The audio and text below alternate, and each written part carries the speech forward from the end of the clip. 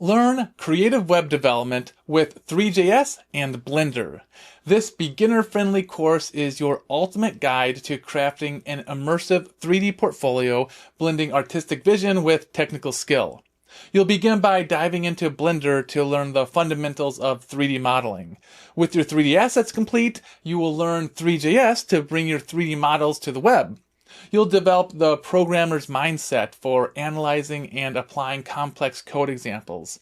By the end, you'll have a unique interactive 3D portfolio and the knowledge to confidently build your own creative web experiences. Andrew Wone developed this course. In this video, we're going to create a crossy road and voxel / blocky sort of theme portfolio. We've got collision detection. We've also got some interactions, like when you click on Pikachu, he jumps really cutely. And this is kind of like copied to some of these other ones, like Bulbasaur here and Charmander, as well as Squirtle. Then on the back here, we also have some projects, so you can click on them and kind of just read about the projects, and then you can visit them if you want to. And you also have some other hidden gems for more information, just some playful personality things.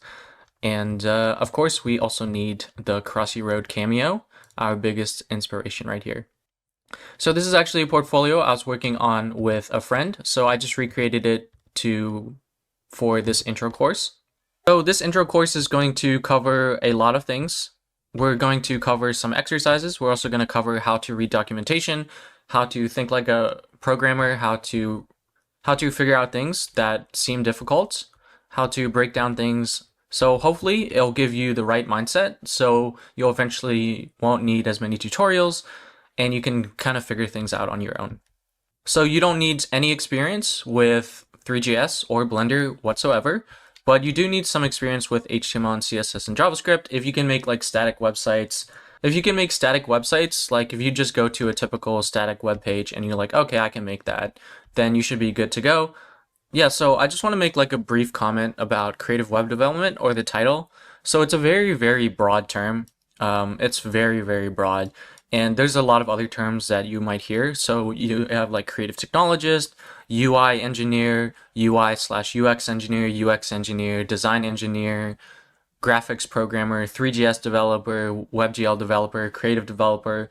You know, creative web development has so many job titles. And in all those job titles, they overlap very often. And, you know, people are going to specialize in one area compared to others. Like some people are really into like CSS and JavaScript animations.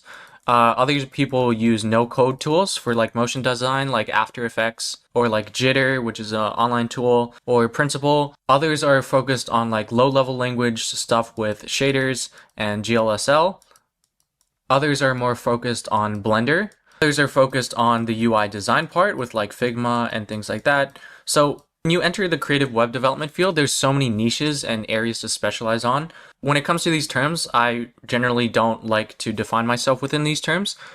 At the end of the day, you're just someone that creates something really cool. So you should view yourself as someone that creates something, whether you do UI design, whether you do shaders, whether you do 3D art with Blender, whether you do CSS or JavaScript, you're all doing something and creating something that makes other people happy.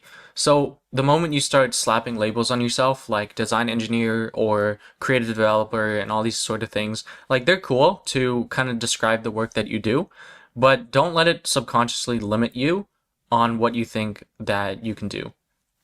Often I see that designers will say that they're designers and they think that they can't code, but then they later find out they can code. Or people that code, they're like, I'm a coder, I can't design. And then they find out later that they can design. So, you know, don't view these as like separate concepts.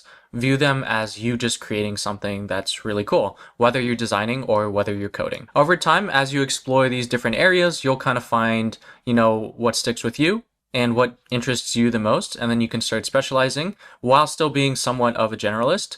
So my area of focus or my specialization is definitely around 3D art with Blender. So that's why most of my videos on this channel kind of include Blender on them. The really awesome thing about the creative web development field is that you kind of can blend yourself into a multitude of different roles outside of the creative roles, right? Like if you know Blender, and you actually don't like coding, you can just transition into a 3D artist at that point. Or if you like coding and you like shaders and you like 3D art and I think I said programming, then you can become like a game developer or something like that. Or maybe you're like, okay, I like 3D art and animation, so maybe you become like a animator who's also into music theory and music design and things like that. And then maybe you're eventually, instead of just working with websites, you go into like AR and VR and all that kind of cool stuff as well. Because you have 3D knowledge, you can contribute to AR and VR, even though you're just primarily programming with the web. Additionally, all your skills and like if you have like UI design skills, it's going to help you if you want to become a UX researcher and understand how users use your website and things like that. You can translate all these concepts between every single field, right? If you know how people view 3D art conceptually and the theory behind that, you can translate that to your 2D UI designs. And then if you become a UX researcher, you kind of already build up that intuition across multitude of art fields, which will make you better when you're doing things like heuristic evaluations. So the really, really awesome thing about creative development, creative web development in general, is that you can kind of mix and shape your career however you want. And a lot of skills really, really overlap. So that's kind of why I really, really like it. And you kind of never get bored because you can always just like quote unquote switch your specialization or learn something and use what you learned to build upon the knowledge of the other domain that you learned previously. So I think it's really, really cool. And yeah, so without further ado, let's get started. All right, so let's create a new general file. So this looks a little bit scary. They all look kind of weird and kind of scary, and that's totally okay. But there's one way to visualize this 3D scene that will make it a lot easier, not only with Three.js, but also in Blender. So just like the real world, when we are working in the real world, we have certain things that we need in our scene, right? So we can categorize this whole thing, this whole picture as some sort of scene. So you can think of this point light like a light bulb, and the icon kind of does look like a light bulb. And then right now we have a cube, but we could make some flowers, right? And then we would have flowers in the center of our scene. But now we would just have a cube. So you can imagine a cube here. And then here, this is our camera. And then just like in real life, this is a camera here. So yeah, essentially what you're looking over here is just something that you can visualize in real life, just like here. So now let's navigate around a scene, right? Like in real life, you can walk around. So how do you do that? Well, you can use your middle mouse button, just click down on it to rotate your camera. Then when you hold shift and use your middle mouse button, you're going to be doing this action called panning. Another thing you'll see me do a lot is zoom in and out, and you can just scroll up with your middle mouse button and down like so. Or if you're on a laptop, you probably have to use two fingers. You can also hold Control or Command on Mac and hold down your middle mouse button to do a smoother kind of zoom. But for the most part, I usually just use my tick scroll with my middle mouse button. I should have also mentioned that on the bottom here, you'll see the things that I'm hitting and some of my mouse inputs, like when I left click and things like that. Not everything shows, like I'm hitting my middle mouse button and it's not really triggering that as well as it should be.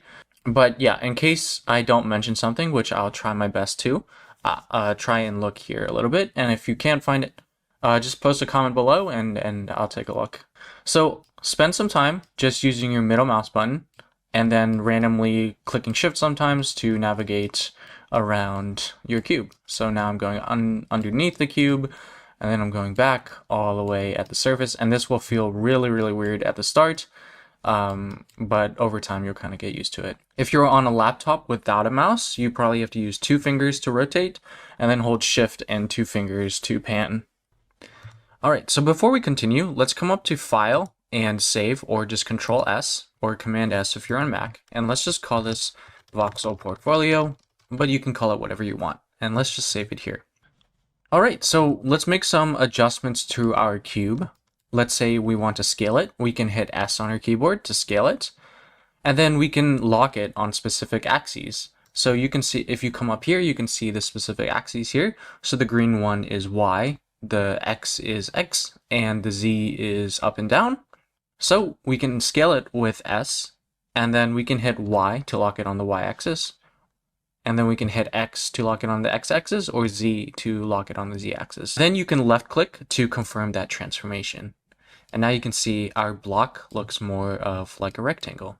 Additionally, if you wanted to do all of them except a specific axis, you can do like Shift Z. So now it only scale along the X and Y axis, but not the Z axis. The next thing you have is G to move it if you want to move it.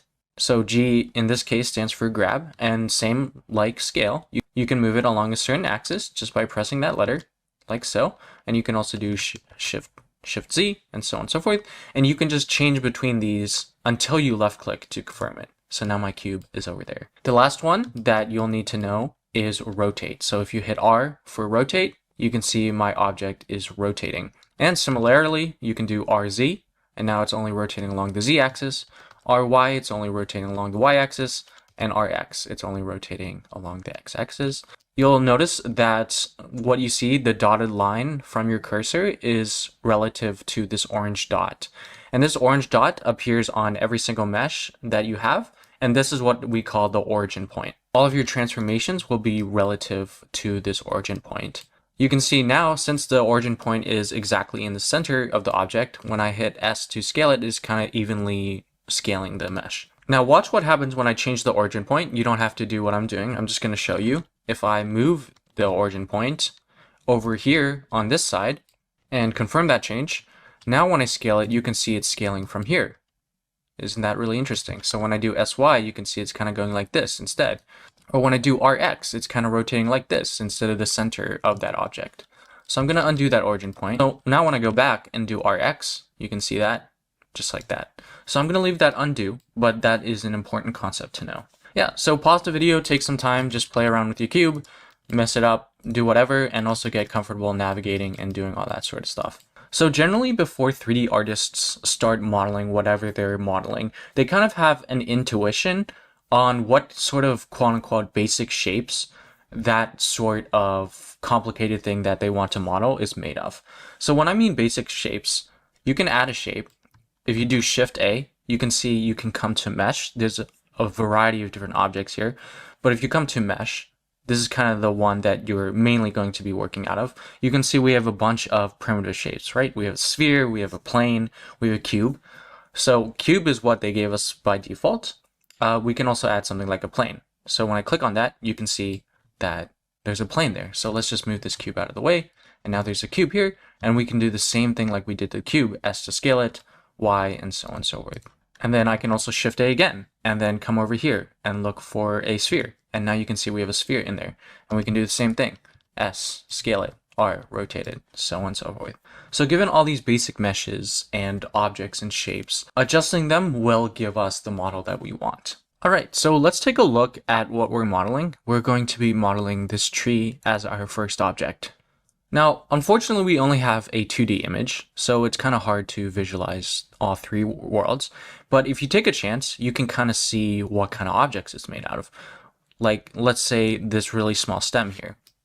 What do you think this is made out of? Well, it seems like it's just a cube, right? So it's like a cube, and then we just stretched it really long, and this would be our branch sort of thing, right? And you would be correct. It's just a cube that we scale up in the Z-axis. Same thing with this sort of thing right here, right? We just have a 3D cube. So if I draw this, you can see we probably have a cube something like this, which means that this is also a cube, and then this is also a scaled up cube as well. So by analyzing the basic shape, we realized that we need 4 cubes. 1 cube for the trunk, 1 cube for the bottom bush, 1 cube for the top bush, and 1 cube for the very top bush. So I'm in a new Blender file, but here's your first optional task before we continue on. And this is what I call the think like a 3D artist intuition development exercise, which is kind of a long-winded way of saying, when you look at a real life object around your house, try and think of what sort of object would make that. So let's say we have this water bottle here. So what could this be? Well, it kind of looks like a cylinder. So do we have a cylinder? If you do Shift A, go into Mesh, indeed, we do have a cylinder. So we could possibly also use a cylinder for this one right here. What about this one? Well, it kind of looks like a sphere, but it's like half of a sphere. So do we have a sphere? And yes, indeed, we have a sphere. Later, I'll show you, instead of just transforming the object, I'll show you how to actually edit the object. But this is going to be your first intuition. It's like, oh, that could be a sphere. And then this kind of looks like a cylinder. So if we wanted to make a ball, we could just move this cylinder up here and kind of scale it down, just like this. And then we kind of already have the beginnings of a ball. And then for like a fence that you see, oh, it looks like a bunch of cubes that I just scaled up and scaled down a little bit. So yeah, just spend some time looking at your objects around you and things around you and try and see, what sort of objects, if you could edit them in some sort of way, could they be made out of? And this is how you develop your 3D artist intuition. And again, don't worry if you mess up. Over time, this will get better and better, and you can grow and learn from your mistakes. So let's do that. I'm just going to select one of these objects, and holding Shift, you can select multiple objects. So I'm going to select all of these while still holding Shift and left click, and I'm just going to hit X, and I'm just going to delete them. So let's add our first cube. So I'm going to do Shift A, I'm going to do cube, and I'll add a cube here. So I'm just going to do exactly kind of what this looks like. So I'm going to scale it down, right? And I want to do Shift Z this time. So I just want to scale it on the X and Y axes to kind of get a stem looking trunk. And then I'm just going to do SZ, and I'm going to scale it up just like that. Now, if you don't like the angle that you're working with in the viewport, there's these things called orthographic views that help out a lot. So if you come up to this gizmo over here, you can see that when I click on this thing, it's going to only look at the other axes. And this is what we call an orthographic view. Basically, everything is the same distance from the camera. So you don't have to do this, but let me just take this object here, and I'm going to do GX and move it really, really far away, right? And it's kind of obvious that this is farther than distance, but look what happens when I go in the positive X-axis orthographic view. It looks like it's exactly here, right? And then if I do GX, it's actually moving along the X-axis, but I can't tell because I'm in an orthographic view. So the benefit of the orthographic view is sometimes you don't know which objects are taller, or sometimes you don't know which objects are wider. So you kind of want to, quote unquote, get rid of an axis and only pay attention to what you need. So let's say this object, let's say we move it up here, and then we would have to try and find an angle to determine if this one is longer or this one is longer, and it would be kind of a mess. So instead, what we just do is go to an orthographic view, right? And just by eyeballing it in this orthographic view, we can tell that they're the same length. Additionally, it helps us align things better here. Imagine we had to align it here. We would kind of have to guess, this looks about the same level, right? But then if I go to the orthographic view, you can see we got pretty close, but it's not as easy as it would be if we just did an orthographic view. So let me just delete that, and that's kind of, so these views are really helpful. And now you can see that if you have a numpad on your keyboard, that's really helpful to quickly jump to like the side view. You'll hear people say left view, right view, positive Z axis, right? So you can highlight over these to see the shortcuts for them. Okay, so let's add our cubes. So I'm going to do Shift A, and instead of coming here, you can just type cube. So I'm just going to type cube and hit enter. So if we go to our reference, we see that we have this stick, right? And then each of these is about 40%, I would say, of that stick. So let's do the same thing. Again, if you want to scale this down a little bit and move it up, so you can totally do that. And then I'm just going to move this down here, maybe S Shift Z a little bit, like so. Now, instead of adding another cube, since the middle bush is going to be the same size as this one, we can actually duplicate it. So the way to do that is with Shift D, and then by default, it'll be selected. You can right click to cancel the movement, and then it'll just place it in place. Or let me delete that. If you do Shift D, since it's already in the grab or the G move command, you can automatically lock it on the Z axis. And then you can just click up and drag and left click to confirm it just like that. So we can do the same thing for the top bush. We can do Shift D, lock it on the Z axis, move it around here and just scale it down. And then maybe this time we want to scale it up, except on the Z direction, and kind of just place it just like this. Then let's move this down a little bit. Yeah, and congrats. If we look at it, we pretty much made this tree, right? So if you made this tree, you can definitely make variations like this tree. Now we did successfully create the tree, and it looks fairly similar to the one in the image, if not identical, but there's kind of a few other things that I want to show you to speed up your workflow later down the road. So you can just watch for now, but I want to talk about some of the issues with our current model that will be a headache later down the road if we don't fix it now. So let's say we don't like the size of our tree. Well, you know that holding shift, you can select multiple of them. When you select multiple of them, you can actually perform operations on them together. So they'll all scale at the same time, they'll all rotate, and so on and so forth. You can also box select, so you can left click and drag to select everything in your view, like so. You can see it's collecting, you can see it's selecting, like so, and that'll be okay to scale the tree, right? But what Blender is doing for our tree here is that it's taking the average of all these origin points, the center of them, and scaling it like that.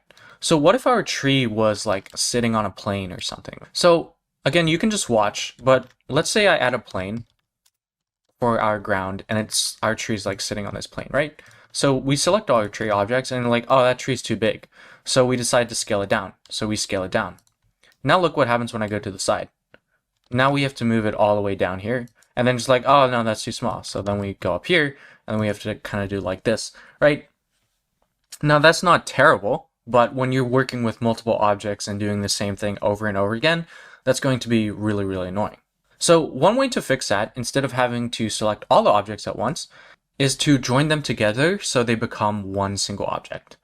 So if with all of them selected, the one with the strong orange outline, which we generally call the active object, that origin point will become the entire joined object's new origin point.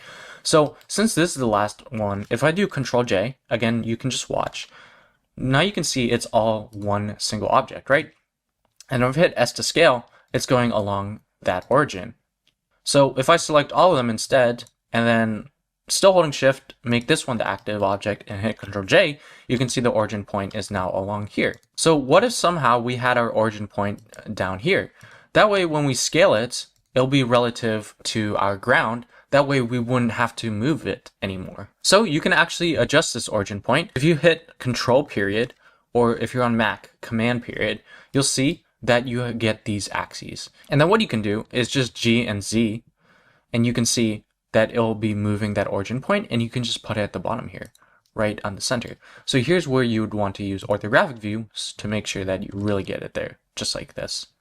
Cool. And now you just place it at the bottom. And now to confirm that, just do Control period or Command period if you're on Mac to get out of that mode. So now look what happens when I scale it. And now you can see even when I go to the side, even when I make it big, we don't actually have to make any movement adjustments at all. So now your origin point might not be placed perfectly there, but you kind of see the concept that we're going for, right? Okay, so I'm going to do something to get back to where we were. You can just watch. I'll explain this a little bit later. So the second issue with the model is that we have a bunch of overlapping geometry. So when you have a simple scene, generally this is not a issue at all. And if you're just going for like renders and things like that, it's not always a big deal. However, for us, this is a particularly a issue. One, primarily because of texturing, which I'll cover a little bit later, so you can just ignore that for now.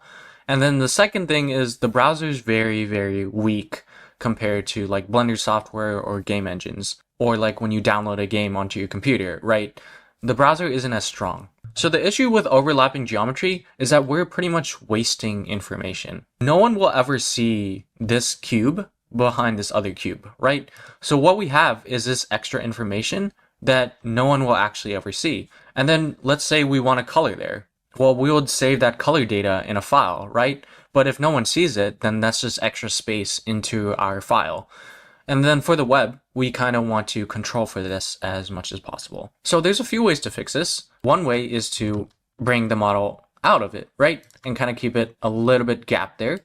Or there's this feature thing on here called snapping, and you can choose a variety of snapping methods, like face in this case. So if I do G, you can see it's moving along this face of that object. And then if I do Z to lock it on the Z axis, you can see it's only snapping to this face. So now it's perfectly sitting on top and it's not overlapping. Let me turn this off.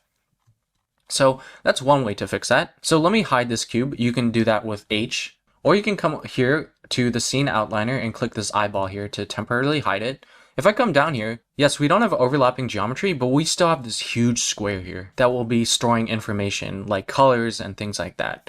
So we don't want that either. So I'll talk about how to fix this in a little bit, but let's re-hide our cube and let's take a look at how we can optimize our modeling so that we kind of avoid all these issues. So what I'm going to do is select everything and hit X and delete it. Okay, so let's analyze this top bush before we start modeling because this is the one that I want to do first. So we kind of had two issues with this top bush. One, these two cubes were overlapping each other. We fixed that. But then on the underneath of the top cube, there was still a face there that was taking up information that we didn't need. Additionally, it looks like these two are connected. So given all that information, is there some way we could create a cube and edit that cube in order to make this top thing rather than add another cube? And the answer is actually yes. So what I'm going to do is Shift A, search and add a cube. And then if you come up here, you can see this thing called edit mode. So now when you go into edit mode, you're going to see some more things show up and you can left click, box select, select multiple, and so on and so forth. So what we're in right now is vertices select. And then you also have edge select. So when you go over here, you can click on the edge. And then when you click over here, you'll select a face. And when you go between these modes, which you can change with your numbers, your number keys at the top of your keyboard, you can see if I hit 1, I go into vertex select. If I go into 2, I go into edge select. And if I go 3, I go into face select.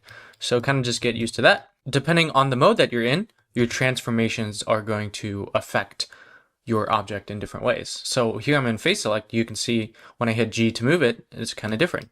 When I go into vertex select, I can select a vertice, hit G, and you can see what it's doing to my object. And then I can select multiple with holding shift, just like the same way we can select multiple objects, right? Same with box select and so on and so forth. Just get used to switching between the modes and just like seeing what you can do with your cube and just have some fun. Now it would be kind of annoying if you always had to go into object and edit mode just like this. So the hotkey to switch between object and edit mode is just tab. So you can see as I hit tab, I'm going between object and edit mode. Now I don't like tab being this hotkey, primarily because I use a lot of other things in Blender. So what I like to do, if you come into edit preferences and go to key map, you can see this thing here called tab for pie menu. And this is what I have checkmarked. And what it shows when I hit tab is the two modes here, but all the other modes that I can quickly access. So if I just do tab edit mode, tab object mode, you can see it. I can just go back and forth just like that. If you prefer the default way of Blender, you can totally do that. And we won't be using any of these other modes in this video, but as you start using other modes, I really recommend you to turn on the pie menu. All right, so let's just go back into object mode and delete this cube and add a new one. And let's go back into edit mode. Thing to do in edit mode is what we call an inset operation. So what an inset does is it kind of takes your selection and tries to make that same exact shape, but just smaller. So if I select this face, if I go into face select, again, you can hit 3 there or come up here and click it. So I'm selecting this face and I hit I for the inset operation. You can see that it's kind of making a smaller version of that face in here. And you can, if you don't like the speed of it, you can hold shift to make it go a little bit slower, just like this. You can also type numerical values if you want to, but I'm just going to be eyeballing it. So like the photo, I think it was about here. So we can just left click to confirm it, or if you want right click to cancel it. But I want to confirm it, so I'm going to do left click arbitrarily around here. And then like the other faces, you can scale it if you want to. So I'm hitting S and I'm hitting G. And I'm hitting R. All those operations are still working as well. Now we don't want to rotate it or move it at all. We just want to bring it up. But if we bring it up, it kind of does this, right? And that's kind of weird. So that brings us to the second really common edit transformation, and that's called extruding. So if I hit E for extrude, you can see by default, it's going to lock in the axis direction that you're extruding in. So in this case, it's extruding to Z, but you can hit Z to unlock it and it'll extrude up, but we just want to do directly up. So now you can see I can just bring it up, eyeball it, and just left click to confirm, just like that. And now, guess what we have? We have a connected object here. We have no overlapping geometry, And if you want to, you can select a face, press H to hide it. You can see there's no hidden face there. So if I do Alt H to unhide those things, you can see that we do indeed, when I go back into object mode, have our top bush. Okay, so let me delete this. And the next thing I want to talk about is the trunk origin point, right? So let me add a cube again. You can just watch, you don't have to do anything. Let me add a cube and let me just quickly make our trunk. Let's just say this is our trunk. So remember, we want our origin point to be at the bottom of the tree trunk.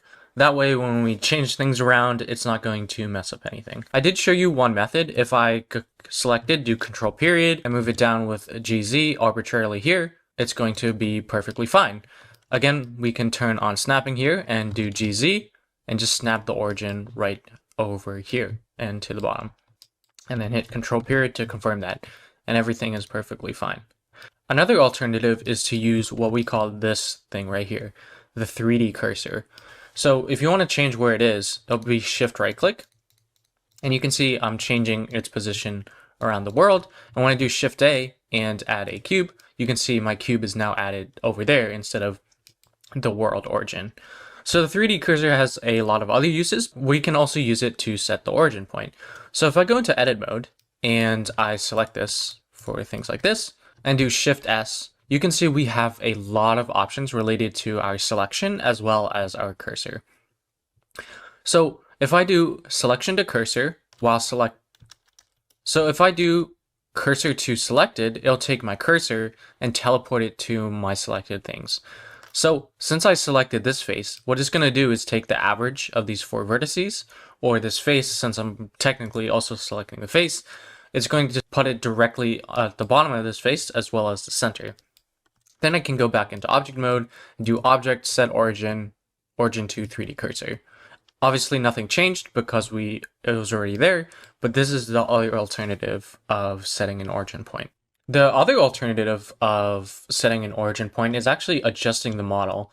And if you go into edit mode and hit A and move it around, notice that the origin point doesn't change, whereas in object mode, the origin point is adjusting with the model. So essentially what you could do is kind of place it in edit mode. Let's assume it's up here. You just place it here in edit mode and go into object mode and it'll be working. Now, what if I told you there was an even faster way to set the origin point to the bottom of this tree trunk? So let me delete this. And it's actually not a way of setting the origin point, but per se using the right sort of starting mesh. So instead of using a cube, I'm going to use a plane. Whoops, let me actually delete this. I just want to start from the origin. Not that it matters, I just like it. So what we can do is shift S. We can do cursor to world origin. It'll snap right back there. Now let's do shift A and add a plane. So now look at this plane. The origin point is directly in the center of this plane, right? Which looks exactly like when we had a cube, the bottom face of that cube. So now what we can do is just go into edit mode, and we learned about extrude. So what we can do is just extrude it up, right? Hit A to select everything, and then shift Z and scale it down. Just like this, and then go back into object mode. And you can see that, voila, we have a tree trunk. We didn't have to adjust the origin point or anything, we just had to extrude it. So if you do it really quickly, it's just shift A, add a plane, go into edit mode, E, extrude, A, S, shift Z, just like this. Whereas, again, if you add a cube, so let's do the same thing, add a cube, let's turn on vertex snapping this time, control period, GZ, snap it to this vertex like here, control period to confirm it, S, shift Z, like so, and then now it's not in the world origin, so just move it here and just do shift S, just like this. So, yeah, so the plane is significantly easier, significantly less amount of steps.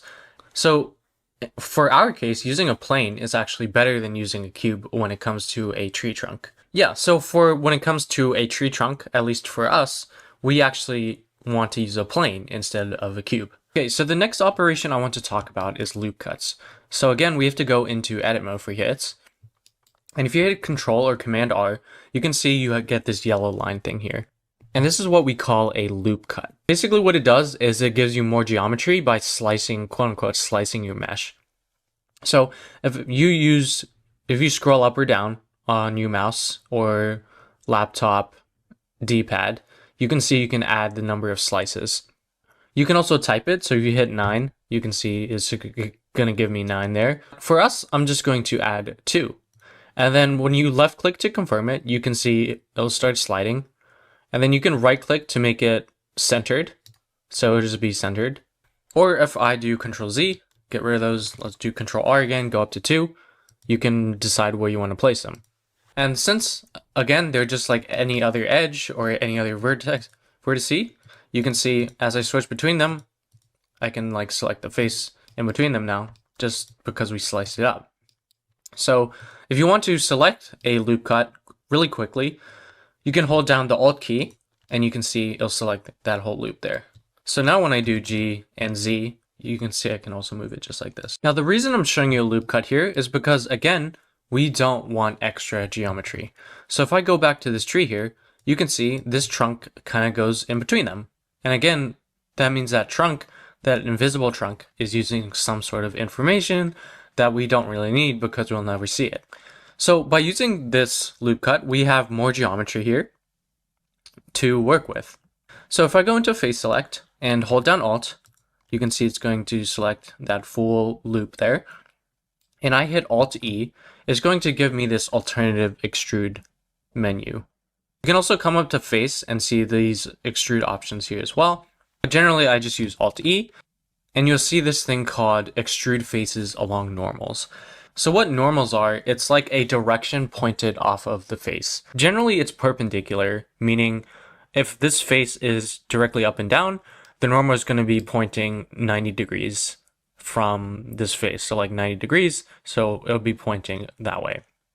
Same thing with this face, it's kind of looking outward, so it's going to be 90 degrees and it's going to be pointing that way. So if I do Alt E, extrude along normals, you can see what happens. Right, this face is 90 degrees is going this way, this one's going this way, and so on and so forth. So what we have now is our tree, right? We have the base, we have our trunk, and we also have the tree. All right, so again, if I hide this, you can see we have no geometry in there. Now, it's kind of tedious to always have to hide something in order to see something else, right? Because sometimes you might forget that you hid something and you kind of just wondered what happened. So if you hit Alt H, it'll unhide that. So there's these things in Blender called modes. So if you hold down the Z key, you can see we have a rendered mode, a material preview mode, and a wireframe mode. So if we go into wireframe, you can see now we can see through a mesh. And this is a really quick way of just looking through geometry without having to hide anything. We'll talk about these other two in a little bit.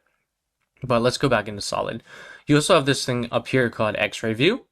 So when you click on it, you can also see through your object. And if you come here, you can see there's some options for your X-ray and how much you can see through that and so on and so forth. Now, the really nice thing about like X-ray or wireframe is that when you select things, you can actually quickly get the things behind that you can't see.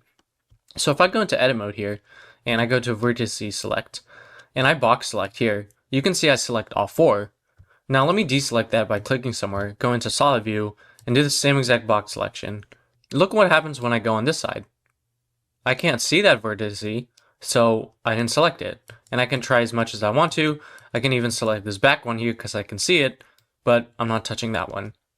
So I have to come over here, hold shift and select this one and deselect this one by holding shift and clicking on it. So now I select everything, but instead what you can just do is go into wireframe, box select and select all of those, right? Just like that. So these views are definitely going to help out a lot. Now, again, just like holding tab, I also like to come into edit preferences, key map, and to this thing called extra shading pie menu items. Now when I hold Z, you can see we have this thing called toggle overlays and toggle X-ray. So if I go back into solid view, instead of coming up here to toggle it or using the hotkey Alt Z, I can just come here and do toggle X-ray just like this. Okay, so now I can delete this. And what I want you to do is pause the video and try and recreate the tree using everything we know. And then come back and return to this video. All right, so let me show you how I would make my tree. Okay, so the first thing I'll do is add a plane for our tree trunk, scale it down arbitrarily, go into edit mode and extrude up. Again, this bypasses any transformation we need for the origin point, like so. Then what I do is go into edit mode and add 3 loop cuts. like so. And then I'm going to go into wireframe, select these bottom two and SZ to scale them up a little bit. In this case, SZ is effectively doing the same as if I highlighted one of these and do GZ and move them up.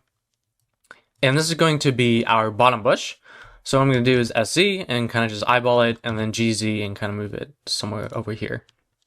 Then I'm going to go into face select. And since they were already selected, I don't have to select them. But again, if you accidentally deselected it, you can do it with Alt and click near the edge and it'll select that whole loop. Again, but since we're in wireframe, we can just box select and it'll also do effectively the same thing. They kind of have the same size as the top one. So what I'm going to do is I'm actually going to select this loop cut right here, and I'm going to GZ and move it down a little bit, like so. Kind of eyeballing it as well. And what I'm going to do is face select this with Alt, right? Get all these, and then I'm going to hold Shift and Alt and select this loop right here. Again, since we're in wireframe, we can just hold down Shift and left click and drag to select through our object. Now what I'm going to do is do Alt-E, extrude faces along normals, and just move my mouse up until I get a tree shape that I like. Super, super cool. And then now for the top bush. This belonged to our trunk originally, but now what you can see that it's effectively like an inset face. So what we can do is select this face and just scale it up to the side of the top bush. And then we need a top bush. So what we can do is just E and extrude it up, right? Oh, sorry, I have snapping on. Let me turn this off. And I did right click cancel, but I still have the extrude.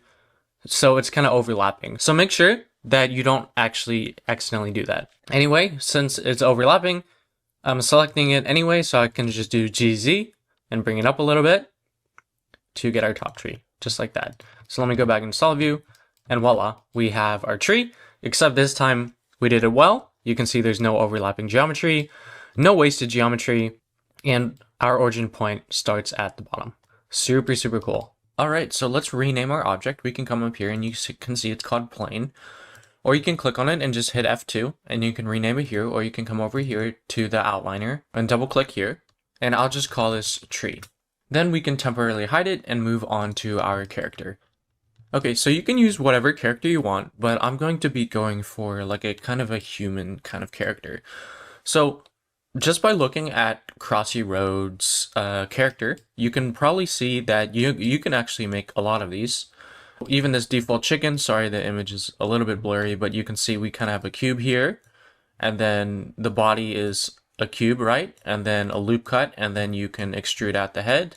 And then this is also probably just a single cube extruded this way and extruded this way. Top also a cube, or it's an inset and then an extrude up as well. Same thing with the feet. You can see probably a cube or a plane starting there, extruded downwards, a loop cut on the side, a loop cut on the side, and then extrude on that side, extrude on this side at the same time. And if you can make this character, you can probably make this character or this character and so on and so forth. Now there are some techniques that would probably speed up the workflow for a lot of these, which I'll show in a little bit. But let's take a look at some of the human characters of Crossy Road. But when taking a look at one of these characters, you kind of see that for the most part, they're kind of just made out of a bunch of cubes, right?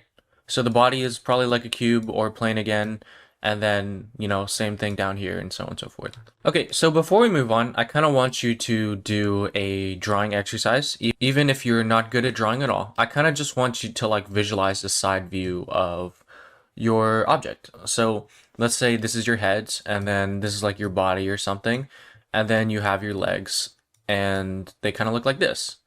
And then you have your arms right here, like so. So this is like the side view of your character.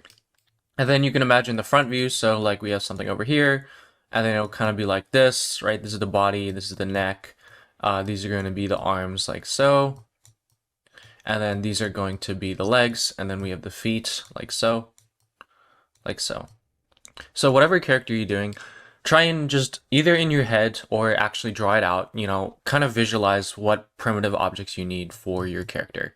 All right, so let's start a character. I'm going to Shift A and add a cube, and then I'm just going to bring it up. If you want a thinner head, you can definitely scale it down. If you prefer working this way, you can totally do that as well. It's not really a big deal. I'm going to leave mine a cube. And now we need a neck.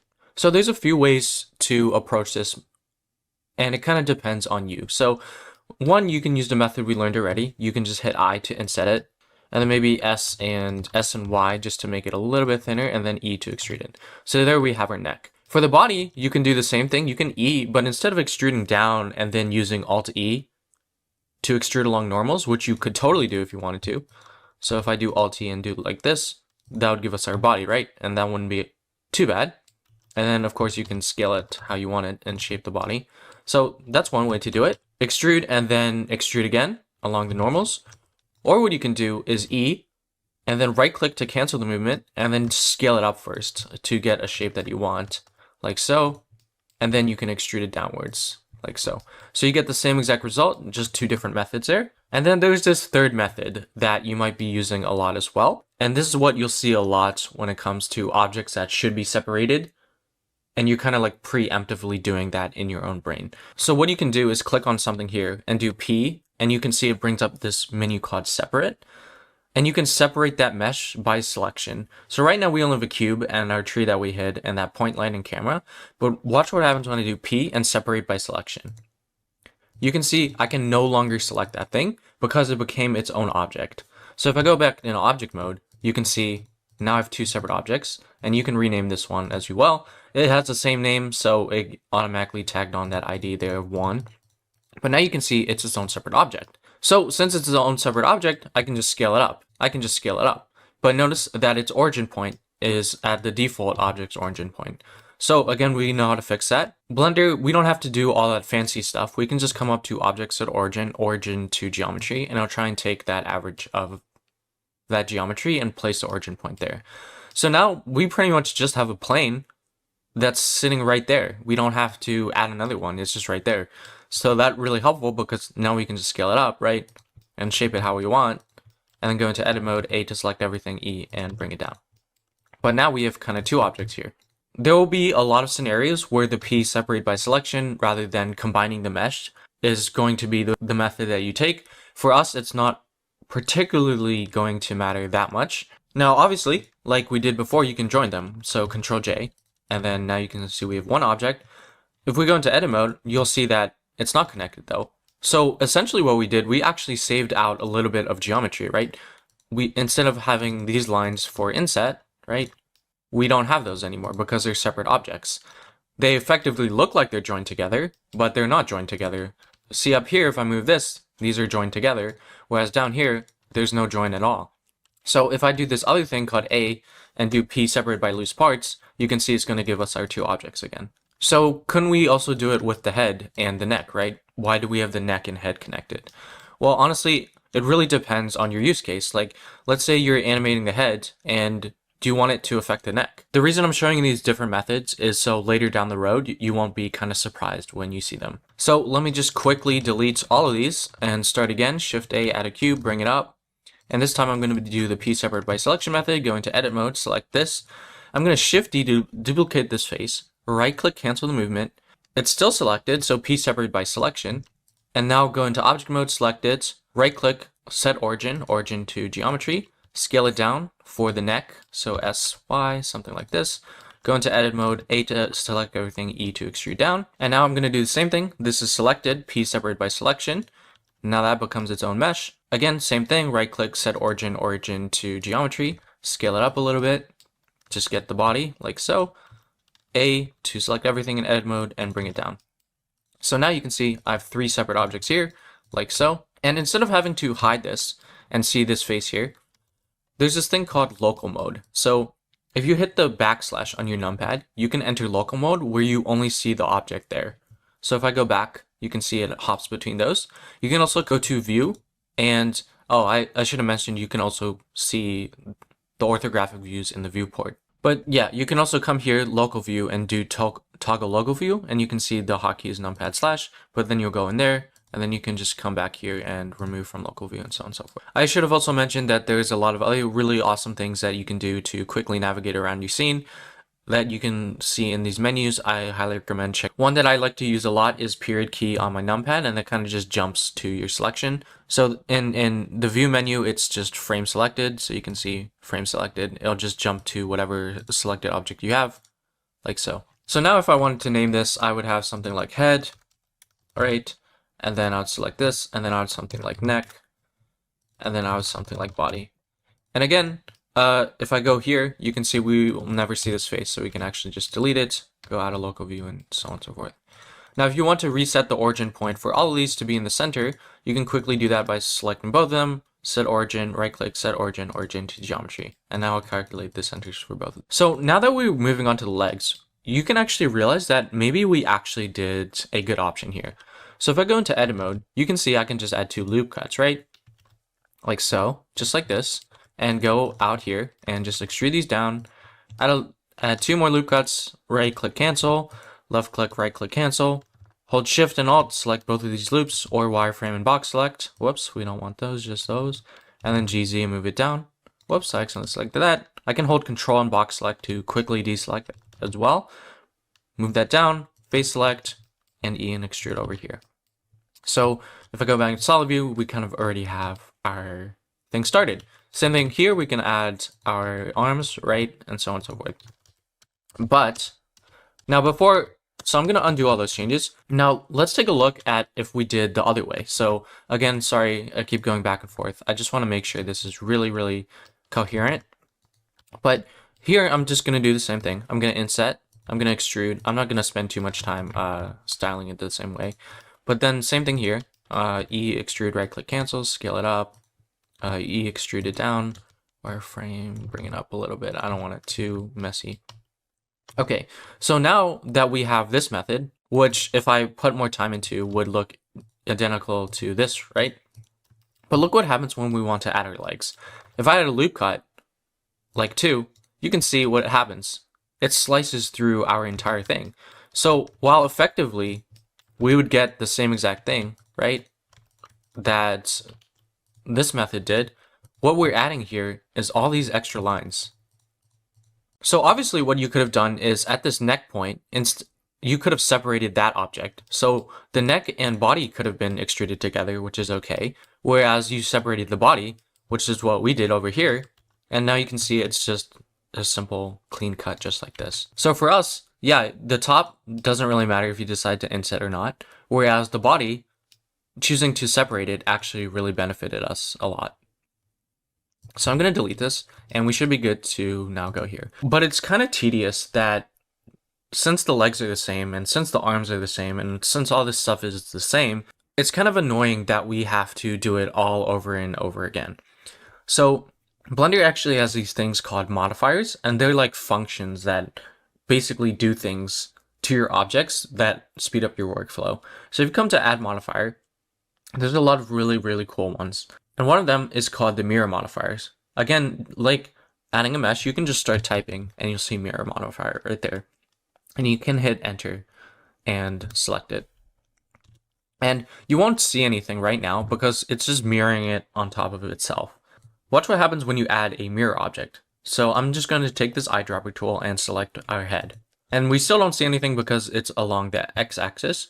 Watch what happens when we do it along the z.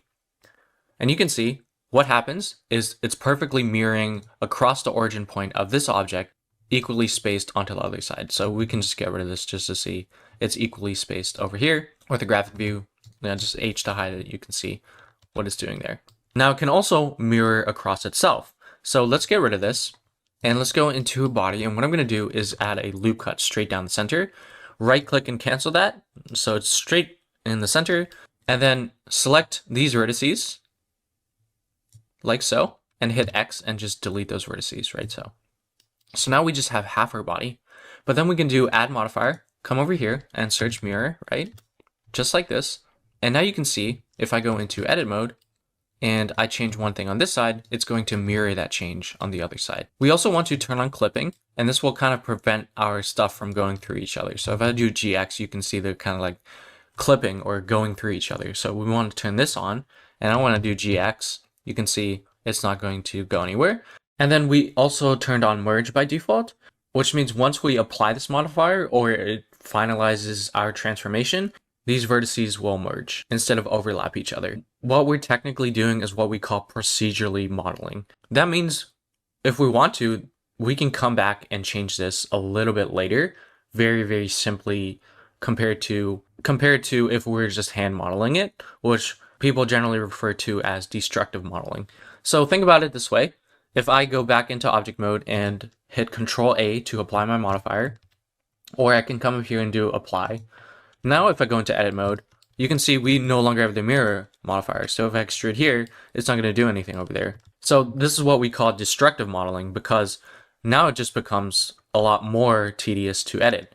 But if I leave in the mirror modifier, go into edit mode, this is more procedural, because if I want to change things, right, I can change things. I'll talk about procedural and destructive a little bit more, but I kind of just want to briefly bring that up. Yeah, so we have a lot of options now. We could add a loop cut here like we did for the thing and just extrude our legs, or we can do the separate method. So I'm going to do that. I'm going to go into solid view. I'm going to select this face, Shift D duplicate, right click cancel, P separate by selection. And now you can see we have this separate object here. And since it came from an object with a mirror modifier, it also has a mirror modifier here. So I can go into edit mode and just E and extrude it down a little bit like so. And this will kind of be our belt. So we can call this belt like so. And then what we can do is the same exact thing, go into edit mode, select this, Shift D duplicate, right click cancel, P separate by selection. And now these will be our legs. So we can do legs, go into edit mode. And this time we don't want our legs to be the full width. We kind of want a gap there. So what we can do is turn off clipping this time so we can move it and do GX kind of like so. Again, I can go into wireframe to do this. Now I can just select all these and do E and extrude it downwards like so. And then we can do the same thing here. I'm just going to extrude the feet this time, but you can totally separate it for the shoes as well. And now if I go back, you can see we have our legs, a belt area, our body, our neck, and so on and so forth. And then of course, make sure we don't have any extra stuff. So we can go in here. Yeah, we kind of have some stuff here, so we can delete these like so. Same thing with the leg, I guess. Over here, we can delete these.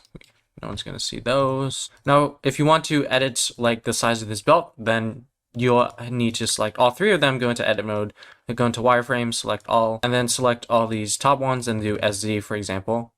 So you can scale all of them at the same time and adjust it that way, GZ, that kind of stuff, so on and so forth. And then of course, if you don't like this, you want to make this a little bit longer, you can totally do that as well. Again, you didn't need to have a separate belt and legs. If you just wanted to loop cut and extrude, you totally could have done that as well.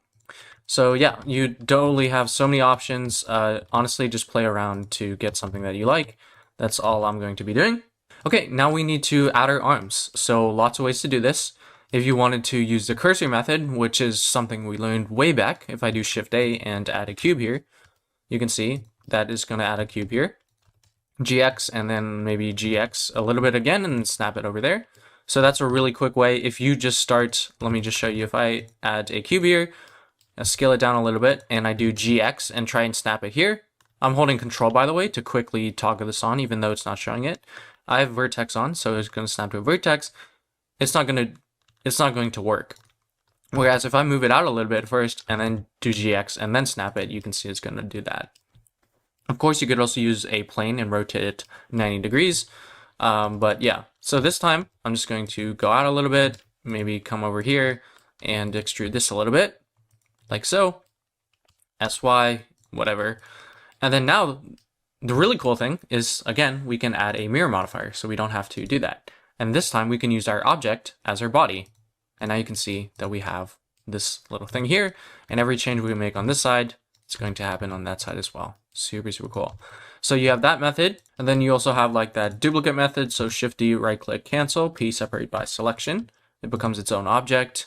Then you can go to edit mode, A select everything, S Shift X, just scale it along the Z and Y axis, go bring it up a little bit, edit mode, E to extrude it out, R loop cut like so, E extrude it down just like that. So same exact thing there. Yeah, so you have a lot of options. Honestly, for the arms, it doesn't really matter which method you choose in this case. It's not going to change much at all. And then of course you can edit it how you want to edit it. Just make sure you're selecting the things that you want to select, and do it like so. Super, super cool. So now we can rename this F2 and I'll just call this arms. And then of course you have the other ones. You can add a loop cut and extrude, right? Or you can do an inset and extrude. So you can do an inset, bring it up here and extrude like that, so on and so forth. So many options here. Okay, so the last thing I wanted to do is add some hair to our head. Now, there's a lot of approaches here, so you can just watch for now, and then based on what you want to do, I recommend trying and figuring out which method might work best for you. So let's say you want a simple haircut, you can just add like a loop cut over here, right? And then you can just select this with holding Alt, or maybe the top one as well, and just do Alt-E extrude along normals. So now you kind of have like a simple hat or something, and then I guess if you wanted to, you could inset this and bring it up, and then instead of hair, you'd have a hat there.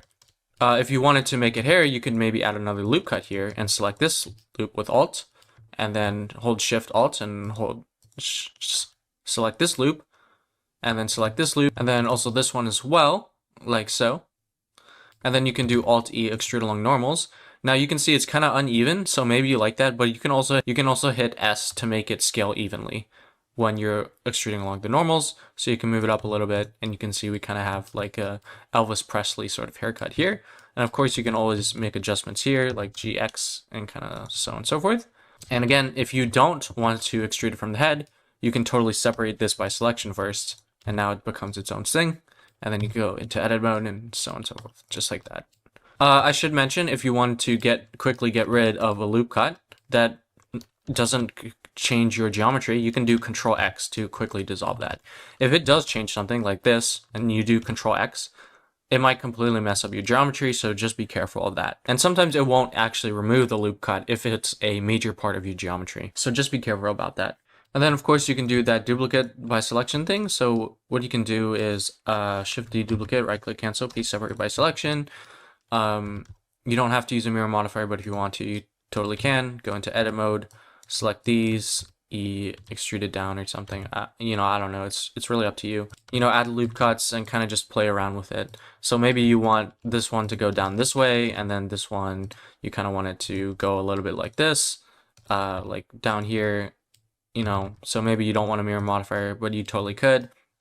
So you kind of have that swag, and then maybe some, like a mohawk or something. So you can inset over here, extrude out like that, and then we got some swag hairstyle like this. So what I'm gonna do for my hair is kind of just like get an arbitrary shape. So I'm gonna go to side view here, and what I'm gonna do is select this and select the side of the head, Shift D duplicate, right click cancel, piece separate by selection, and I'll just call this hair. And then let's also set its origin point, because right now it's sharing the parent object's origin point. So right click, set origin to geometry. And let's go back and let's just scale it down to, I don't know, like some sort of shape that I want.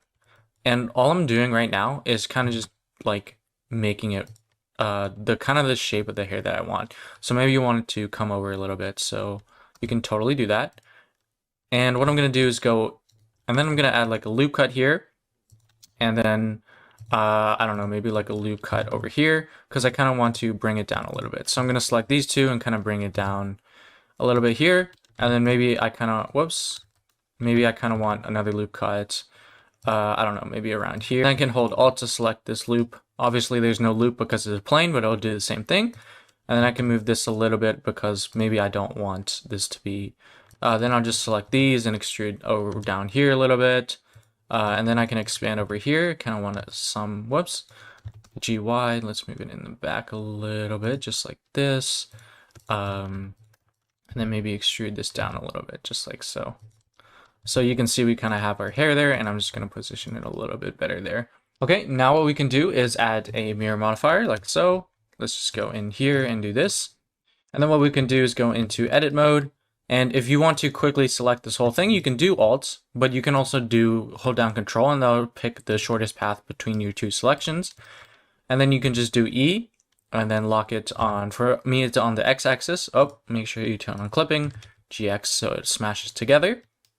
Same thing for this side. So what we want to do here is hold Control and select this, and then do E, and then lock it on the X-axis and snap it here, like so. Now, because we extruded the top here, as well as the back here, what we have is two vertices here. So this is what you can see, that they're overlapping, and we don't want this. So what we can do is hit A and merge and by distance. And if you adjust this, you can see removed one vertex here, or you can change it up a little bit but again, we only had one overlapping vertex, which is this one right here. So it kind of just merged it. Now you can see when I move the vertex, it's not overlapping or anything. So instead of doing Alt-E extrude along normals and hitting S to scale evenly, which we totally could do, that is a destructive procedure, which means later when we want to change this with Alt-S, which is scaling along the normals, it's going to be really, really kind of messy. So instead of extruding it, what we can do is actually add a modifier called a solidify modifier. And now you can see when I increase its thickness, it might be going the other way, but you can change that just by dragging this other way or changing the offset. And then clicking even thickness, right? We want even thickness. And then you can do that a little bit. Wait, let me just zoom in so you can see what I'm doing here. And now we just play around with this, and until we apply this modifier, we can just keep on adjusting it until we get something that we like. And that way we don't have to keep selecting everything every time and adjusting it. Now, because it's a modifier, you don't actually get to edit the stuff that you're seeing because it hasn't been applied yet. So you only see this, and if you adjust this, it's going to adjust the solidify modifier. Now in edit mode, if you want to hide it, you can click this. And then when you go into edit mode, you don't see it anymore. You can do the same thing for object mode and hide it like that. And as you can tell by using solidify instead of extrude, we kind of have a more procedural workflow here. And then of course, we can still edit it. We can still go in wireframe, bring this down a little bit. It's kind of clipping inside, which is okay. Yeah. And it doesn't really matter that it was clipping for us, but like, just keep it outside. Yeah, so we kind of have all our parts of the character. Just play around with it, edit it how you want it. There's really no right or wrong answer here. Kind of just have fun and create your character. All right, now we can start being a little bit more organized because we have so many objects. So what we can do is just box select everything, or you can just come to the outliner and kind of select what you want. So like so. So if you want to skip one in between, what you can do is click the first one, hold shift, and it'll select everything between, then hold control instead, and that'll add to the selection, and then you can hold control shift, and then it'll select everything between this and this one. That way you can avoid this, because if you just hold down control, it's just going to select two of them, but if you do shift, it's going to select the one in the center, or you can hit control and click it on it twice to deselect it.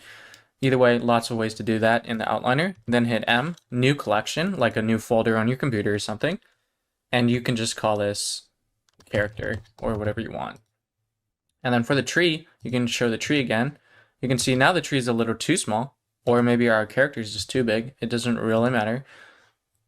Either way, one of them has to change. So I just moved my tree up a little bit, new collection, and we can call this trees, and then create that. And then by putting in a collection, you can quickly hide everything. So you can see if I minimize these, I can disable both of them or re-enable them just like this. Super, super cool. And of course, if you want to give some clothing, maybe like a dress, maybe you can delete this and just bring this up here. So we have snapping, GZ, just snap it here.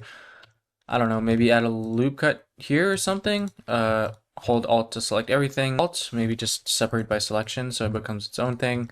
So it's technically a belt, then hit Alt-E along the normals, S to scale evenly, and then maybe you kind of have like a dress here or something, maybe something like so. And then you could select the inner loop. Holding Alt, you can select the inner loop here, S, and then do Alt-S to scale along the normals a little bit, scale evenly with S. Maybe something like this.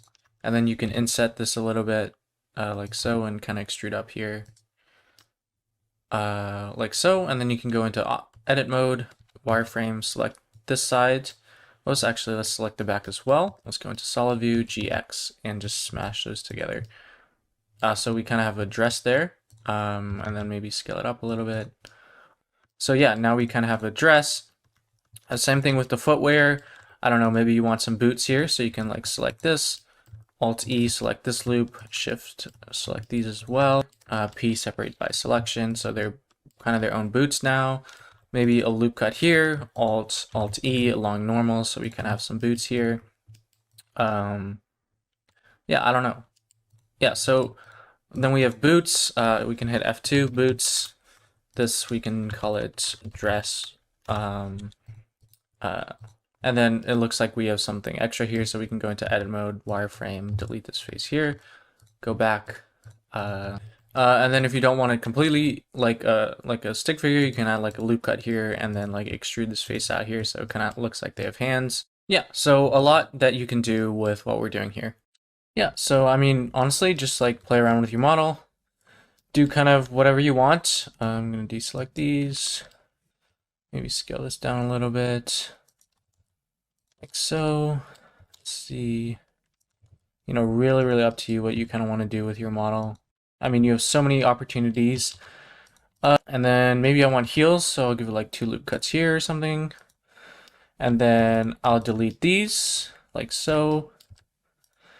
And then now I kind of have these gaps here, so what I can do is actually select these edges and hit F to fill them. So like here, I can select these 2 edges, hit F to fill. And I can select this loop here with Alt and hit F to fill like that. And then here I can have some heels. And then it looks a little bit too big, so I can go into edit mode, wireframe, probably select these. Whoops, let's go to edge select and just select these. GY, move it up a little bit here. Kind of like so. And then maybe scale this down a little bit, SC a little bit up, like so. Maybe bring these down a little bit. And maybe the head is a little bit too big, but now we have an issue here because it's going to take the average of the origin points to scale, and you can see when I scale this is going to happen. So what you could do is apply your modifiers, and now when you scale it, and then reset objects at origin to geometry, and then it'll work okay. But we don't want to get rid of our procedurally modeling yet. So what I'm going to do is select this object, do Shift S, and do cursor to selected. And if you come up here, you can see by default, it's on median point. It might be bounding box center for you if you're on Blender default, but you can change the transformation pivot point to 3D cursor. So now when I select both of these, you can see it's going to scale around the 3D cursor rather than the average of these origin points. So if you want, you can make your head a little bit smaller, bring it down a little bit like so. Make sure when you are changing your other things, like you do bounding box center, right? Because if you select all these, you can see it's going to start scaling around the origin point, and maybe you're okay with that. You know, if you want that behavior, or if you just want bounding box center, which is I assume is usually the default. For us, median points and bounding box center doesn't have a difference for us. Then you can also see things like individual origins.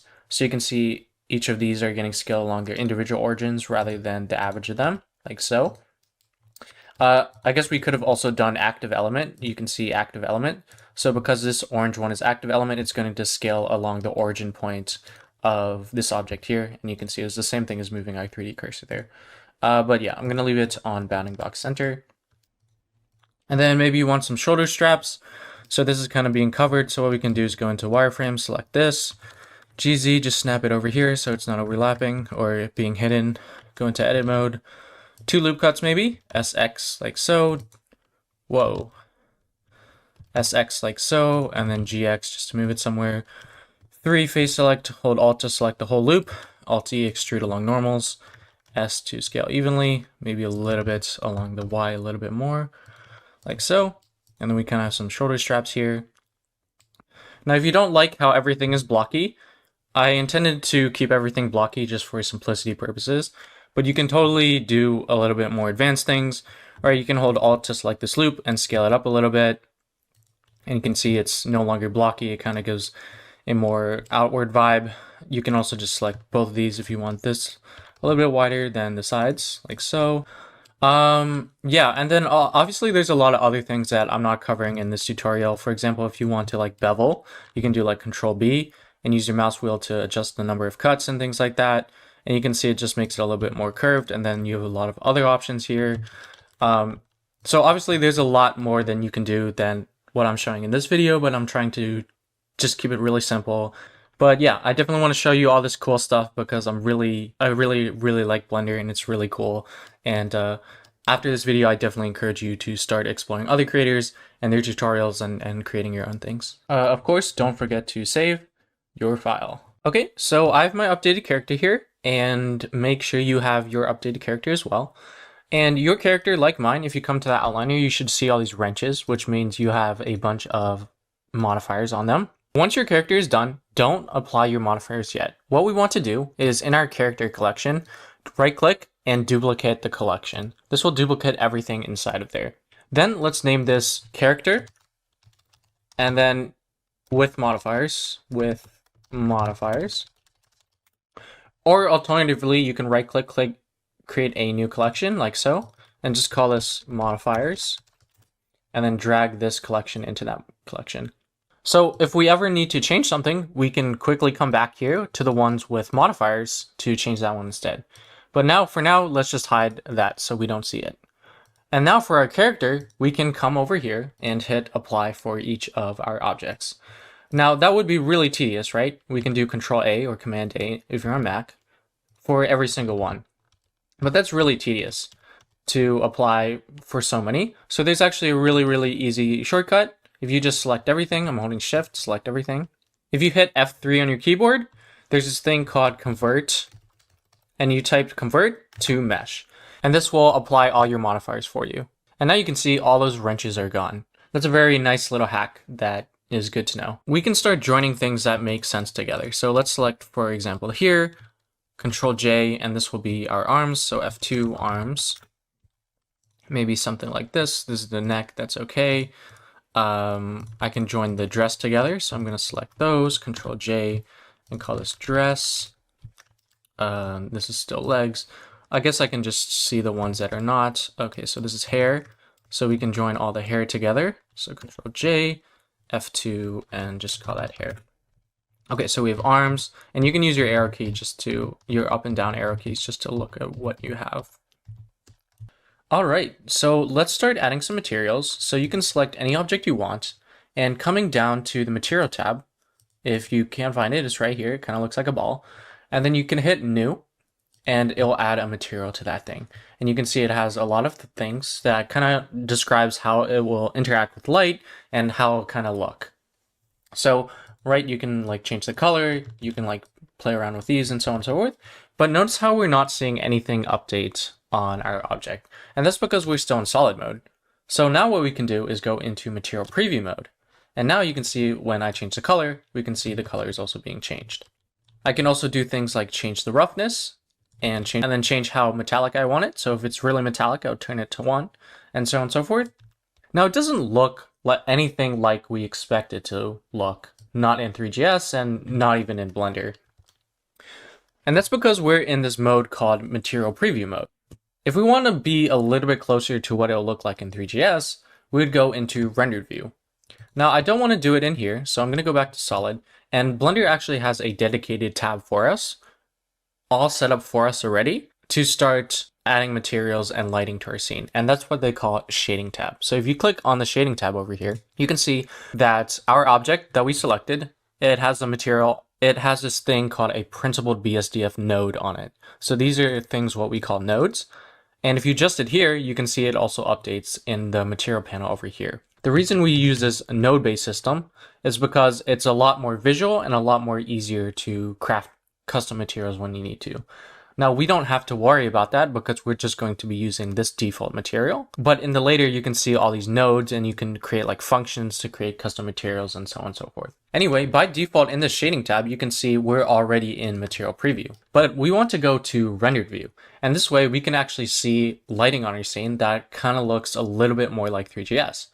So if I go to rendered view, you can see that we still can't see anything. And the reason for that is because we don't have any lighting in our scene. Now I disabled the collection with my point light in it, but let's see, I turn it on.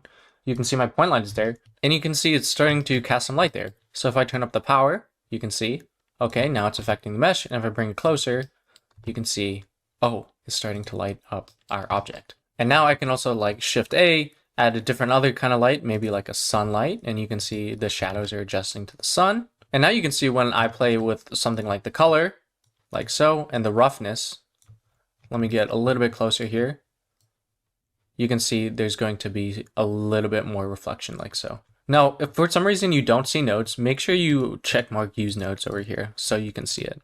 And if you select an object with no material, you're not going to be seeing any nodes here. Now, the reason it won't look exactly the same way in Three.js is because Three.js exists in a browser and it does its own mathematical calculations, whereas Blender, it's its own software and it does its own mathematical calculations for the lighting and things like that. And the other reason is because there's different kinds of materials. So if I go into Three.js, you can see there's this thing called Mesh Basic Material.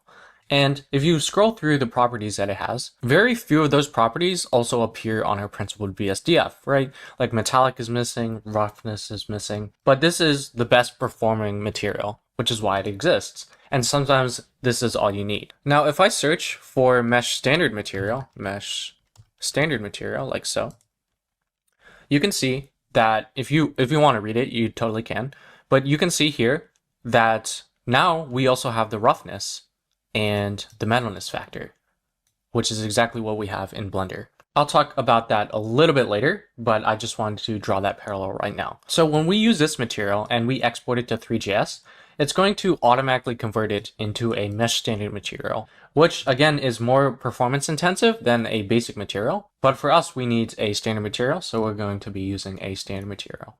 So if you want to know how it looks, you can just play around with the sliders on the docs. Whereas in Blender, you're going to have a very different result. So now you might be a little bit confused. You're like, okay, I've seen all those cool things on Blender. Like, why does ours not look that cool at all? It kind of looks a little bit lame. The answer is in our render engine, if you come over here, we have two render engines. What we're on by default is called Eevee, and this is the real-time rendering engine. So it's going to be less realistic than Cycles, which is a ray tracing engine. So there's a lot of options in Eevee that are optional, depending on what you need, that you can activate, and it'll get fairly close to Cycles, if not indistinguishable at certain, depending on the job that you do. But before I talk about that, let me just quickly talk about roughness, because this is kind of the one that we're going to be playing for a little bit. So if I just take a screenshot, so roughness basically just says how rough is a surface, or how rough is the material. So let's say your surface is like this, and you can imagine like it's a knife or something, or like a sword, right? And like a metal sword or something. When it's really smooth, what happens is the light just bounces right off of it, right? So imagine these are light rays. It's just bouncing straight off from it. So that's what gives it that shiny appearance, because the surface is so smooth, it's reflecting on this light, it becomes shiny. So if you increase the roughness to 1, which means super rough, you can think of something like dirt. So you can imagine this is dirt with all the crumbs and everything. What happens to light is it pretty much like scatters over here. So the opposite of shiny, I think like matte or dull, they call it. That's what this would look like. Whereas if you turn the roughness to 0, it'll look really shiny. So if I go back here, you can see when I turn the roughness down, it kind of starts looking like plastic. And if I turn it up, you can see it's very matte and dull. And if I turn this up and turn up the metalness, you can see it's starting to look like aluminum or like a knife or something like that. So if it's shiny, then we should expect to see some sort of reflection, right? So if I turn this roughness down, how come we don't see anything? We're in this real-time engine, and it's kind of saving on performance by not doing all those calculations. So you can tell it to turn on by clicking ray tracing. And now you can see that we can start moving this around and seeing those reflections on our semi-shiny surface here. Now, again, you can just watch here, but when I switch to Cycles, it's even more realistic. So I can hit Control Spacebar just to expand this window temporarily, and Control Spacebar to go back, but you can see that it's a lot more realistic in Cycles compared to when I go into Eevee, right? So look at Eevee, look at Cycles. Cycles is a lot more realistic. For us, we're not going to be dealing with the render engines too much at the moment. It's just good to know for the future. If you want to know how your material might look, I suggest coming to the docs and just putting it in here to see what you like. So let's start adding materials to our object. So what I'm going to do is just expand this a little bit. And if you want to close a panel, you can come over to the left and join the areas by clicking and dragging when you get this cross area, or you can right click and do join left and it'll close that for you. So I'm going to stay in material preview. I don't really care about render too much. And what I'm going to do is just go for a very sort of semi-shiny roughness, maybe like 0.4 or something like this. And then for the color, I kind of want to go for like a skin color, so maybe something like that. and it'll be for the arms as well as the neck. So I'm just going to hold shift and select these. And then with this as the active object, instead of trying to replicate the material, I can just do Control L and do link materials. And now these will have the same material as this one. So now when I click on here and go to material, you can see it's sharing the same material. And then I can rename this skin, for example. And you can see it's called skin down here, and it shows you this number 3 here, which means 3 objects are using this material. And you can see that indeed they are. Same thing for the legs, for example. Instead of creating a new one, I can come here and select skin, or I can do it in the shader editor and select skin as well. So I'm going to do the same thing for hair this time, but this time I will add a new material. I want the similar roughness to the skin, so 0.4555. So I'm just going to copy that, go back to the hair, and copy that in there. Now, if you don't want to do that, what you can do instead, let me get rid of this material by hitting this minus sign here. What you can do instead is come over here, select your skin material, and then hit this duplicate icon here. And what this will do, it'll make a copy of that material, so it'll save that roughness data. And then what you can do is just adjust the material appropriately. So you can see I'm kind of bringing it down a little bit here, just like so. And now instead of naming it skin, I can name it hair, like so. Okay, but now what about this dress? What if we want to give different colors to different areas of this dress? Well, we can do that by hitting the plus. This time, it'll say, okay, this object has 2 materials to it. Now, right now it's empty, but we have 2 material slots. So what we can do is, again, select our hair material or skin, duplicate it, and this one we can call this dress, and you can call it red. And then for this one, we can do the same thing. So this one we can also do dress red, duplicate it, and then here we can call it dress white. And then for dress white, we can come over here and just, I don't know, maybe change it to like white or something. And then what you can do is go into edit mode and select the faces that you want your specific materials on. So let's say maybe at the bottom here, I want white, so I can hit assign. So now this has all the white. Now this has the white material, and this one has well, this is brown, so let's maybe make it a little bit more red, right? So maybe something like this, like so. So that's how we have it. And if you want to, you can add another loop cut and a loop cut like here. So maybe you want a stripe here of white and hit assign like so. So now you have like a stripe there. Super awesome. So again, you can do the same thing for the boots as well. You can select one, dress white, maybe duplicate it, call it boots. And then I don't know what color this should be, maybe like orange or something. Yeah, and I don't know what color this should be, maybe like brown or something, I don't know. So for our eyes, what we can do is actually add another mesh. So I'm going to shift right click to put the 3D cursor somewhere arbitrarily on here and add a plane like so. And then I'll do RX 90 like so, scale it down a little bit, and then SZ like so. Now I don't want it overlapping, so what I'm going to do is go into edit mode and just hit E and extrude it just so slightly. And then I go into local view, go back here and delete this back face because we'll never need it. And then come back out a little. Now it's still clipping inside because the rotation of the head probably does not match the rotation of this. So what I can do is come over here and look at the rotation on the Z, and you can see it's 180.69. So what I can do is come over here, hit N, and then do 0.69 here. And now you can see our eyes. Now you can see our eyes all good. And then let's just scale it down a little bit. SC looks kind of creepy right now. Then again, let's do a mirror modifier here. Mirror modifier. Select our object right here, which is our head. And then we can give it an eye material. So we can do new. We can call this eye. Whoops, I could have duplicated it, but honestly, it doesn't really matter. No one's going to be paying attention. And then we can change it to something like very dark there. So if I go back, you can see, okay, there we have our character. And again, if you want to, you can go into render view and kind of take a look in Eevee. And if you want, you can try in cycles and so on and so forth.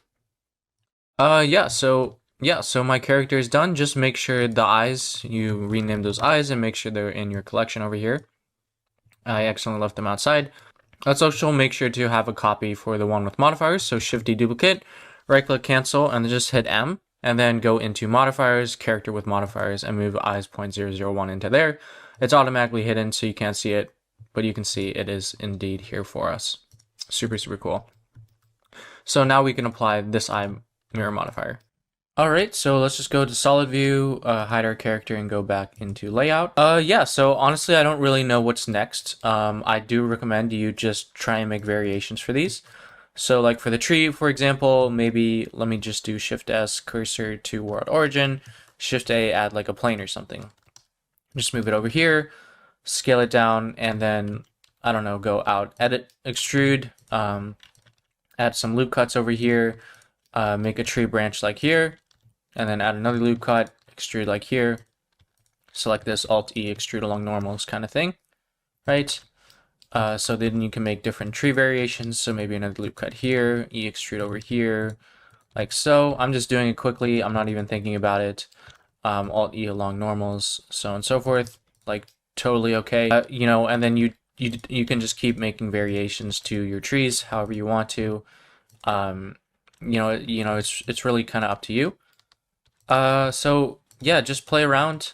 I'm not even thinking about it. I'm just having fun making my trees. And so on and so forth.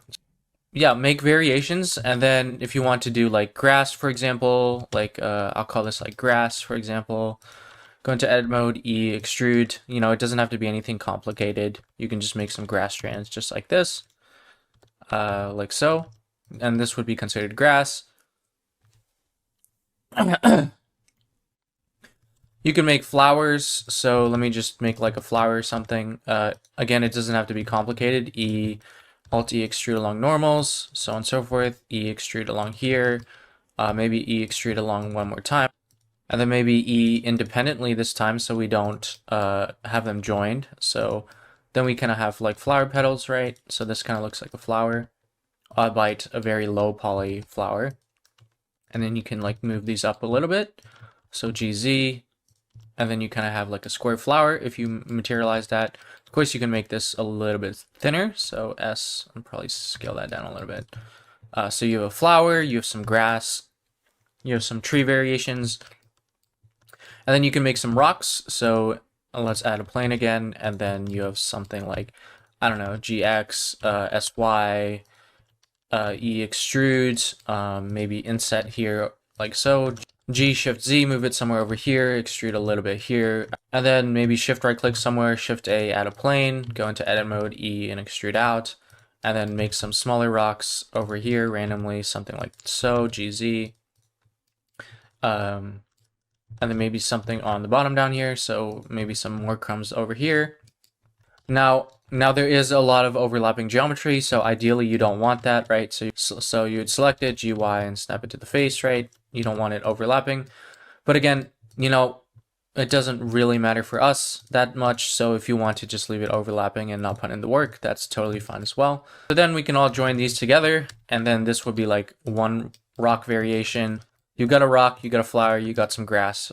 Of course, you can make grass variations. You can make as many tree variations as you want, and so on and so forth. And of course, you want to give them materials. So this rock here, we can create a new one called rock, and just make it like gray or something. Flower, it can have several. So again, add multiple material slots. One for the center, which will probably be like white or something. So I'll just call this. So I'll just call it flower center, and since it's at the top, the whole thing will be white.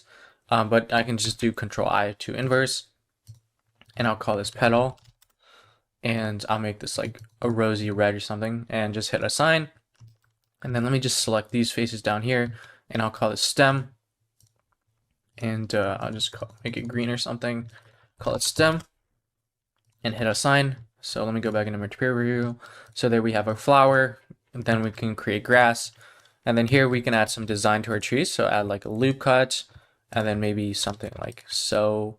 I guess I also want a loop cut down here.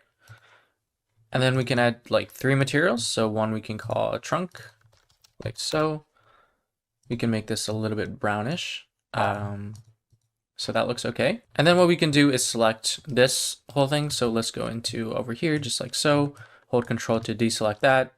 And then I also want to select this top. So I'm going to hold down Shift and select the top. And then whoops, I have to deselect this again. Cool, just like that.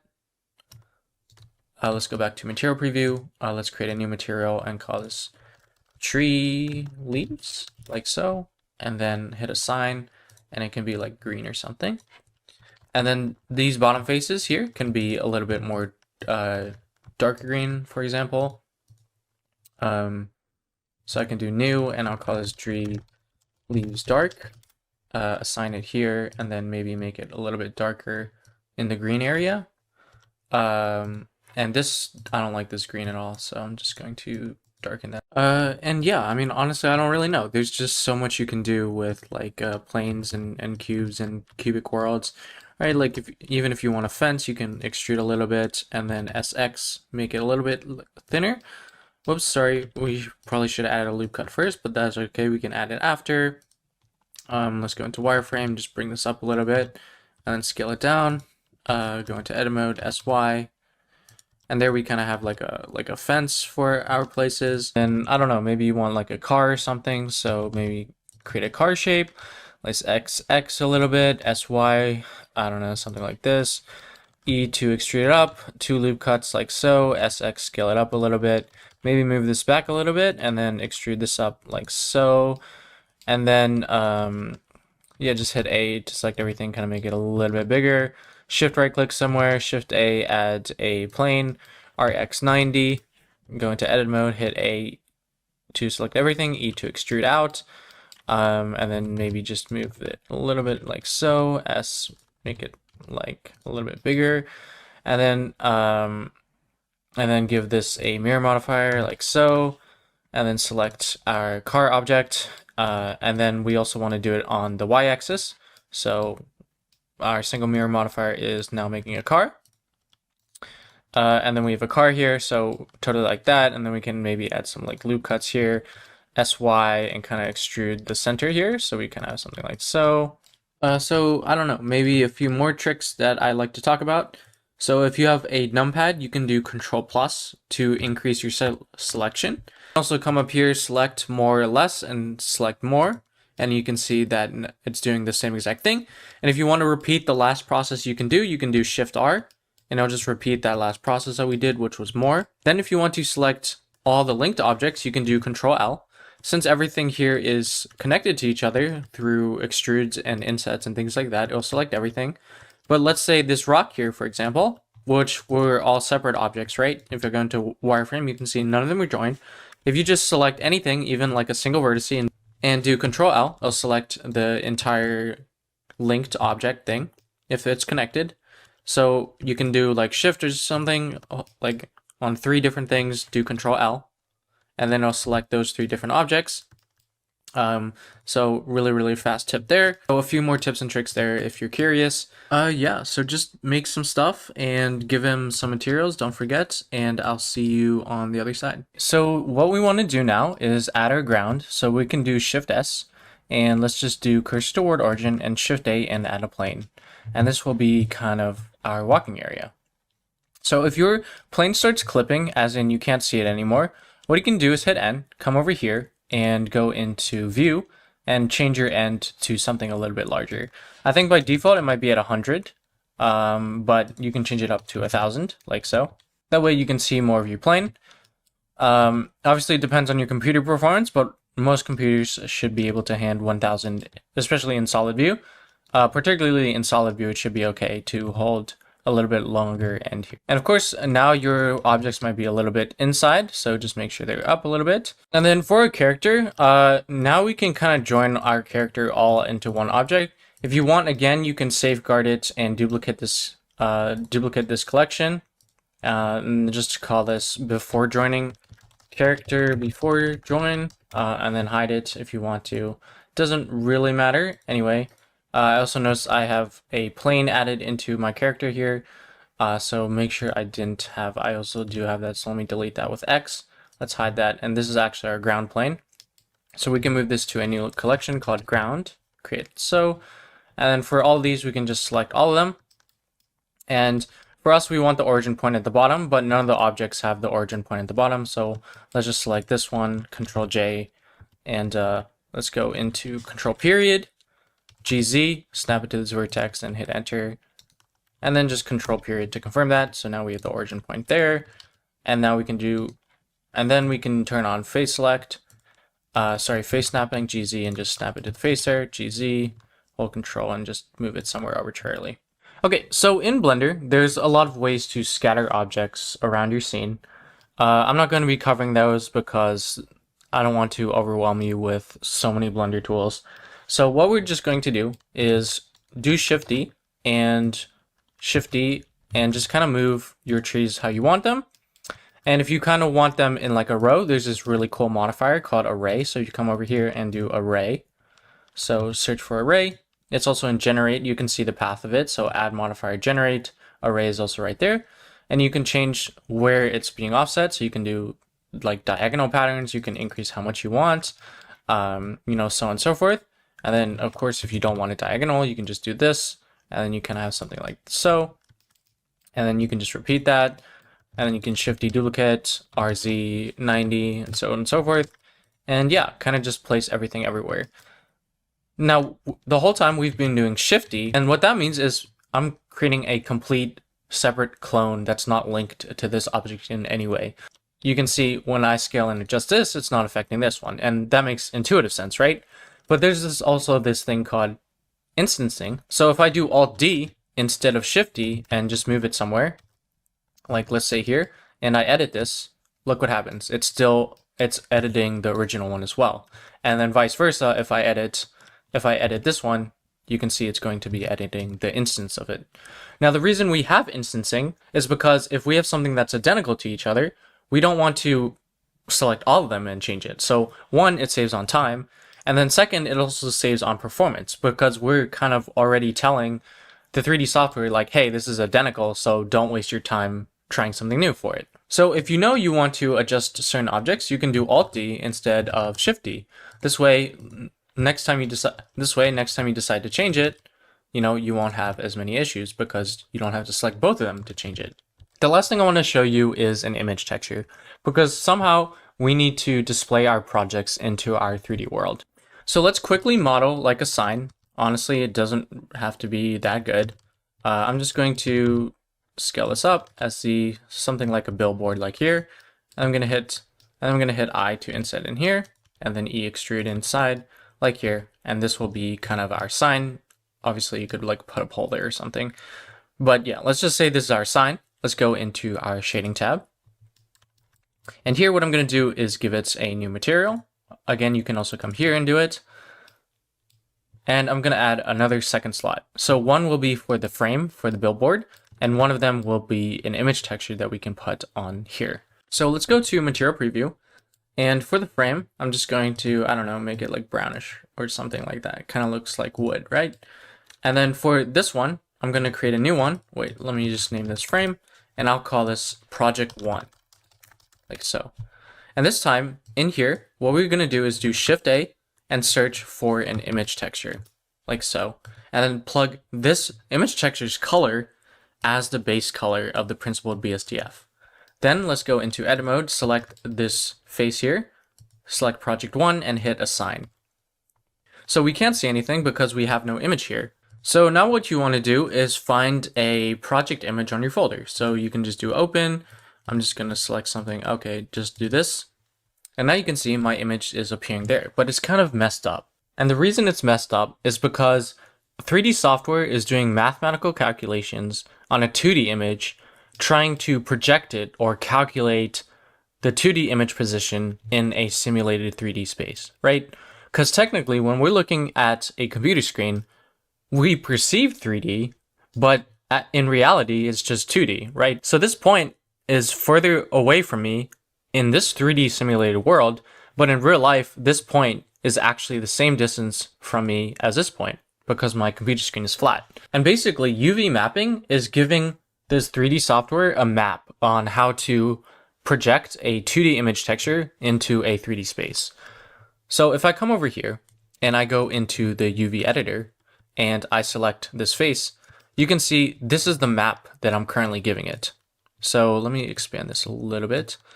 So if I hit A to select everything, you can see this is the map that I'm giving it. And as I move it around, I'm basically telling which 2D pixels do I want to show on this 3D face. So same with the other transformations, you can do G to move it, you can do R to rotate it, and you can do S to scale it, and then you can lock it on specific axes like so. Obviously, this one only has 2 axes, so you can only do Y and X locking and so on and so forth. Since it's rotated 90 degrees, all I can do is just do R 90, and then since it's going the wrong way, I can just hit minus after I typed in 90, and then hit enter to confirm that. And now I can just scale it up a little bit to get the thing to kind of get everything I want, like so. And you can see now my project is fully there. Now it's really squished. And if you think about why it's squished, well, look how long my image is and look how long my frame is. This is clearly a lot more stuff that I'm trying to fit in something a lot more small. So what I can do is I can simply just scale it up along the x-axis, just like this. And now you can see that, hey, I do indeed have my project here. And now I can just uniformly scale it just to get something that I want. So I can scale this up a little bit, the outer frames of the edge, just to make it even. And there, voila. So now we have like a small sign with my project on there. And again, if you want, you can just edit the center instead. So you can do Alt S and scale this up, SY, SZ, and so on and so forth. And then you can select this and then just, increase this. And then you can just actually increase this instead in the Y direction to thin it out a little bit. Now, before we use these images, one thing we should do is compress them. Because if we don't compress them, they could be really large and cause a crash on our browser. So there's this really popular thing called Squish made by Google that is a free online, easy to use image converter and compressor. So let me just drop my image in here. And generally WebP format is going to be the smallest file size for the best quality. And you can see that on the right is after compression and on the left is before. So you can see we have a lot of detail here. And then when I switch it over, we kind of lose a little bit of detail, right? We lose a bit of the color as well. So if I turn down the quality way down, like, I don't know, maybe 9.8, you can definitely see, okay, we definitely lost a lot of detail there. We got discoloration, we're losing color there. However, look at it from far away. Like you can tell, but from far away is very, very difficult to tell. From close, it's almost extremely obvious, right? But from far away, it's very, very hard to tell. We reduced our file size by 96%, which means our experience is going to load significantly faster, and we barely lost any quality. So again, all about trade-offs here. If you need more quality, then you should go for it. But I don't really need that quality at all, so I can download it at 42.6. Now what I can do and go back in Blender is re-navigate to the WebP file and add it instead. And then I can go back into Solid, Material Preview, and then hit Alt-R just to refresh the images just to make sure. And then this doesn't exist anymore, which is why it's red. You can exit that out and then do PC background.webp instead. So it's the same image, it's just compressed in a smaller format, and you can see there's virtually no difference. Obviously, this is a lot more discolored now, but from far away, no one's going to be able to tell at all. And our camera will kind of be far away in our experience. So again, just to recap, let me take a screenshot of this screen. Right, so when we're working with 2D textures, we only have the U and V coordinates, right? Or I'll just say X and Y coordinates, so X and Y coordinates. Whereas in the 3D world, we have the Z coordinate, the X coordinate, and the Y coordinate. And somehow a point in 2D space, like here, let's say this is like 3, 7 or something. This point of 3, 7 has to go into some sort of translation here. Let's just say, I don't know, 5, 10, and 7, like so. And that's exactly what the UV map is doing. It's mapping a 2D coordinate to a place in the 3D world in a 3D coordinate. I guess I also kind of didn't expect why connecting this color of an image to this base color for this Principal Boot BSDF node makes any sense at all. So how does this work? Well, by default, we have this base color, and what's telling the 3D software is that take all the pixels that you see on your screen right now. So imagine your screen is a bunch of pixels that you can't see.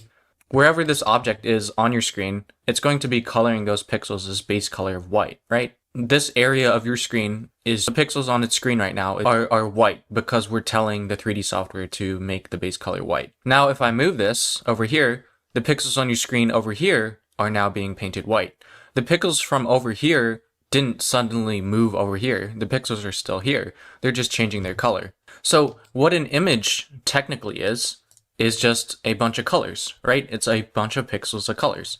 So if I really zoom in here, you can see we have these pixels, right? What a base color is, it's just saying all these pixels that you see here, this one, this one, this one, this one, this one, so on and so forth, just make it a solid color. Whereas for an image, for each pixel of an image, the color might be different, or it might be the same, or something like that. Now there's a little more complexity there, but if you don't think of it as like quote unquote a color and an image, rather an image is a combination of a bunch of random colors, then it makes sense that instead of using a full flat color, we can just simply use an image as our color instead.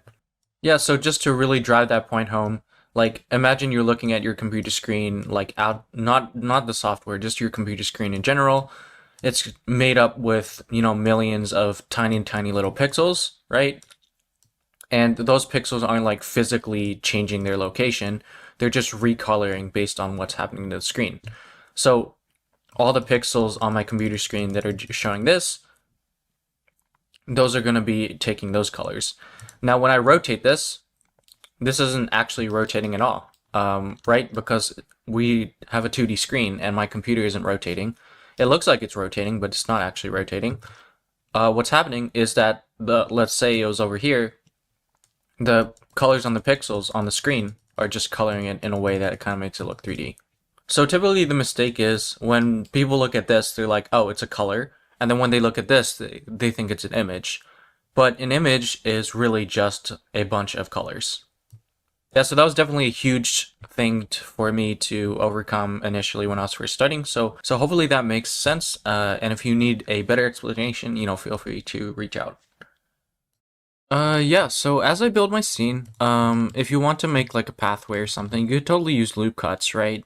Like cut over here a little bit, and then maybe add a cut over here, and kind of have like a path.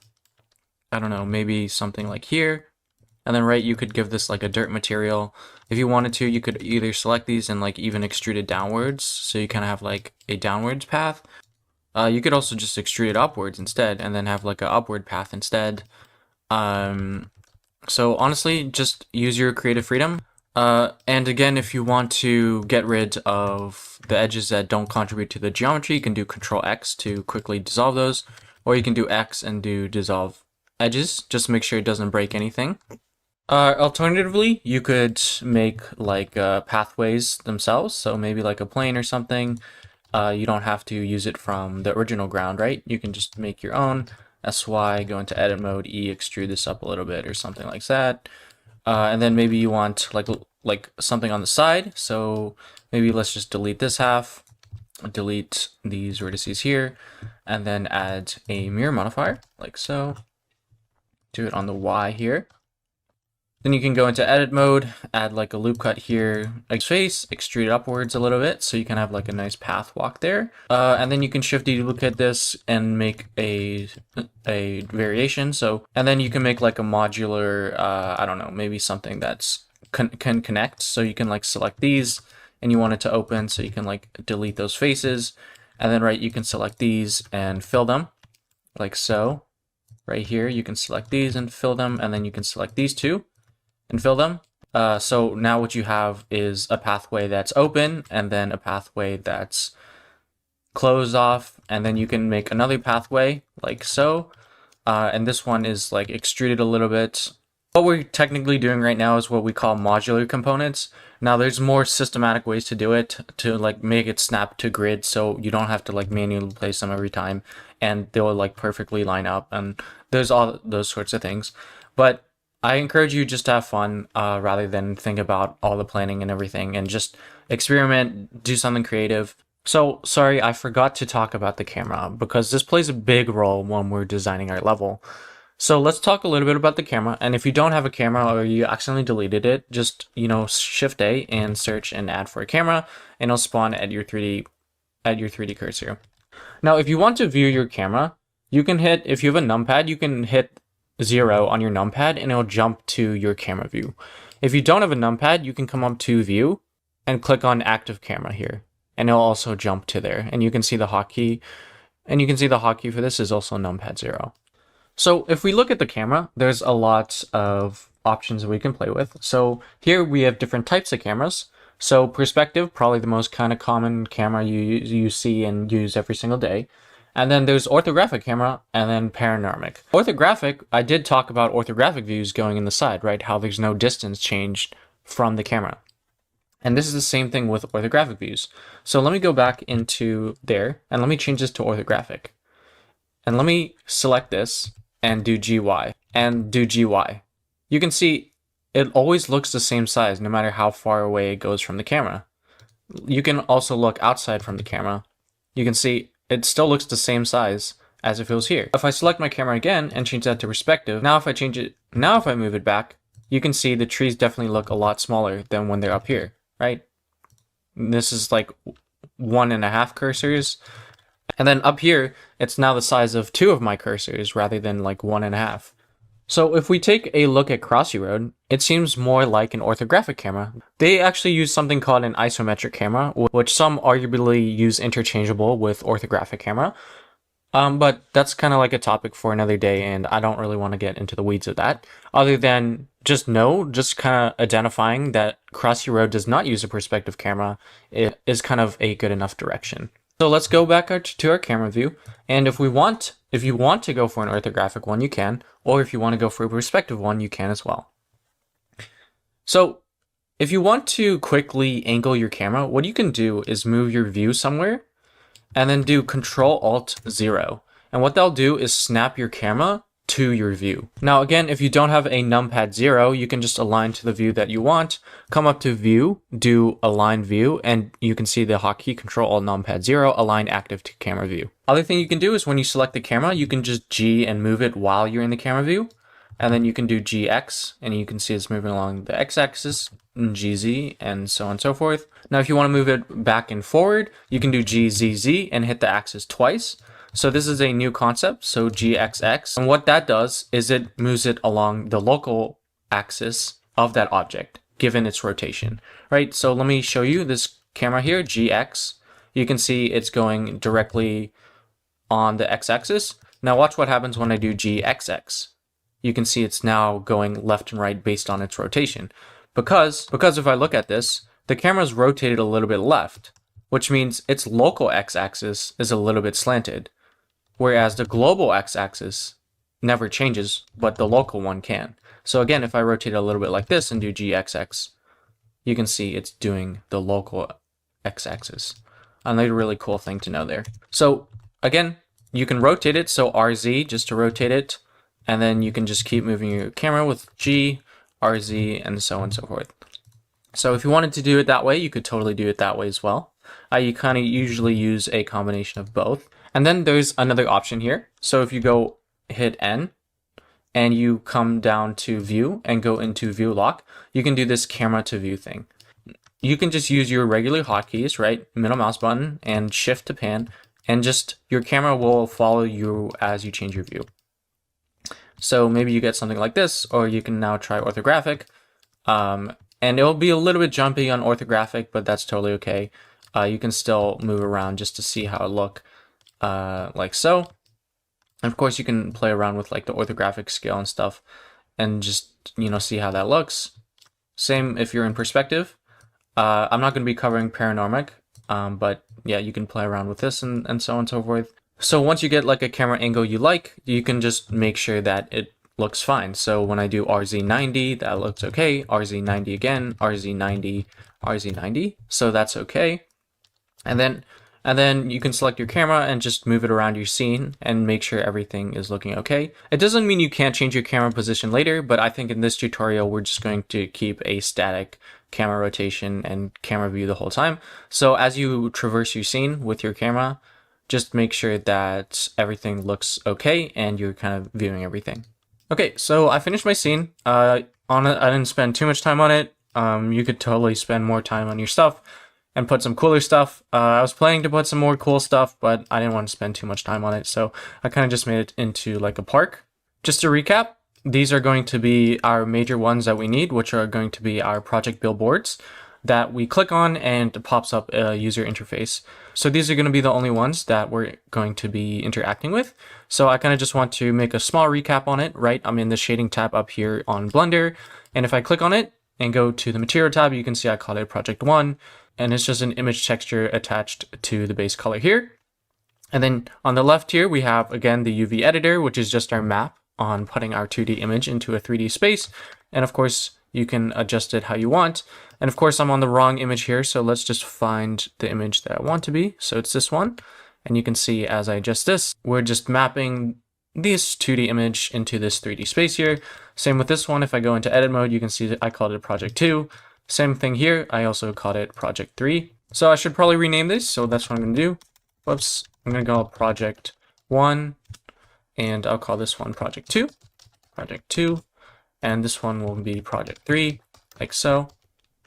And optional, but if you want to be organized, new collection, and just call it projects. So the collections you create in Blender aren't going to translate into Three.js, but for the Blender file itself, it's good to be organized. Yeah, so I'm going to go back into the layout tab, and I kind of just want to talk a little bit about my scene. This is a completely optional section. You kind of don't have to watch this if you don't want to. I might cover a little bit more intermediate things, but you know, it's you don't really have to watch this if you don't want to. So if you want to know how I created some of my things, like this ground here, if I go into edit mode, you can see that it's just a bunch of loop cuts. Wait, let me go into wireframe. You can see it's a bunch of horizontal and vertical loop cuts. So in Blender, if I add another plane here, let me just quickly add a plane, and I go into edit mode, there's this thing here called subdivide, which I'm just right clicking and doing subdivide, and you can see it slices it horizontally and vertically, and then you can increase the number of cuts here. So you can see I can kind of bring it up a little bit like so, and 10 seems to be the max, but you can always just hit A and subdivide everything again. And some people just like to right click and just do subdivide instead of play with the number of cuts. If I go into wireframe, this seems to be about the same size as this one. So let me just go into edit mode, and you can see that down here, it's a little bit extruded downwards rather than extruded up. And then what I did was I just went into top view, and I just did a selection of about 3 wide. Sorry, I should be in face select. Let me go in face select, and I just did a selection of 3 wide, like so, just using box select and holding shift. And then I kind of just like laid out my plan like so, like that.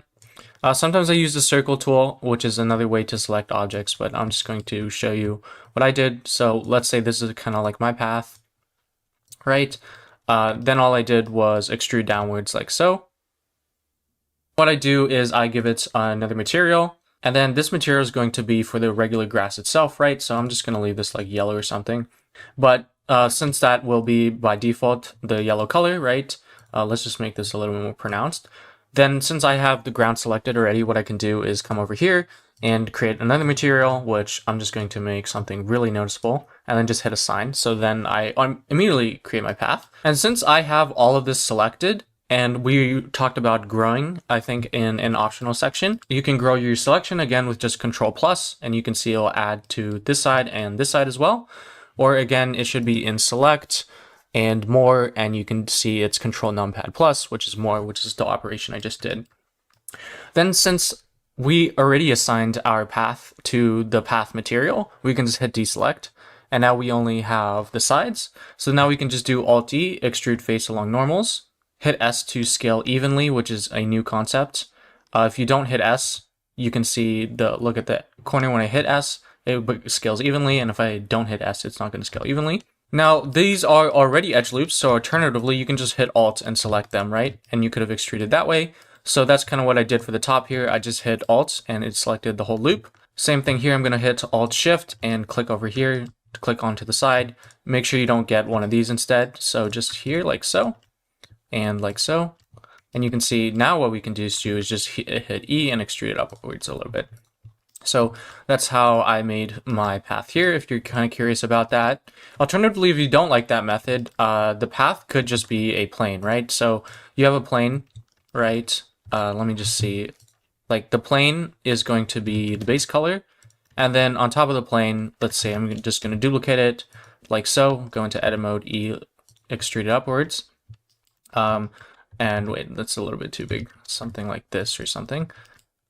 And so what you have here is underneath this green thing, it would actually just be the brown thing. So the brown plane right here, and this would be the green field or something like that. And then you could add some loop cuts. If you wanted to extend the path. So something like this, right? E to X, something like this, which is what we have here. So this would be a plane extruded outwards.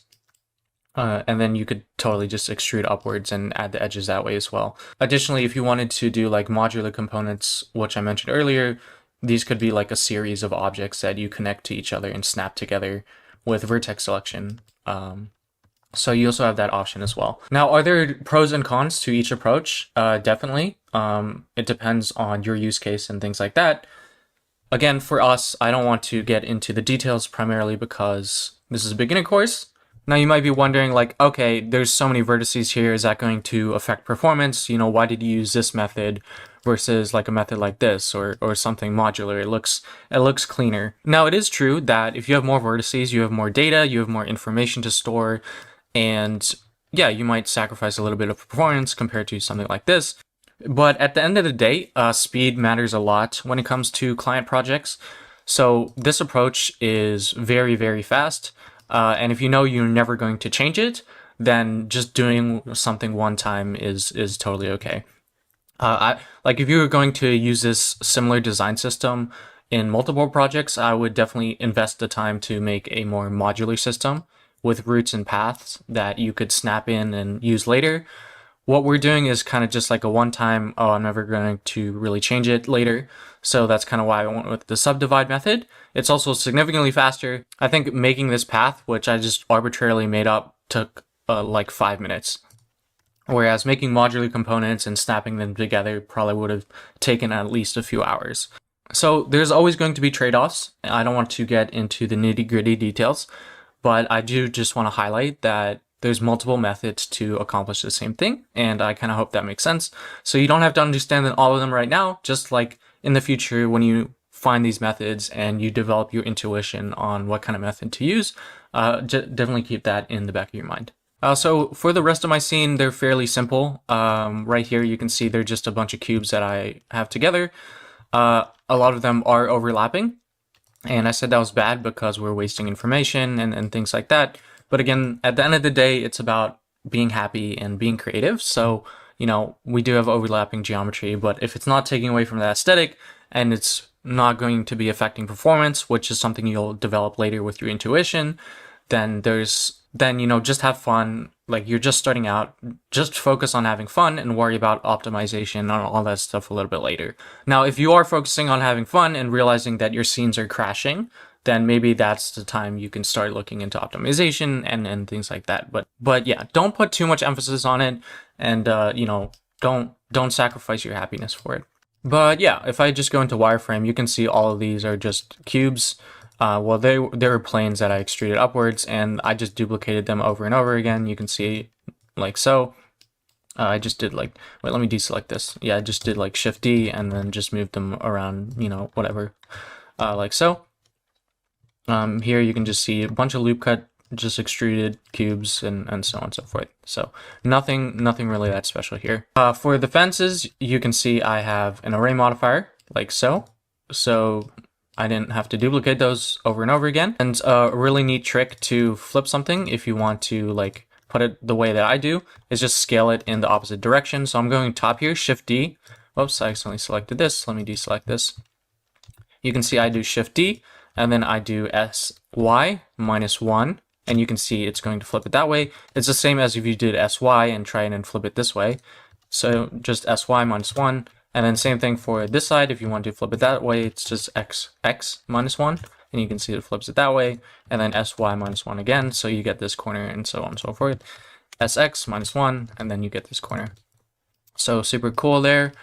So the last thing before we export this for Three.js is I want to add some text. It's actually really simple. If you shift right click to set your spawn point or your 3D cursor, you can just do Shift A, search, and type text, and you can see that we have text right here. And then if you go into edit mode, you can actually just start typing just like a regular keyboard. And if you want a new line, you can just hit enter and you can see that I have a new line. So it's kind of a lot like the other text softwares that you use, like PowerPoint and Word and things like that. So what we're going to do is let's do RX 90 and then I'll do RZ 90 because I want them to be able to see here.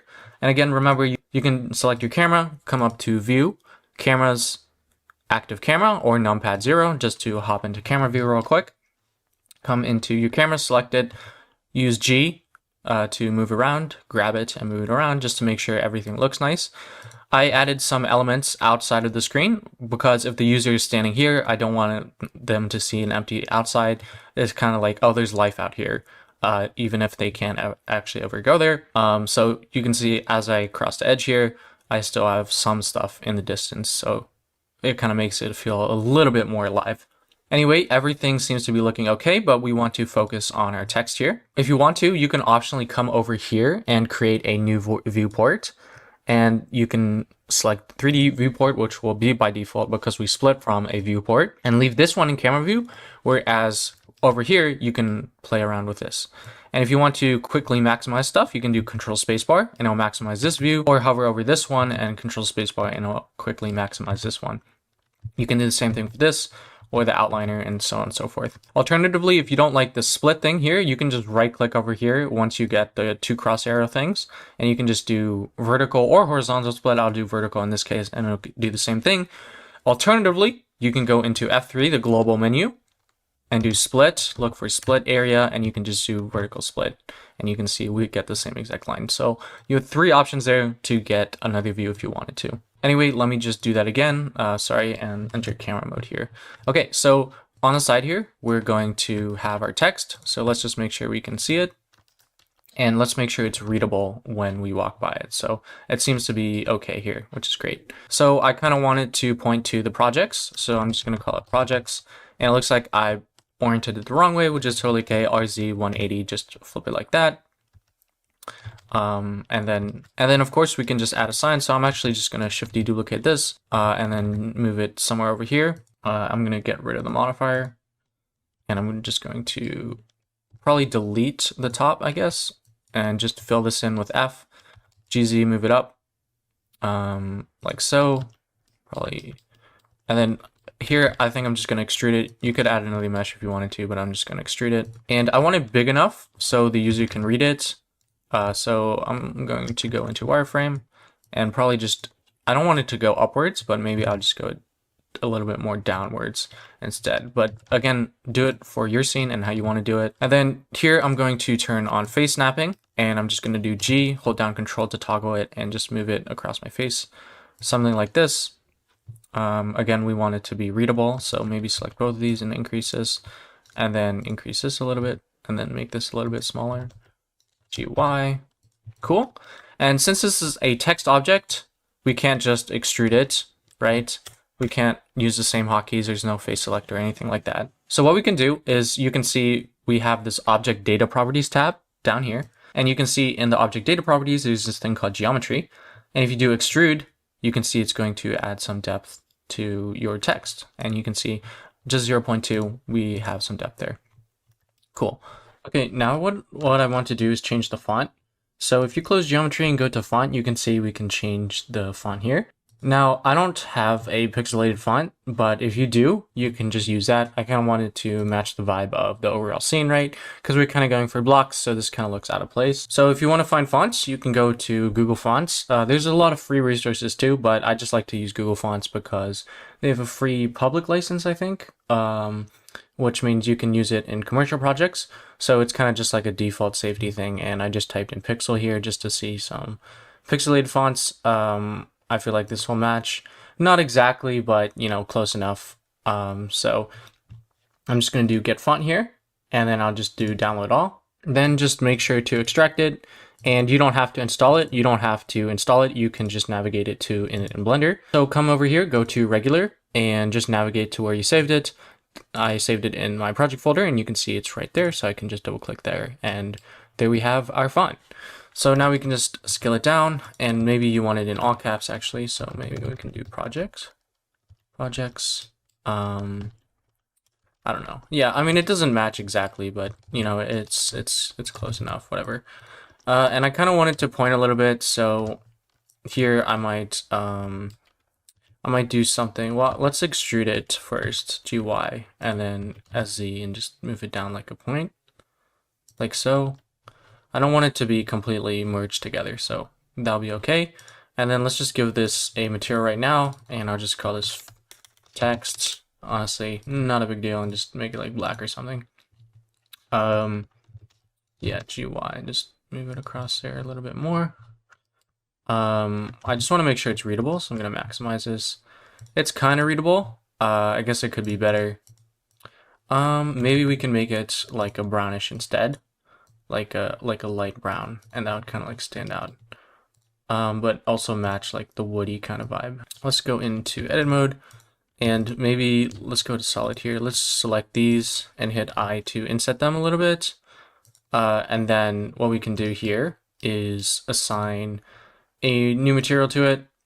So I duplicated from this, and I just used a bench and dark bench material, which I could have named better, but anyway, I'm just going to, I guess, add another material, and I'll just call this inner sign and assign it here.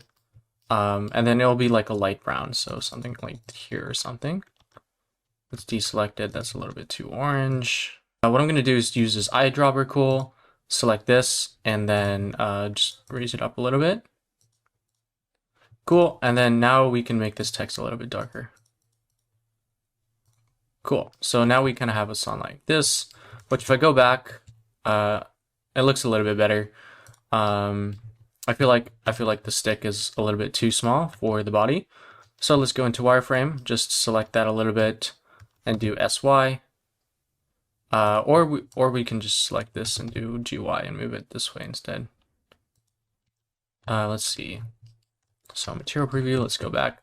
Sorry, I can also be doing it here. I don't know why I'm just going back and forth. Yeah, so we can read projects, cool. And now what we can do is just shift deduplicate this, RZ90. Depending which axis you are, it might go to another one. So like so, and we want to flip it. So what we're going to do is SY -1, right? It's the same as doing SY and then just trying to flip it this way, right? So SY -1, it'll just directly flip over it. Now our text is wrong. So what we can do is take it, RZ180, and just reposition it GX. And I'll call this, I don't know, like main park or something. And now that I'm looking at it from lowercase, I feel like it looks better lowercase. So I'm going to go back to the projects and just call it projects. Cool. So let's maximize this.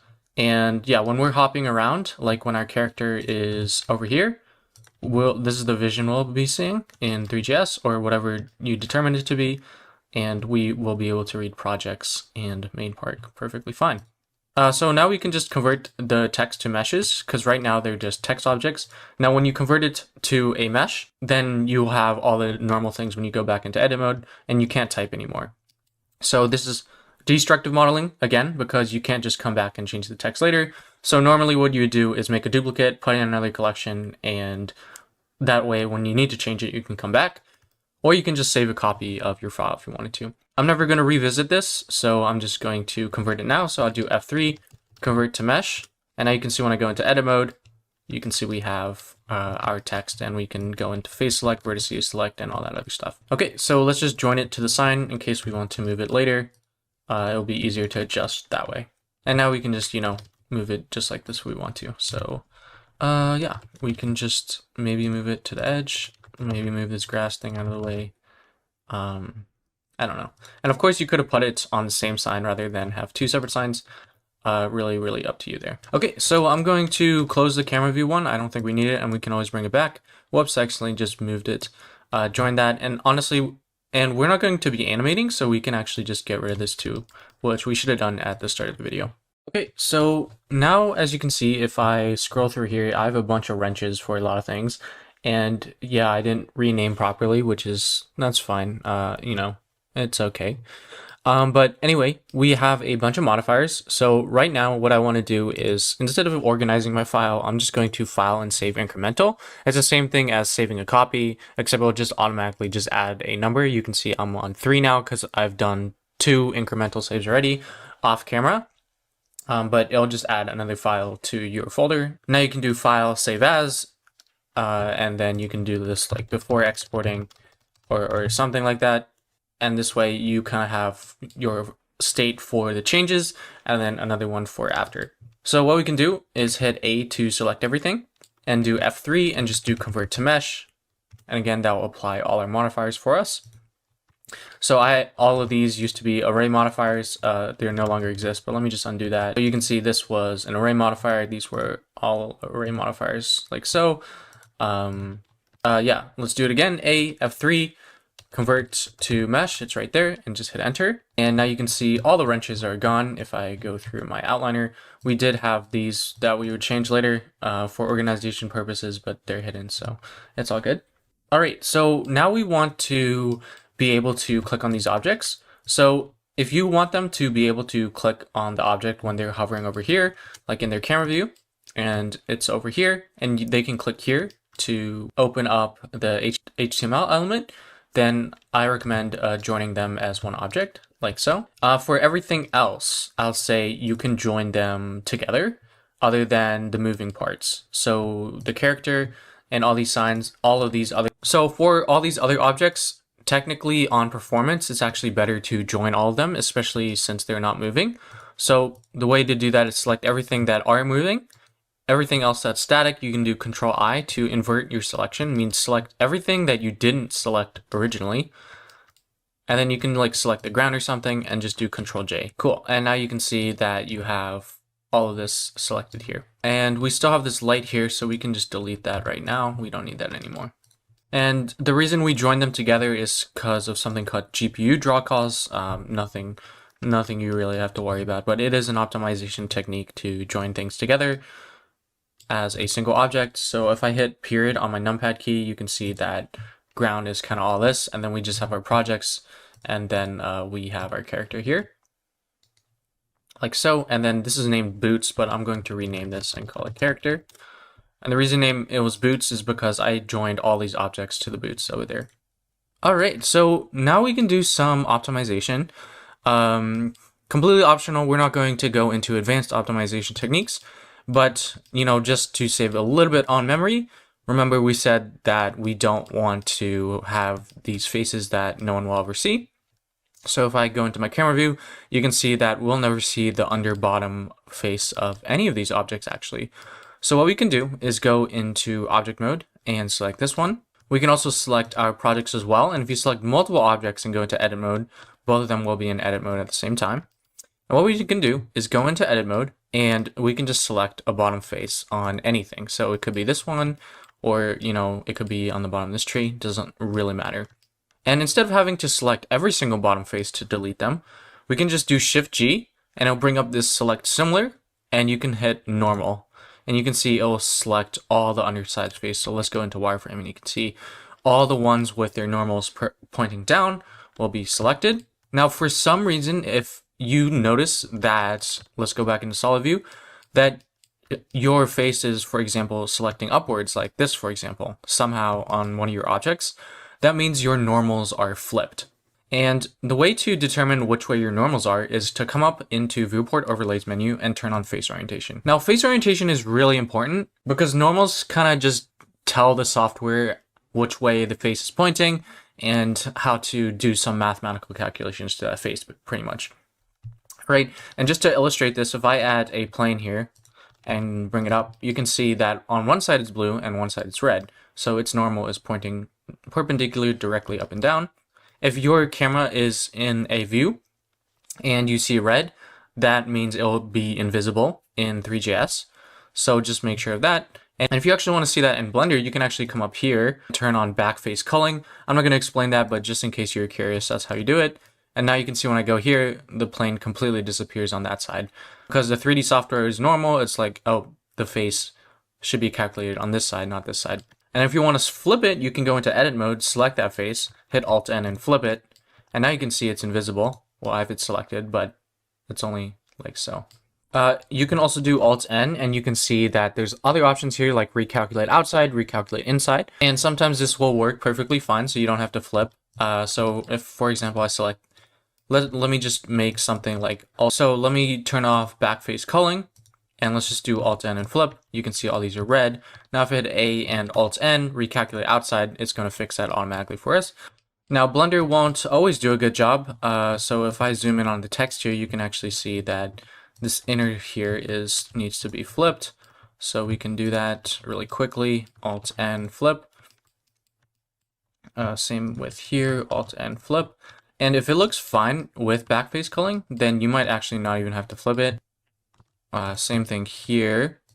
Normally you should flip your normals before joining your objects.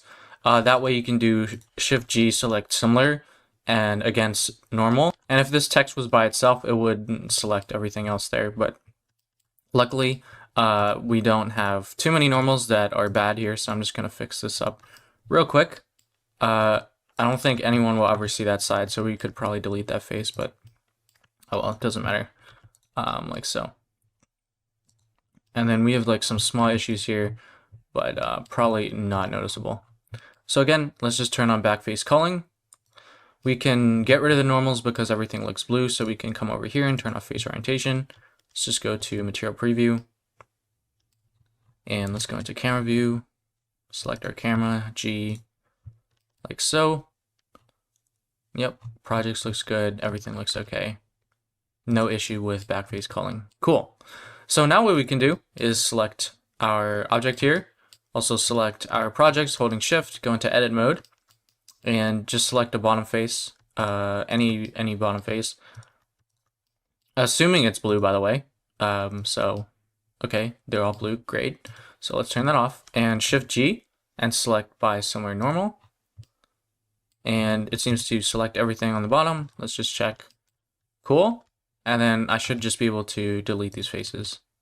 And if I go back, you can see that we just deleted a lot of vertices, but nothing on our scene changed. And if I come down to the bottom here, you can see all our bottoms are completely gone from all our trees and everything. Super, super cool, just like that. So we saved out a little bit on our memory. Okay, let's delete this extra plane. I don't know why it's still there, so I just hit X to delete. And I'm going to rename ground to level. Then we have our project 1, project 2, project 3, and level. And then we have our character. So these are going to be the ones that we're exporting. Okay, so what I'm going to do is just organize this a little bit better. I'm going to create a new collection. So I'm going to create new, and I accidentally had it in here. Whoops, that's fine. I'm just going to move it out. And I'm going to call this for export. And I'll just drag these two in here, and then I'll also drag character in here. And then everything else, I'm just going to hit this check mark so we don't see it. All right, so now just move your character where you want it to spawn. So, or your starting point, not spawn, sorry. Well, I guess technically also spawn. So that's where my character will start. Okay, so now we're ready to export. Again, go into your camera, select it, make sure everything looks good. It's all good if you have to re-export. You know, it's not that big of a deal. Things will happen. Anyway, let's come over here and just click our level, hold shift and select the bottom one. This is everything that we want to export. And let's do file, let's come to export, and we're going to be using this format right here. There's a lot of other file formats that you can export your 3D model as. This is going to be the most well optimized for the web. Okay, so now what we want to do is come over here and click remember export settings. That way we don't have to do it every single time. We can come into include, and we only want to do selected objects. That's why we selected these before. So we only want to export the selected objects. In transform, you'll see this thing called Y up. That just means up and down is going to be the Y axis rather than the Z axis, which is very standard to the GLB, GLTF coordinate system. So in Three.js, up and down is the Y axis, whereas in Blender, you can see that up and down is the Z axis. So that's something I'll talk about in a little bit. Anyway, let me come back here to GLTF, and you can see and it seems like they didn't save that, which is kind of weird. Oh well. I probably have to export it before they saved my options there. Anyway, again, selected objects, Y up, this is all good here. Now we can go into data and open scene graph, things we don't have to worry about here. Mesh, you can see we have UVs and normals, which is good. Remember, we used those UV maps that we did for this thing right here, our project images. So we want to export those. And of course we want normals, which is why we checked them. So that's why we did that. For material, we can just leave everything default here. It might take off a little bit of quality from our images, which might not be a terrible idea. You can see that Blender also has the option to create WebP. We did that with our conversion software online, so we don't have to check this. If you don't want to sacrifice quality anymore, maybe just turn it up a little bit. But you can see export, we're exporting the material. And it's automatic, which means it'll take the format that we're taking, so we don't actually have to change this. And then just other things that we don't have to worry about. Shape keys is a more advanced concept, so we don't need that. Armature and skinning, things we don't have. Lighting standard, that's totally okay. And then we don't have any animation, so we can uncheck this too. Even if you leave these in, it's not really a big deal. But since we don't have any of those, we can just uncheck them. So in some previous videos, I've covered these in more detail, but for us, we'll just include, our selected objects, Y up, which is a standard coordinate system in a lot of 3D software, UV normals, and material, just export it like so. Yeah, so now you just come here and give it whatever name you want, and I'm just going to call it portfolio, and just hit enter and add .glb, and then you can just export it. Yeah, I guess I just want to credit the authors of the images that I got, completely free on Unsplash, so just there. Yeah, so now if you want to quickly view your model to make sure everything is okay, you can come up to the Three.js.org/editor and come to File, Import, and navigate to your GLB file. So this is mine right here, and I can just double click and insert it. So the controls are similar, but a little bit different. So zoom in and out is still middle mouse, up and down. If you want to pan, you're going to use right click. And if you want to rotate, you're just going to use left click. So slightly different controls, but yeah. And here you can see the green arrow is now up and down, which means it's the y-axis. Z is typically blue and X is usually red. So we can't see anything because we don't have any lights. So we can come up to add light, and you can see just like in Blender, we had all those different kind of lights, and same thing in Three.js, we have all different kinds of lights. So let's say I add like a directional light, which is like a sun, and you can see that it kind of just looks exactly like a sun right in Blender, right? If I add a sun in Blender, right? So you can see that it has the line to show which way it's rotating. And so here you kind of see that, okay, Three.js and Blender, they kind of have a lot of similarities. And again, that's very similar to like a real photography studio. Except instead of playing with intensity here, you might have like a small handheld device that plays with the intensity of your light, so on and so forth. So when you think Three.js is like Blender, is like, your IRL studio, things kind of just become more natural to you. If I write this in code, for example, instead of tweaking it like this, let me just, I don't know where to type it. Let's just put it here. It'll be your light that you created and then .intensity. Or whatever the property name is, and then you just set it. So like 5 or something like that, right? I don't remember the syntax, but that's pretty much it. So here we would type 5, whereas in code we would just like write 5, right? So Blender actually has this thing called scripting. So if you do some Python scripts, you can actually write code in Blender to make it do things. So you can actually like target your sun. I'm not going to write out the code, but you can target your sun. And then you can target your sun's property, intensity property, and then you can just set it equal to 5. So here you can see that when we're using a user interface, we're just using code that someone else wrote. And here you kind of draw the parallels between Three.js and Blender. So I hope that makes sense, and I hope that kind of clarifies things before we jump into Three.js. Anyway, right now, kind of just expect your model and make sure nothing is invisible. And it seems like nothing is invisible, which is great. So we'll revisit this a little bit later, but let's now move on to learning the basics of Three.js. So just create a new folder. So I'm just going to create a new folder, and you can name it whatever you want. I'll just call it Voxel Portfolio. Super cool. And I'm going to be using VS Code as my code editor. So you can download it free for Windows or Mac, but you can use whatever IDE or code editor that you want. It's not going to be that big of a deal for this. Okay, so now we just navigate to our folder. So now we just navigate to the folder that we created, like so, and just select that folder. So let's come here and create our index.html file, our main.js file, and our style.css file. Cool. And then in index.html, we can use this Emmet abbreviation, just exclamation mark, hit enter, and it'll fill out the default necessary stuff. If you're not familiar with Emmet, I'll be using it a lot, but you can read up a little bit on Emmet here, and then more on the Emmet website a lot. It's just a faster way to write code. If you don't want to use it, that's totally okay, but I'll be using it throughout. So we want to link the JS files and the style.css files. So we can do that. I'm going to use another Emmet script source. You can see it's already there. I can just hit enter.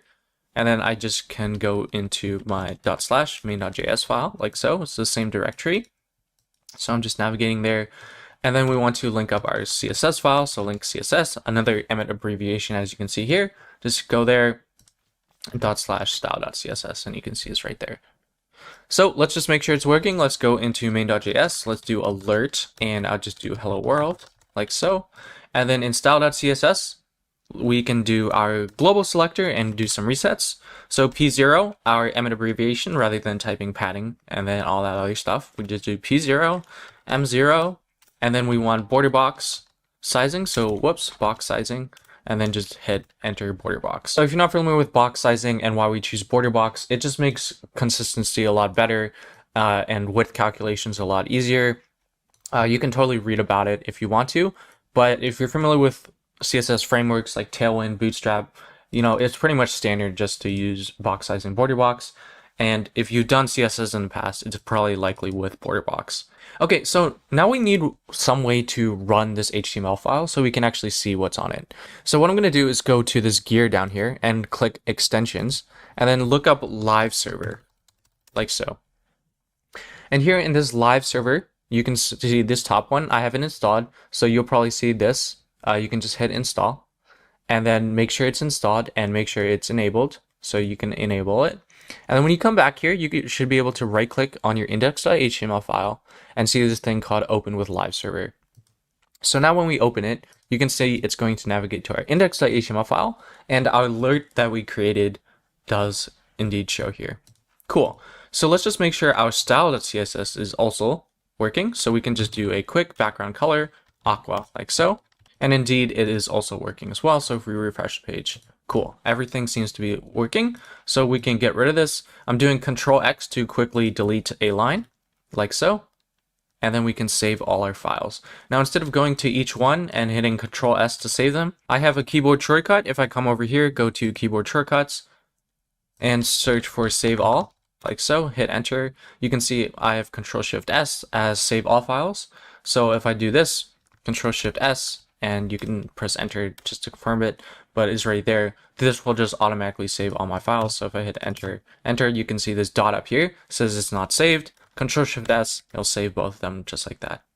Then we can use Control W to quickly close this tab, and we can also Control W to close that as well. All right, so now let's take a look at the Three.js documentation to get started.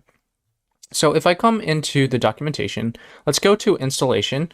It'll kind of tell you the two ways to use Three.js. So one of them is with npm and a build tool, which is what I always use now, but we're going to be going for a more simple approach, which is you import it from a content delivery network or a CDN. The reason we're going for option 2 here is for simplicity, and for beginners, using a CDN is probably more understandable and less overwhelming. So at the end of the day, Three.js is open source.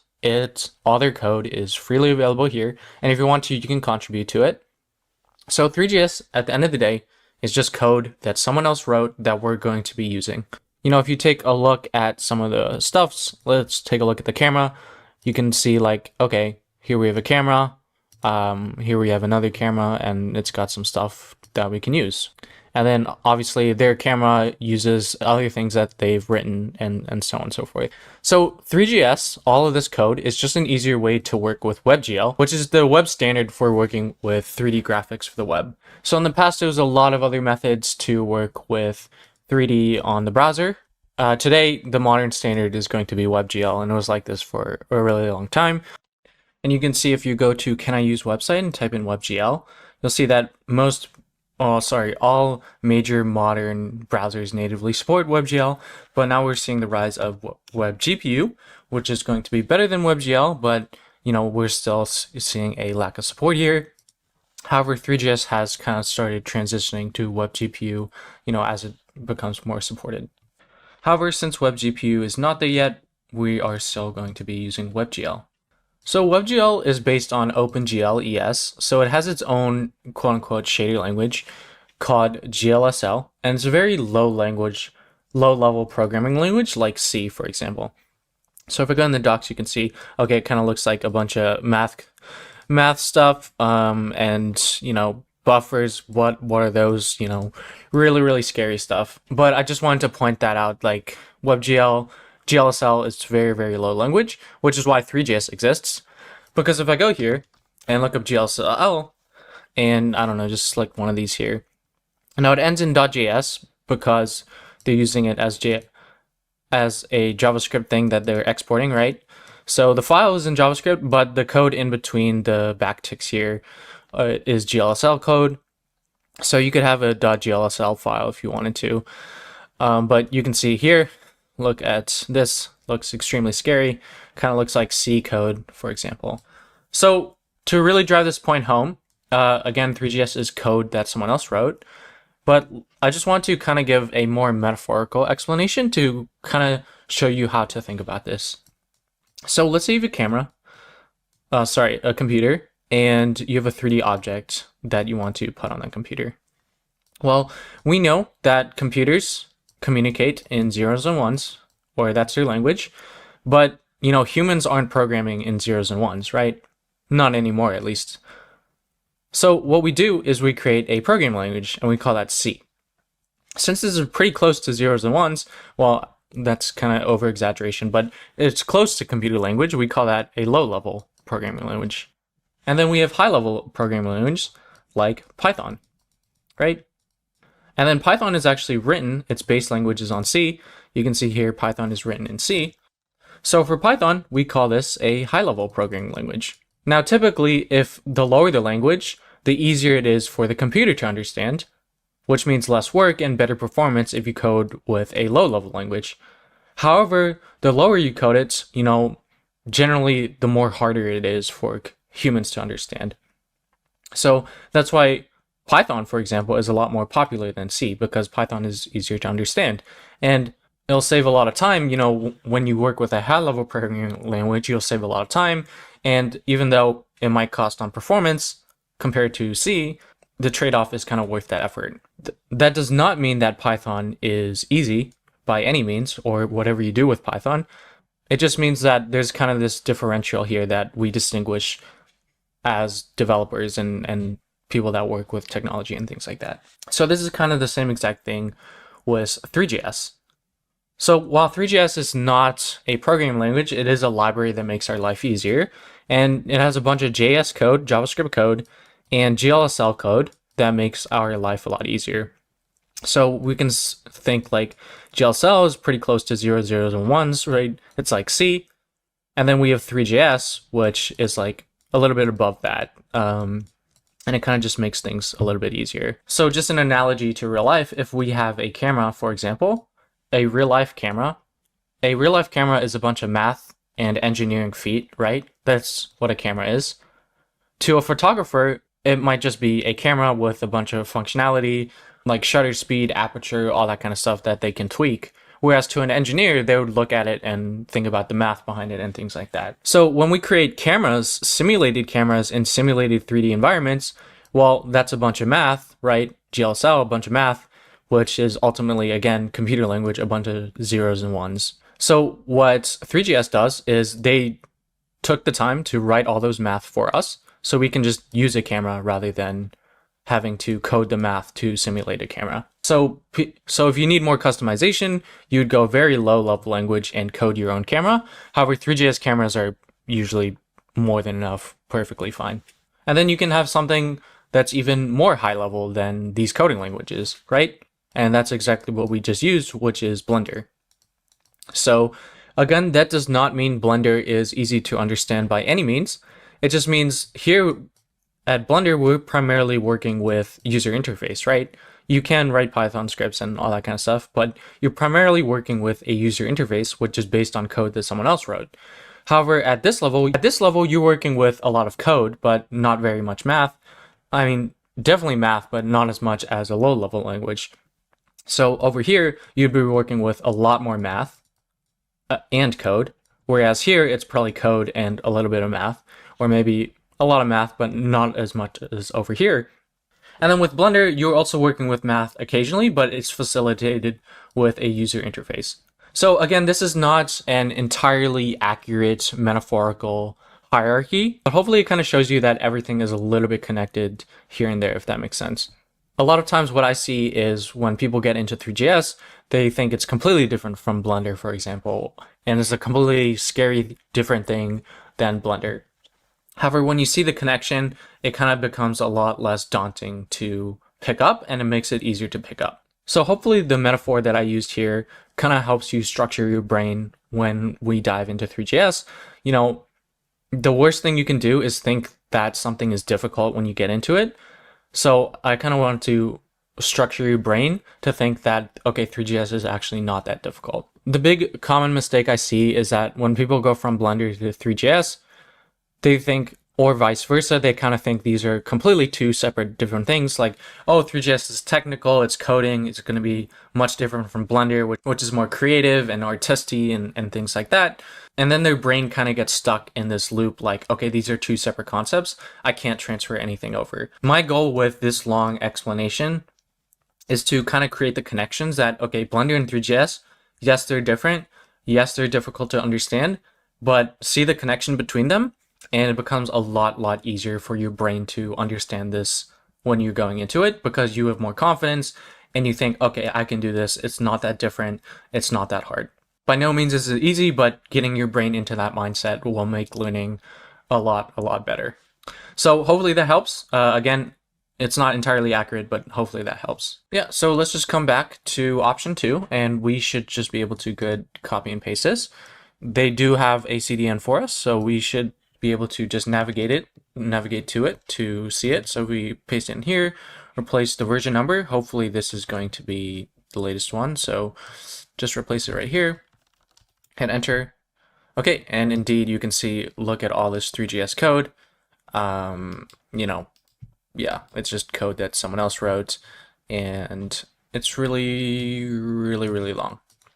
So if I search for things like camera, you can see we have cameras, a bunch of cameras, GSL, lots of really scary stuff. Yeah, so yeah, anyway, we have it there. So we're gonna go back and let's just copy this, go back here. You can do Control P just to quickly search for a file, go to index.html, and we want it before main.js, which means we can access it when we come to main.js. So we'll just paste it right there.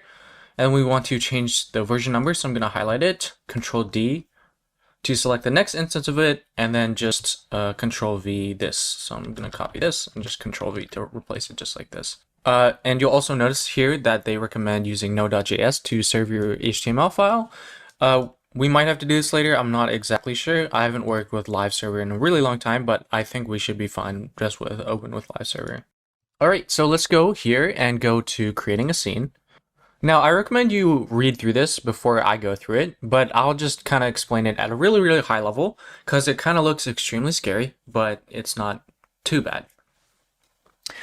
So the first thing we're doing here is just some JavaScript syntax, import everything as 3 from 3. So basically, if I go back to what we're importing from the content delivery network and search for export and go to the bottom, you can see it's exporting all these things, right? As an object. So you can see the brackets there. So all this stuff like to buffer geometry, for example, you can see that it's being exported. So what we're doing here is importing everything as 3 as an object, from 3. So that means when we do 3.scene, for example, there's likely a scene in here, right? And you can see indeed there is a scene. And since it's a JavaScript object, we're using dot notation to access it, right? In this next thing, we're creating a new camera. Again, if you want to look it up, you can do perspective camera, and you can see indeed it's part of that exported object. And then we're just setting some parameters for the camera. Again, here it's no different than just in Blender. So if I go into Blender, Shift A, add a camera, right? And we come over to camera, we have the perspective camera, we have focal length and things like that, right? So you can see they describe it. The first attribute is field of view. The second one is aspect ratio. And the next 2 attributes are near and far. So while they're not exactly one-to-one to Blender, when you play around with them, you kind of have the same exact effect. So I'm sure you're familiar with aspect ratios, like when you post on Instagram or when you post on YouTube, 1920 by 1080 and images and things like that. So you're kind of familiar with this. And if you played games before, you've probably heard of field of view and things like that. So I don't want to go into the technical explanations of what these are, but you've seen these when you played video games or, worked with things in the past. And again, we have the near and far values, which is something that I showed earlier and also exists in Blender themselves. So it looks scary, it looks like it's code, but it's actually very, very simple here. And then here, this looks scary again, but we kind of need what we call a renderer. I mean, that's exactly what we have in Blender, right? We're kind of rendering a scene or a visual viewport, right? So that's kind of all we're doing. And it renders all our 3D stuff into a canvas HTML element. So if you're not familiar with the Canvas API or the Canvas HTML element, you can take a look at the docs. But you can read here, the WebGL API also uses the Canvas element here. So we're going to be using the Canvas element. And it's really cool because you can imagine it like a painter's canvas, for example. And all our 3D scene lives inside this canvas. It's just like any other HTML element that we can style. So that's all we're doing here. So because we want our renderer or our experience to take up the full screen, we're going to be setting it, well, they set it to window.innerWidth and window.innerHeight, which means our experience will just take up the entire screen. Sometimes you might want your canvas to only take half the screen, for example. So kind of really depends, but for us, we're going to take up the entire screen. Okay, so now that you understand this, we should just be able to go and copy and paste this. So let's just copy, and let's go into main.js and just paste this like here. And then let's come into here to make sure that everything's working, but it's not working because it says cannot use import outside a module at main.js. So what we have to do is go back into our index, and then we have to set a type here, and we'll just set it to module, just like this. And now when I come back here, that error is gone, but we have another. The reason we're getting this error is probably because the path is not correct. So let's just go back to installation, make sure we got a correct path. So I accidentally replaced the @ because I don't see an @ here. So what we can do is come back here, and right before the V, we can hold Alt for 2 cursors to place a second cursor and just hit @ add an @ just like that. And now you can see our error goes away, so everything should be working. So I made a little small split screen here. I might go back into full screen a little bit later, but just to make it a little bit easier. So what I want to do now is kind of just look at what this did inside our DOM elements. So if I do Control-Shift-I to open developer tools, or right click and just hit inspect, it'll bring up this developer tool panel here. So if you're not familiar with developer tools, well, it's just a handy set of tools that a lot of developers use in your browser. There's a lot you can do with browser developer tools that will speed up your workflow, but for us, I just want to inspect all our HTML elements. So here you can see we have our classic stuff that we see here. We have our import map, we have our module things, we have our head, right? We have our link, everything that we see here, we're seeing in the DOM here. Now, one thing interesting here, though, is we see this canvas with the Three.js engine. But we never created a canvas, so how is there a canvas on our page? Well, if we go to main.js, we're actually using document.body.appendChild. So if you look up appendChild into the MDN docs, it basically adds a HTML element to the DOM. So you can see that here, renderer.dom element, we're appending this DOM element to the document.body, which is why this canvas exists here, even though we never typed it up in here. We're just adding it through JavaScript instead. Okay, so that means renderer has to be an object, right? So what we do is just console.log renderer, like so. And if I go to the console here, you can see indeed WebGL renderer is indeed a JavaScript object. And we're targeting with the dot notation the DOM element. So if I go to the DOM element, you can see indeed it is a canvas HTML element, right? Super, super cool. So we're just accessing this and we're appending it to the DOM. So that's kind of all we're doing. And then we can also look for this thing here called set size. So if you come down here and you can see that it's a function with 3 parameters. Okay, so that means we're getting a renderer object from this code using dot notation, which means we can check this by looking at the CDN. So if I go back into the CDN and search for WebGL renderer, which you can see right here, we are creating a canvas, and if it doesn't exist, and if it's undefined, see if it already exists, or we're going to create a canvas element, and you can see create canvas element uses create element ns, which of a canvas. So if I do create an element ns, you can see that it'll create a DOM element based on the string that you pass in. So it's basically creating a canvas and then setting it to the WebGL renderer and setting the WebGL renderer's canvas to there. And then of course it has to be exported. So if we go all the way back to probably the 39th one, you can see indeed it's right here. Yeah, so that kind of hopefully clears up some of where all this stuff is coming from. You know, at the end of the day, it's just code that someone else wrote. So knowing where that code is and how to access it really helps. If you want to go deeper, you can hold Control or Command and click on this, and sometimes it'll work to bring you to the code. In this case, it's just taking us to the type definitions. It does seem like there is a link here to the open source code, which is cool. You could totally check that out as well. And if you're doing the other approach without a CDN or node modules, it'll likely just take you to the code that you downloaded right in your node modules folder. If you have no idea what I'm talking about there, that's totally okay. But yeah, so a lot of ways to look at the code that you're actually using rather than just using it without knowing what's available. And additionally, you know, if you check the docs, it might be there. So if I look up WebGL 3.js docs, you can see indeed it is in the documentation. And so you can see it has the same parameters that we were looking at when we were looking at it in the code itself. Now it's just more explained in the documentation and the things that we can access. You can see all using dot notation. And if I do DOM element, if I search for DOM element, which is the thing that we're working with, you can see that to access it, yep, DOM element, and then it's a type DOM element. And it specifically tells you that indeed it is a canvas. So we did all that discovery and digging deep into the code to see where it came from and how it worked.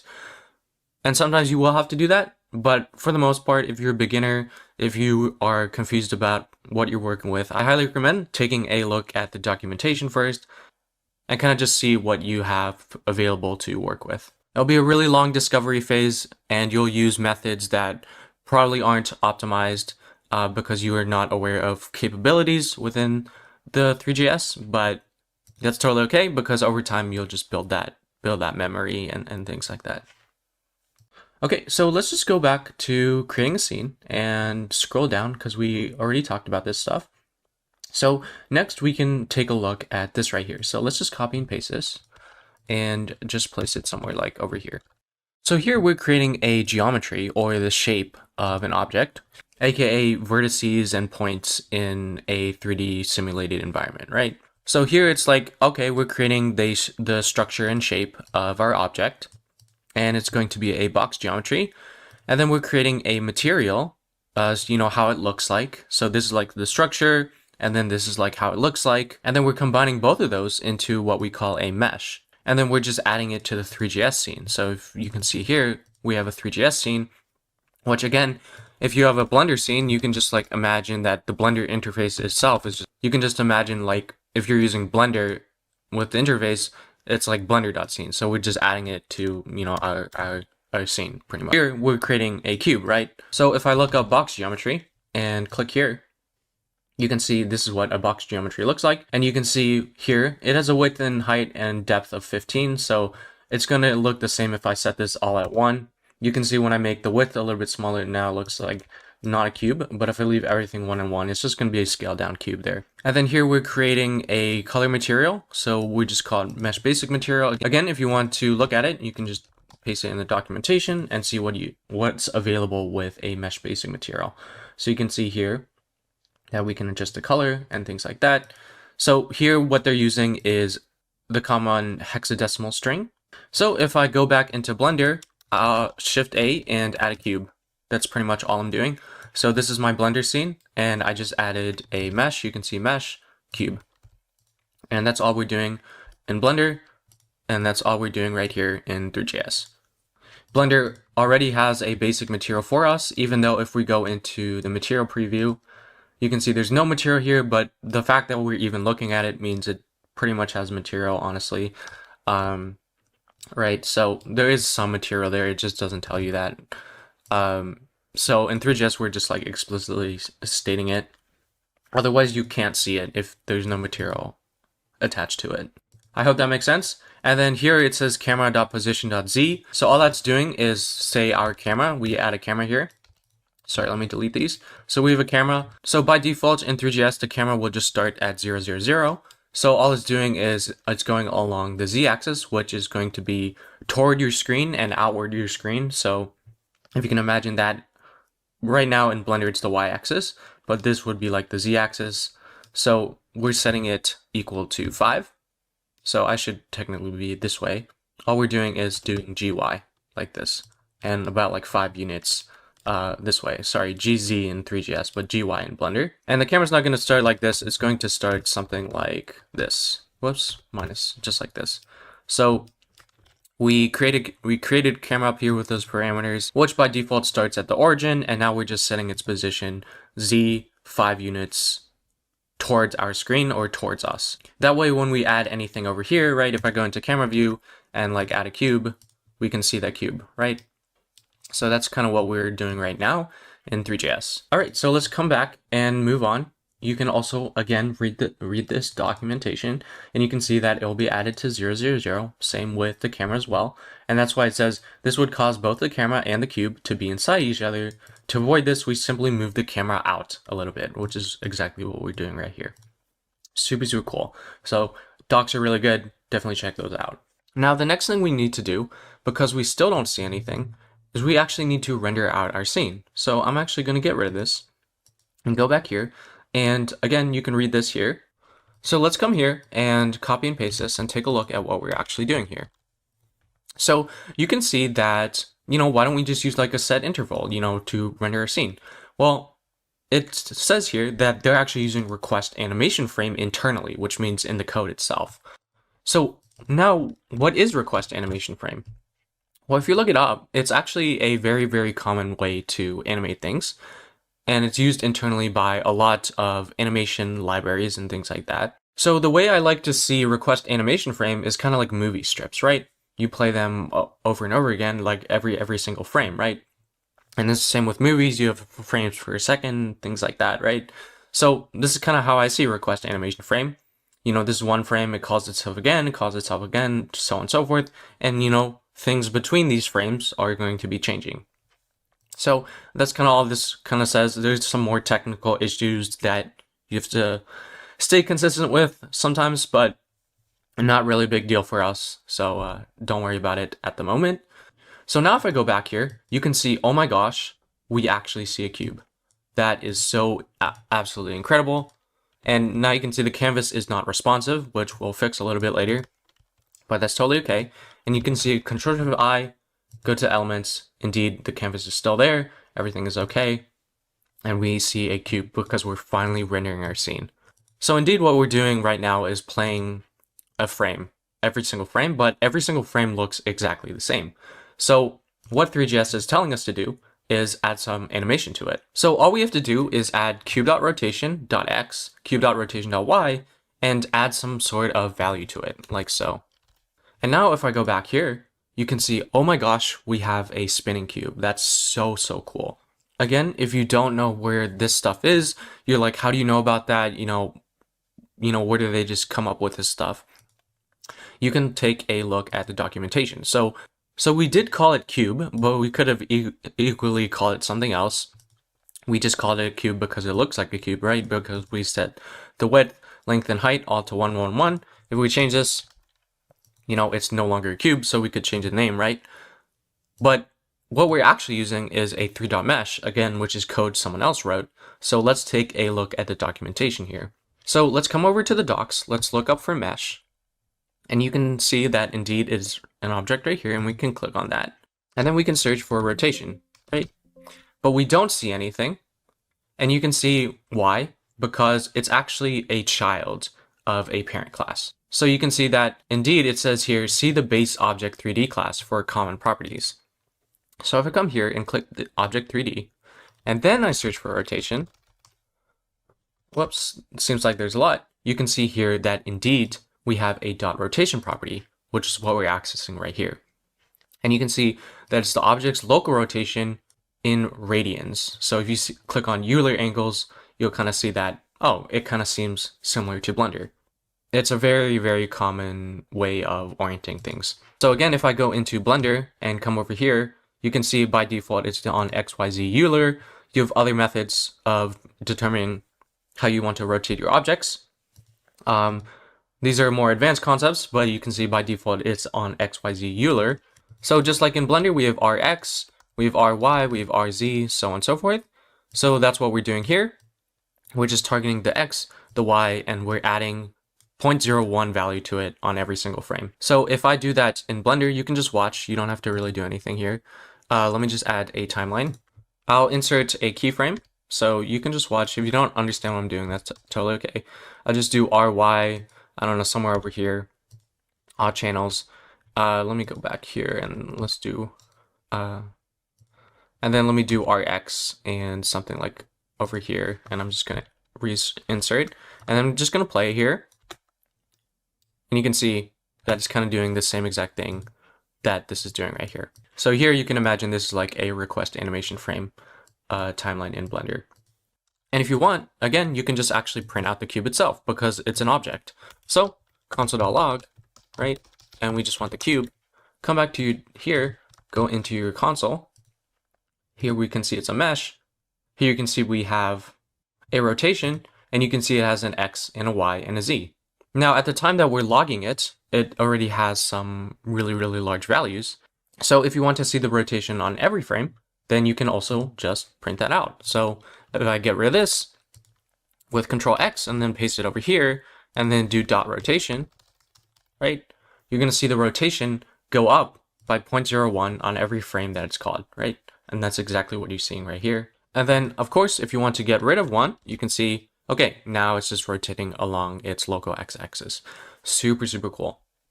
So let's just get rid of all that stuff. All right, so before we complete this scene, how about we take some time to do a small exercise? How would you make your camera get further away from the cube in the Z direction? So it's still looking at the cube, but it is getting slowly further away. If I go in Blender, for example, that would be like this, right? How would we do that in Three.js? In Blender, it's just G and Y, right? How would we do that in Three.js? Well, again, we can look up camera. So we have a perspective camera that we created up here, and it's a child of the camera. It says see the base camera for common properties. So let's take a look at camera, and now it says see the base object 3D for common properties. So now let's go back to object 3D, and we can take a look at position. And we can see dot position is a vector 3 representing the object's local position. Default is 0, 0, 0. So that means we can use this property, which we are already using, but now we just confirmed it. And we can just put it in here. So camera.position dot z, whoops, plus equals, and then we can do something small like 0.01. And this way we can actually start from inside the cube and then go outwards. So now we go back. You can see we're slowly coming out from the cube. And just like that. Super, super cool. So if you want to make it faster, of course, you can increase this like so. And you can see it's really, really fast. like so. Super, super cool. So let's just undo that, and yeah, so let's just get rid of all that stuff. Yeah, so that's the result. Congratulations, you've completed your first Three.js application. You know, it's a very dense thing, so, you know, you should be proud of yourself if you got this far. There's a lot to take in, there's a lot to, you know, find and know about and things like that. So take a break, get some water or something like that. But hopefully you realize that, you know, Three.js, it's very difficult, yes, but, you know, this is something you can do, and it's something that you can learn with time. So you should be really, really proud of yourself, celebrate these wins, and yeah, come back to the video when you're done celebrating. All right, so let's make a few quality of life adjustments and fix our responsive issue thing here. So the first thing I want to do is kind of just put the canvas HTML element directly in my index.html. Not because that this is wrong, I just kind of prefer it because it's more clear that way to me. So what I'm going to do is come over here and do .experience, which will automatically create a div in Emmet with a class name of experience. And inside here, I'm going to do a canvas HTML element and give it an ID of experience-canvas. So we have our wrapper with a class of experience and an ID. You can also make this an ID as well, because we'll only have one of these. So now you can see we have a canvas. We have two canvases, one that we injected with JavaScript and one that we just created ourselves. Now let's go into main.js. And here, since we're setting everything up here, we can just set our canvas here as well. So const canvas equals document.getElementById, by ID, a very common selector, and we want to target our experience-canvas. And we can just directly add the canvas here. So canvas and canvas, just like this. And now you can see our injected Three.js canvas is gone, and our Three.js canvas is now the canvas that we passed in ourselves. Super, super cool. The next thing we need to do is keep track of the sizes. So when we resize, you know, our canvas and renderer is going to have a different window inner width and inner height, right? So we have our camera listening to window.innerWidth, our renderer as well. So since we're using this in two different places, we might as well just use an object and refer to that object in the event that, you know, later down the road, we don't want to use window.innerWidth or window.innerHeight and rather want to use the canvas itself. However, for now, we will be fine just using window.innerWidth and window.innerHeight. So again, we can just come up here, and I'm just going to come over here and create a JavaScript object called const sizes equals, and then we're going to have a width that we're going to refer to, which is just going to be the window.innerWidth by default. Whoops, sorry, inner width. And then we're going to have a height, and that's just going to be the window.innerHeight. You can see right there, and make sure you spell that correctly. Now for renderer.size, instead of here, we can do width. We can do sizes.width, sizes.width. We're just accessing the width of the object, the object property with dot notation, and then this one is just going to be height, just like here. Similarly, for the camera, what we can just do here is do sizes width, and then come over here and sizes.height, just like this. So now we need to listen to the resize function and update these accordingly, because when the screen size changes, the aspect ratio of the camera also needs to change, as well as the size of the renderer. So we need to listen to the resize event on a browser. So you look at it, there's actually a window resize event listener, just like on click, mouse wheel, and all those other ones. So let's come down here and let's create a function. So let's create a function, handle resize, like so, on resize. So this is the function we're going to call every time we resize. Sizes.width equals window.innerHeight, which we're going to get every time that we resize. Sorry, I might have said height there. And then we go down, and then we can just do height, and then we can, get rid of the second cursor and just do height. And then we can update the camera aspect ratio, which is the second parameter here, but again, we can also just target it. So camera.aspect equals sizes.width divided by sizes.height. Again, if you don't know where aspect is, it's from the camera object, which you can print out to see that. Then we need to call this thing here called camera.update projection matrix. And matrix projection, these are mathematical concepts that people are using to create the simulated camera. So And that's kind of all they're doing. You don't have to go into detail here other than just once you change it, you kind of have to update the math behind it. And it's just telling Three.js to do that here. And then of course, we need renderer.setSize. So right here, and then we can add the event listener. So let's just copy and paste this. Window.add event listener, resize. And then we can just pass in our function here called handle resize. So if you want to hear it, if you want to see it, you can just do console.log resizing. And let's go into the console. And now you can see when I resize, it's resizing. But we have these bars over here because at the end of the day, it's still an HTML element. So we want to style our canvas to also match what our renderer is doing. So let's come to style.css, and here we have experience. So let's do experience, like so. Let's just do position fixed. Let's do height 100%, width 100%. We can do top 0, left 0, and then we can do our experience.canvas, experience-canvas. And we can do width 100%, height 100%, and then we can just do overflow hidden over here. This will get rid of our bars there. So now you can see that when I resize, actually let me get out there so it's not doing that. You can see that everything looks all great. Just to go back, if I go back in here and go into main.js and not call this, take a look at what happens, right? So we have a little bit of an issue there. Now there is one property of the renderer that we also want to change when we're handling the resize and the renderer, and that's called device pixel ratio. So it's basically the ratio you can see here of the actual physical pixels on your computer screen to the resolution in CSS pixels.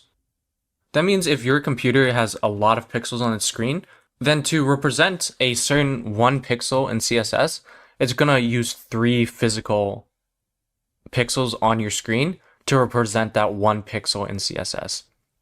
So this will be good when you have like jaggedy edges and things like that, because you have more pixels to display that sort of thing, right? I mean, imagine you only had like 5 pixels. Imagine your computer screen was like this, and you had to make a curve. Well, you'd like light up this pixel, light up this pixel, light up this pixel.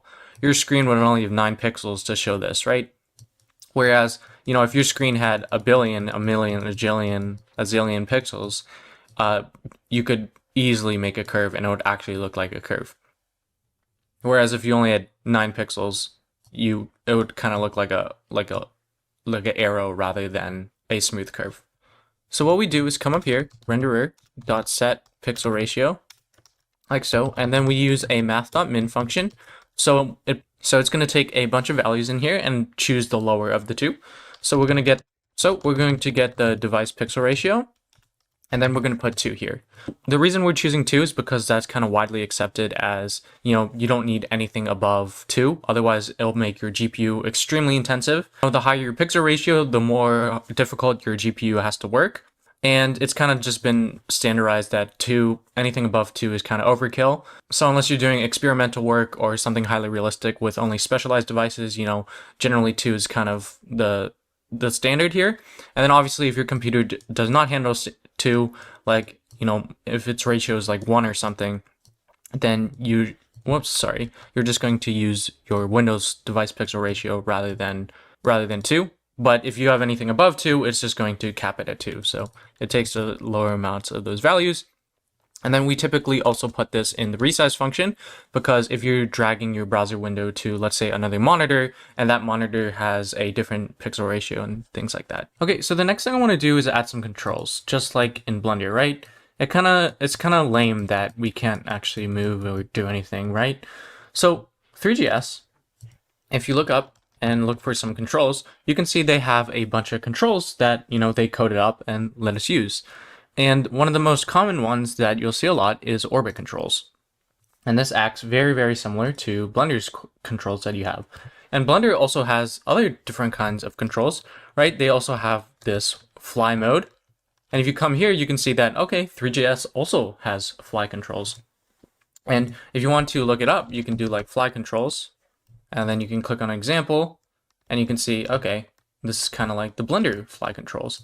And then if you type in orbit controls, you can give out orbit controls a try. And you can see, oh, this is kind of like Blender's, right? And it's also kind of like their Three.js editor and so on and so forth. So let's add some orbit controls. So if we go back to the docs and go to orbit controls, you can see we can just import orbit controls from here. So let's go back to VS Code and let's just import our orbit controls. So just like this, we need to create a new controls and we need to set its camera and the renderer DOM element. So let's make this a little bit more organized. Let's put our renderer up here and then our camera comes after. And then we can put our controls after, just like this. And then instead of here, we can just put our canvas element that we're targeting up here. Then we need to tell it to update. So controls.update.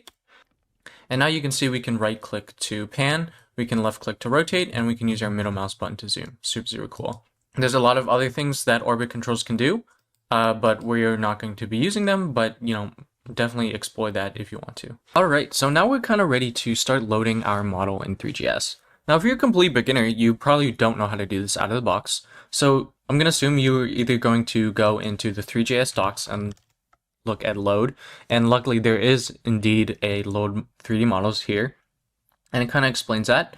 I'm going to assume alternatively you go into Google and then you type it in there, and then you can see, well, Google's Gemini AI is kind of giving a suggestion here already.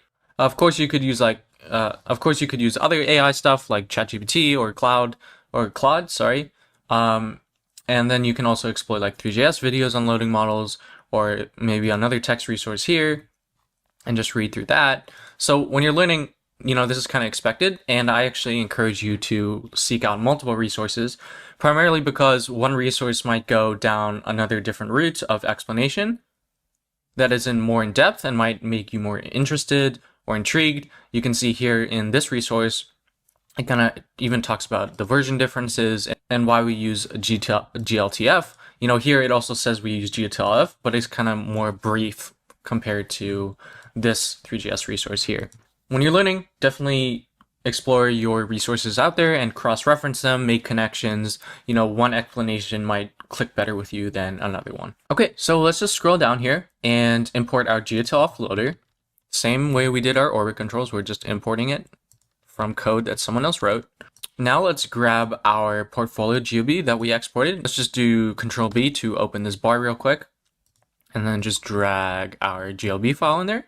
Then we can close this out, and let's just copy this loader, and let's hit Control B to close that. So let's just copy and paste this. I'm going to put it maybe before the camera, so something like right here, like so, and then we can update our path. We're in the root directory and the same directory, so we can just do // and then of course change it to the name. So mine is portfolio.glb, so we're going to be doing portfolio.glb. Okay, so let's take a look at what this actually does. Unfortunately, it doesn't show in here, but it says see GLTF loader documentation for further details. So we can take a look at there, and I don't know, just scroll down until we find what we're looking for. So here we have properties, and you can see we're doing loader.load. So .load is what we're looking for, and here we can see the parameters. So the first thing is a URL, a string containing the path to that GLB file. So this is the path that we created in the first parameter. Super, super cool. And then we have this second thing here, which is an onload function. So when the GLB file is done loading, what are we going to do? So since we have a GLB file, I'm just going to rename this, Control D to select next instance and just name it GLB. But onload, what we're doing is adding the GLB scene to our scene. So when we exported our scene, our level and all that kind of stuff, it also has its own scene, and we're just adding that to our own. So if I do console.glb, like so, and now if I go back here, you can see in the console, we indeed do have an object, and it has a scene, super, super cool. And if we open that scene, there's 8 children in there. If you look at the 8 children's name, you can see that their level, project_1, project_2, project_3. These are the exact names that we gave them in Blender, all into this GLB file. So here, our GLB file is just a JavaScript object. And since it's a JavaScript object and its children is an array, and the array is an array of objects, then we should be able to just target something, for example. So if I do console.glb.scene.children, and it's array, so I'm just going to pick the first one, and we see the name is level. So we can just do .name to access the name of that object at the children array of 0, which is in the GLB scene. So now when I print, you can see, okay, we get the name here, which is level. Super, super cool. Now, even though our model has loaded successfully, we can't see it because what it's doing is using a mesh standard material, and that needs a lighting source. The reason we can see this box without any light is because it's using a mesh basic material, which doesn't react to light at all. It just colors it pretty much. So what we can do is go back to the docs, and just look up a light. So here I'm at lights. We can go for like an ambient light, for example. So I can just copy and paste this here, and we can just put it, right after the model itself, just like this. Just like this. And you can see that, okay, we pick a color and then we have an optional intensity. Default is 1.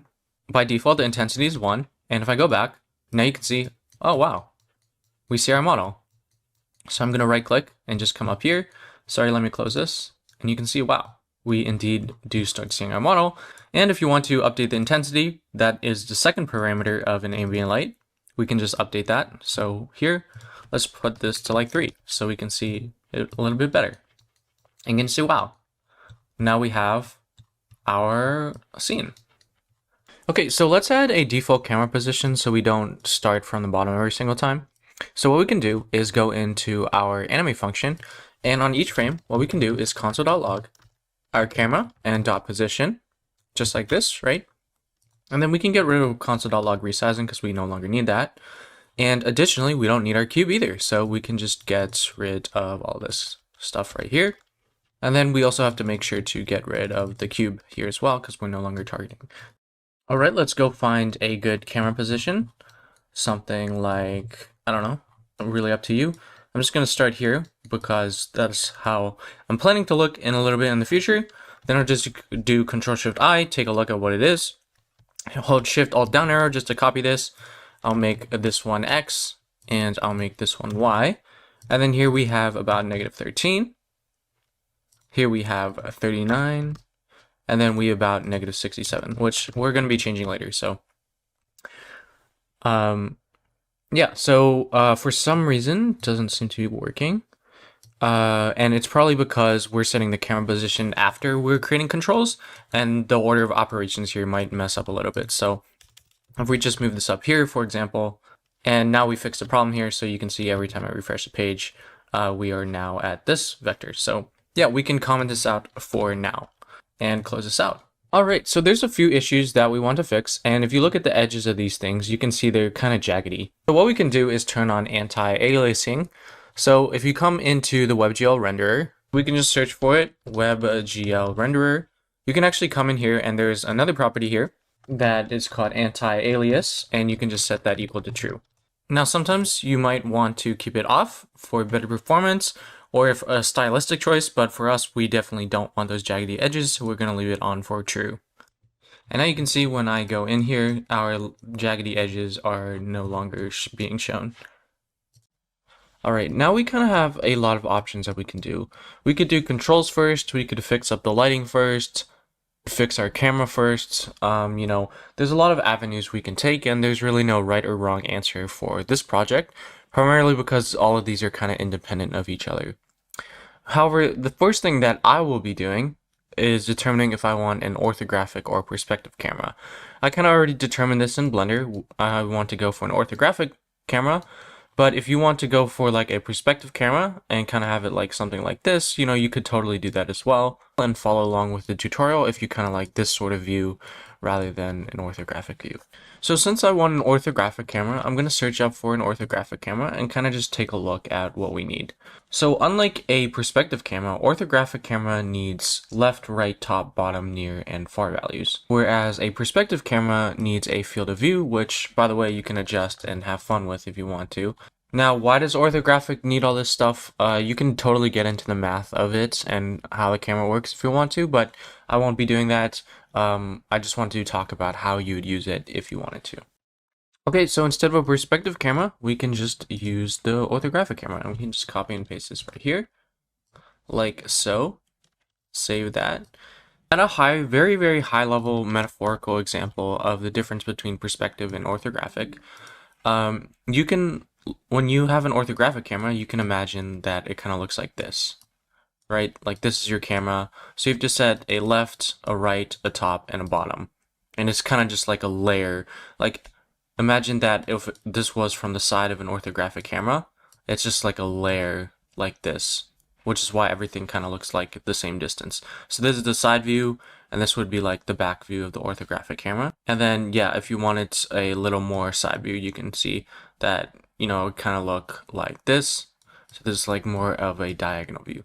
For now, perspective camera, let's say we're in the side view for a perspective camera, you have something like this.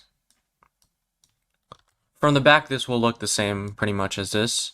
So I kind of hope that this one and this one kind of shows you the two different parameters what we have. So we have a FOV here, and then here we're setting the top, the left, the right, the bottom, and so on and so forth. So we still need the aspect ratio. So let's do const, and let's just calculate it right here, and we'll do sizes dot width divided by sizes dot height. So for the left side, we can take the aspect ratio times 50 and make it minus because we want it to go on the left side. And then for the right side, by the way, you can see the order over here. The right side, we can just take this except make it positive.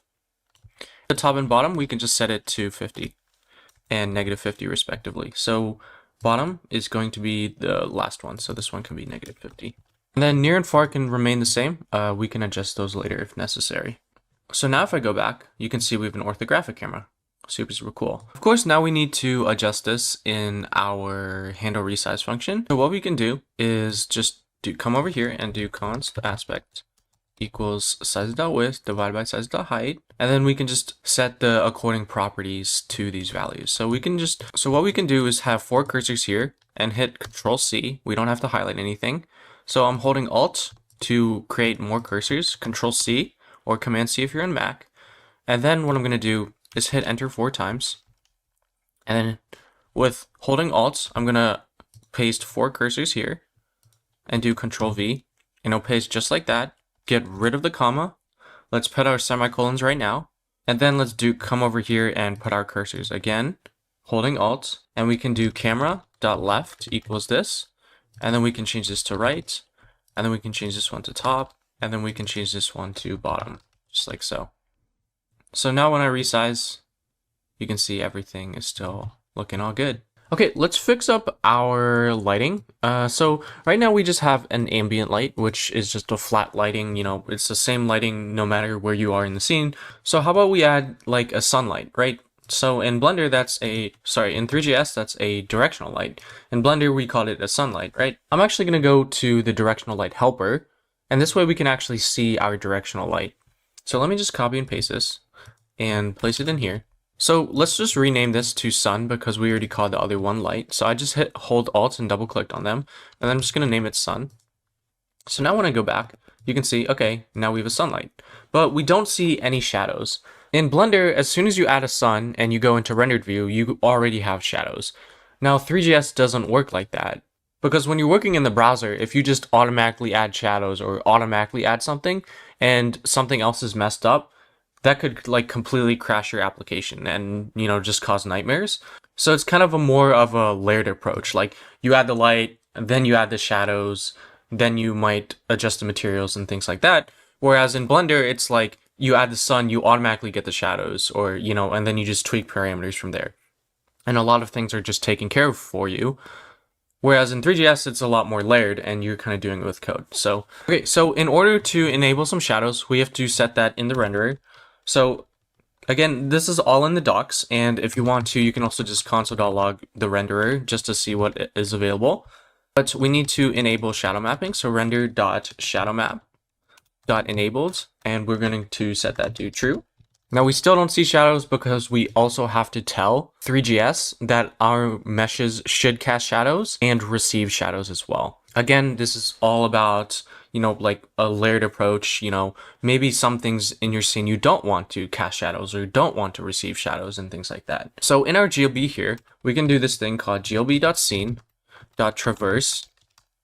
And for each child in the scene, we can do something to it. So if you don't know what traverse is, that will check all the descendants or the children pretty much. So remember when we logged out our GLB file, console.log glb, like so, you can see we have this scene and then we have all these children. So what this is going to do is for each of those child, it's going to print this out. So if I do console.log child here, you can see indeed we get all the children and all the children of their children, because if I go into scene and go into these groups, you can see some of these have their own children. So that's kind of what we're seeing all here. If you wanted to, you could do something like glb.scene.children and do like .for each, right? And then you'd go through for each of the children and things like that. But Three.js provides us by default as part of Object3D this traverse function, so we can just use that instead. So now for pretty much all the objects that are being printed out, all our meshes that we created in Blender and are now Three.js meshes, we want to tell them to cast shadows as well as receive shadows. So first we want to check if it's a mesh, because some of them are groups and these are not meshes. So let's just check. So if child is mesh, we can just do cast shadow equals true. And then we can do also, we can also do child.receive shadow, receive shadow equals true as well. So if I go into the mesh, you can see we have cast shadow set to true, and now we also have receive shadow set to true, but there's two of them, which means I misspelled it. So let me just copy and paste it and make sure I spelled this right. Cool. Now we still don't see a shadow, because if I look at my directional light helper, the sun is actually down here. And what happens is the directional light actually has a separate thing called a shadow camera, and that determines where the shadows are being calculated. So since our directional light is existing down here, that means our shadow camera is also existing down here, and our GLB file is nowhere near inside that directional light. So it's still lighting our scene, but our model is not within that shadow camera. So again, why do we have a shadow camera? Well, again, it's like optimization, right? So let's say if your screen is only here, then maybe you don't want to cast shadows over here until you get there, right? So you'd move your shadow camera along with your character for optimization. If you calculate shadows for everything all at once, every single time, every single frame, that you might take a performance hit that way. Whereas if your shadow camera remains small and you only cast shadows and receive shadows within a specific domain area like here, it'll be a lot more performant. And no one would know there's no shadows here until you get there anyway.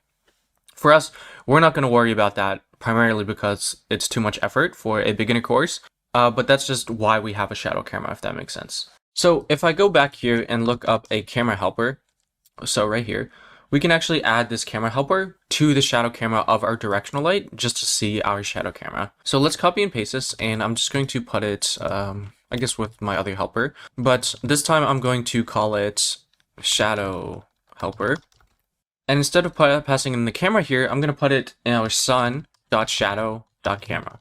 So here we'll see our shadow camera, and now you can see indeed this is our shadow camera, and it kind of looks like an orthographic camera would. It kind of looks like a box. So since our scene is not within our shadow camera box, there's going to be no shadows casted. So let me get rid of this console.log, and let's actually just console.log our sun.shadow, just like this, just to see what we have in here. And you can see, indeed, the shadow camera is an orthographic camera, and we just learned about that, so we have to set a left, a top, a right, and so on and so forth. Before we adjust our shadow camera frustum, or our left, right, and top values, and bottom values, how about we first actually put our light in a place that looks good? So what we can do is target the sun.position, and we can just set its position. So we can try something like 50, 50, 50, 0. So 50 in the x direction should make it left, which is the positive x-axis. And then 50 in the y direction means it should go up 50 units. And then we're not changing its inward and outward on the z-axis. Everything that's within our shadow camera is now casting a shadow. Super, super cool. So maybe you like this angle, maybe you don't. But what I wanted to do is place my light over here and then just cast some shadows downward so we can have our shadows everywhere. Again, that's not the best performance, but for us, it's going to be the most simple thing to do. So I might bump this up a little bit. Honestly, really just trial and error at this point.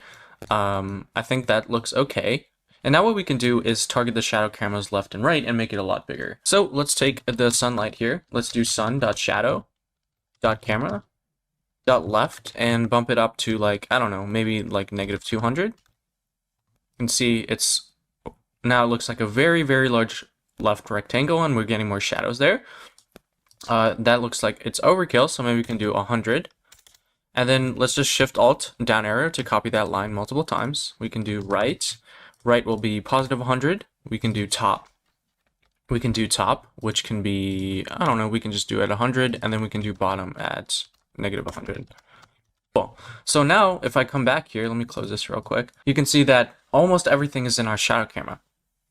Now, if you want to, you could move this camera over here, and then everything would be in the shadow camera, and that would work perfectly fine. However, the angle of the directional light and where it's looking determines the length of these said shadows, right? So if you wanted longer shadows like what we have now, you can leave it at this steeper angle. Now, if I want everything to be in my shadow camera, there's kind of a few things I can do. So I can change the angle or where this directional light is looking, right? I can make it a little less steep and draw it like here, and then this would be covered.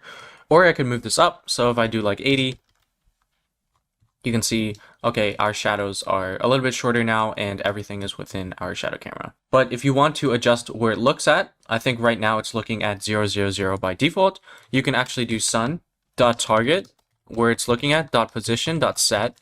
And then since we're only going in the positive x-axis, determine on the rotation because it's directly like that, right? We're not going on the z-axis.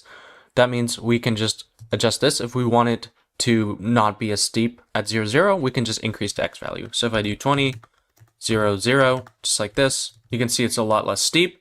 And then if I crank it up to 75, it should look directly up and down.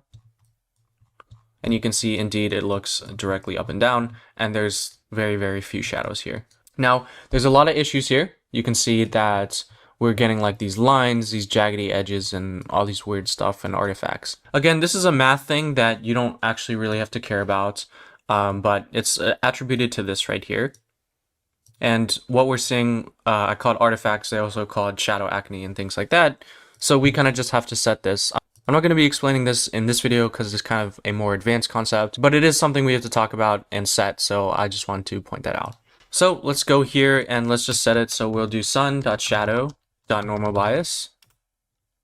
And we're going to set it to 0.1, something small like that. And you can see that fixed out all our articles. And we don't have those lines and jaggedy things like anymore. So if you like the shadows up and down and not pronounced, you can do that, or you can adjust this accordingly if you want a little more angled. And then of course you can also add, adjust the directional light as well. And now you can see when I adjusted the angle, you might have to adjust your normal bias again. So maybe like 0.2, and you can see, okay, now the shadows are a little bit to the right and our normal bias is 0.2 instead of 0.1. So really up to you. Now, if you still zoom in and you look at the shadows, well, they're not artifacts anymore, but they look very, very pixelated. And the reason for that is because of our renderer. We have to set a property in our renderer to tell, to use better shadows pretty much. So if I come over here, and you can see there's different types of shadow maps. And each of these, they're going to have their drawbacks and whatnot. And these are just things you'll pick up over time. So if you don't know about it, you'll probably find it eventually on like a Three.js Discord forum or something like that. So what we can do is do shadow map.type, and we can do 3. Whoops, we can just copy and paste this right here. Just like this. And now when I go back, you can see that it definitely looks a lot better. It looks a lot smoother and so on and so forth. Again, we see those lines there, but that's okay. We can just adjust our normal bias a little bit later. But now you can see before, and if I get rid of this, after, that was after, and now you can see before, which is a lot more pixelated. So again, it could be a completely stylistic choice if you wanted to as well. Now, additionally, if you want your shadows to be even better, you can increase the map size of your shadow map. So if I go back into the light shadow docs, so all lights that can cast shadows are a base class for all these shadow classes you can see right here. You can see that we do indeed have the normal bias here, but we also have this thing called map size that you can also increase. So if I come here and go into my shadow map here and do sun.shadow.map_size.width, and we can set it to like 496, shift hold down arrow and do height and do 40960. You can see that also reduced some of our artifacts, and now we have even higher quality shadows a little bit, very higher resolution now. All right, now it still kind of looks like the colors are a bit high contrast compared to the vibe that I'm going for. Now, if this is the vibe that you want, then you can totally go for it. It's kind of giving a high contrast retro kind of vibe, which is kind of pretty cool, but this is not the vibe I kind of want to go for. So one way to fix this is by adjusting another renderer property called tone mapping. So if you don't know what tone mapping is, basically what you do is take a high dynamic range of values like brightness values and color values and put it into a more limited dynamic range. So why do we even need tone mapping? Well, again, there's a lot of reasons for that, but part of it is also technical capabilities and limitations. If you're a human, you kind of see a wide range of colors. So we kind of see a vast amount of colors. Now, this is not true for computer screens. Computer screens can't display all the colors that humans can see.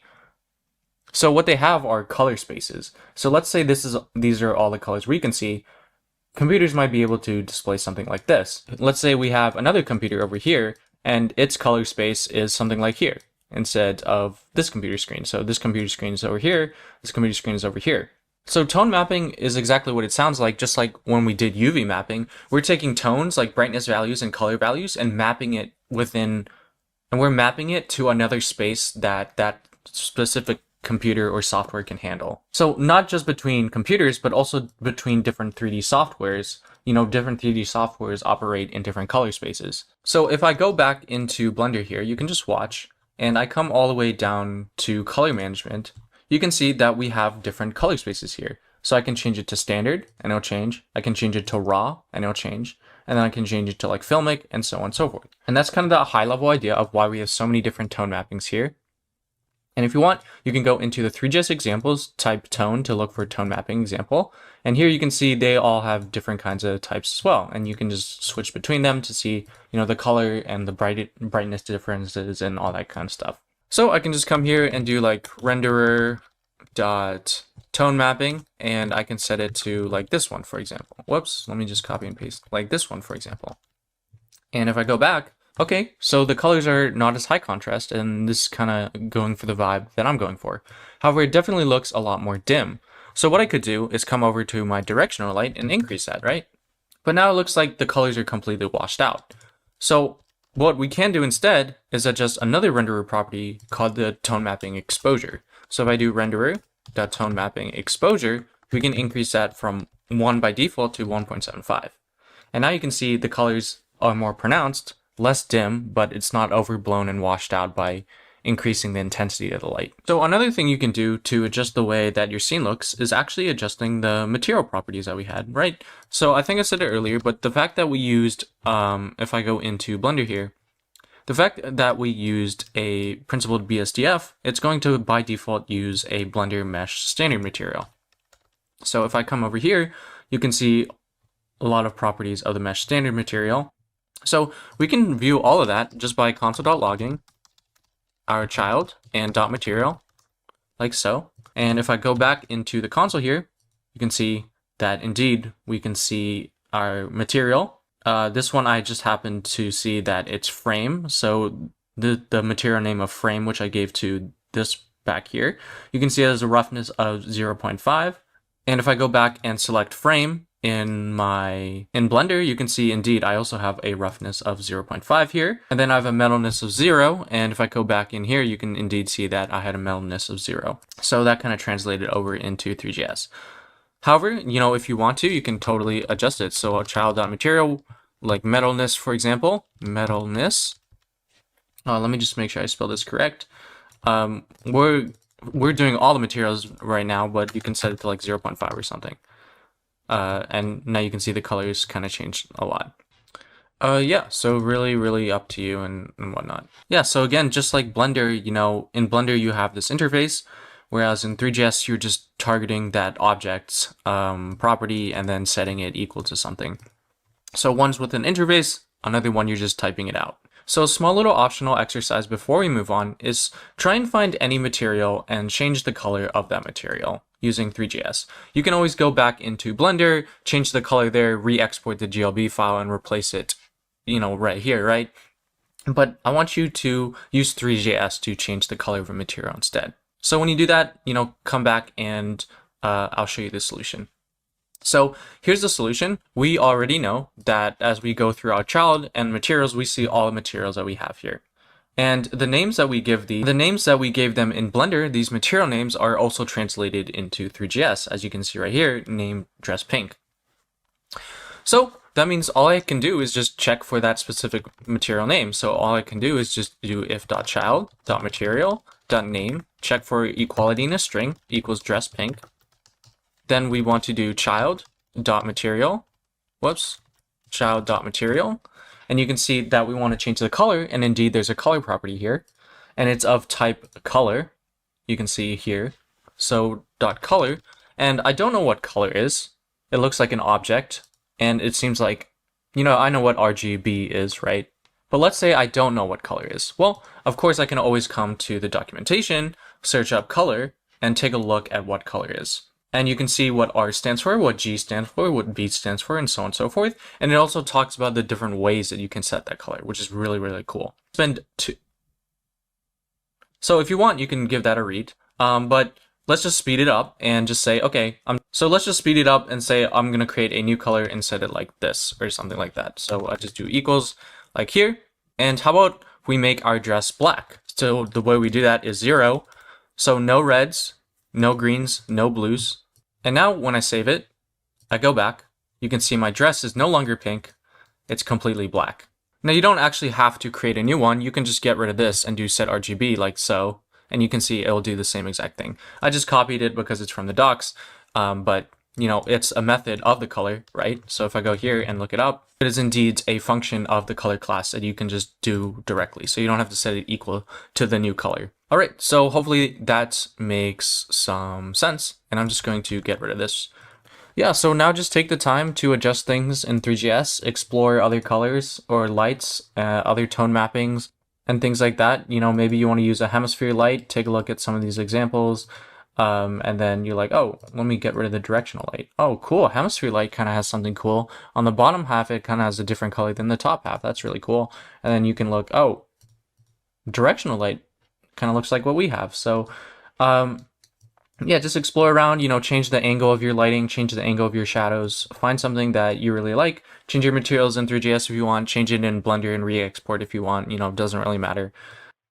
I also forgot to mention that, we also have color spaces that you can set if you want to, but by default, it's sRGB, which is good for us, so we don't have to change that. But yeah, just have fun, find out what works for you, and so on and so forth. So now what I want to do is be able to click on one of my objects and pop up, like an information panel or something like that. And the way we're going to do that is by using a Three.js raycaster. So you can see that this class is help to assist with raycasting, which they link if you want to read about what raycasting is. But basically what a raycaster is it creates a ray. So maybe you remember from middle school what a ray is. Basically, it creates a ray from your camera or wherever you choose to start, and then it kind of goes towards a value that you update. So what does that mean? Well, here you can see we create a vector 2, so it means x and y coordinates. And then we're setting the raycaster from the camera, and we're giving it the camera as well as where our mouse is on the 2D screen translated into a 3 vector 2. So just to help visualize that, let's say we have a camera that's right here, and our cursor is kind of moving around across our 2D screen. And then everything else back here is like our simulated 3D space. Let's say our cursor is directly over there and our camera's just right here, just like this. What happens is we shoot that ray. If the ray shoots through an object, we can actually detect those objects, and it can go through multiple objects just like that. It won't be technically infinite. You can actually set the length of the ray. So if you wanted to if you limit the array of the length, then it wouldn't go through this second object and wouldn't detect that collision.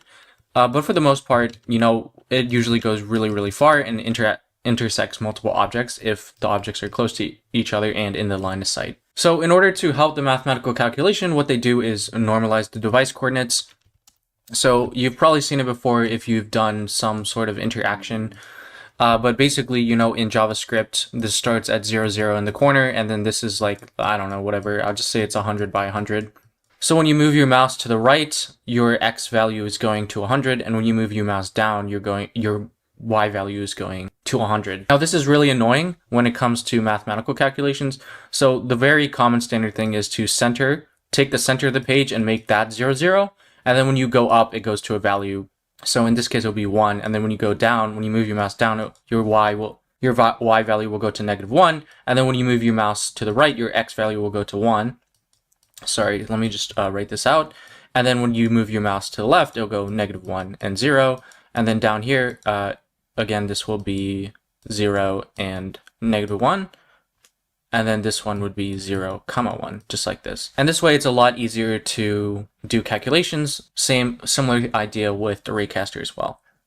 So if you look at how this calculation actually works, well, event client X is going to give us a value between 0 and 100 in this case, assuming our screen is 100 by 100. We're dividing by the window.inner width, which is 100, right? So if our mouse is over here, which is 50% of the way, we'll have a value of 50, 0. 50 divided by 100 is 50%. If we have a 20%, we would have 20 divided by 100, which is 20%. This gives us the percentage along of the way that we're on our screen in the X as well as the Y, which is down here, right? So since it's a percentage, that means we get a value between 0 and 1.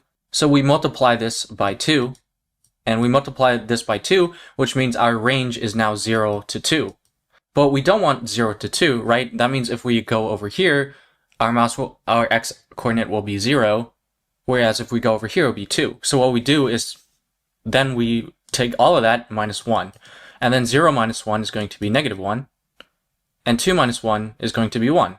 So what we get is if your mouse is all the way to the left, it's -1. And if your mouse is all the way to the right, it's going to be 1. And then if you want, you can console.log this out, and then console.log this out, and then console.log this out.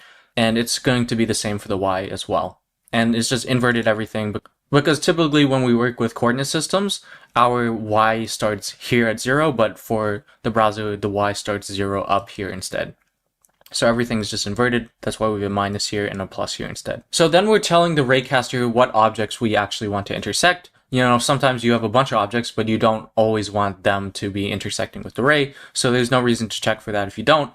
By default, this is just taking the entire scenes and all their children in there and saying, okay, raycaster, you're going to see if you're interacting with any of the scene's children at all. And intersects will return an array of objects that the ray is intersecting with.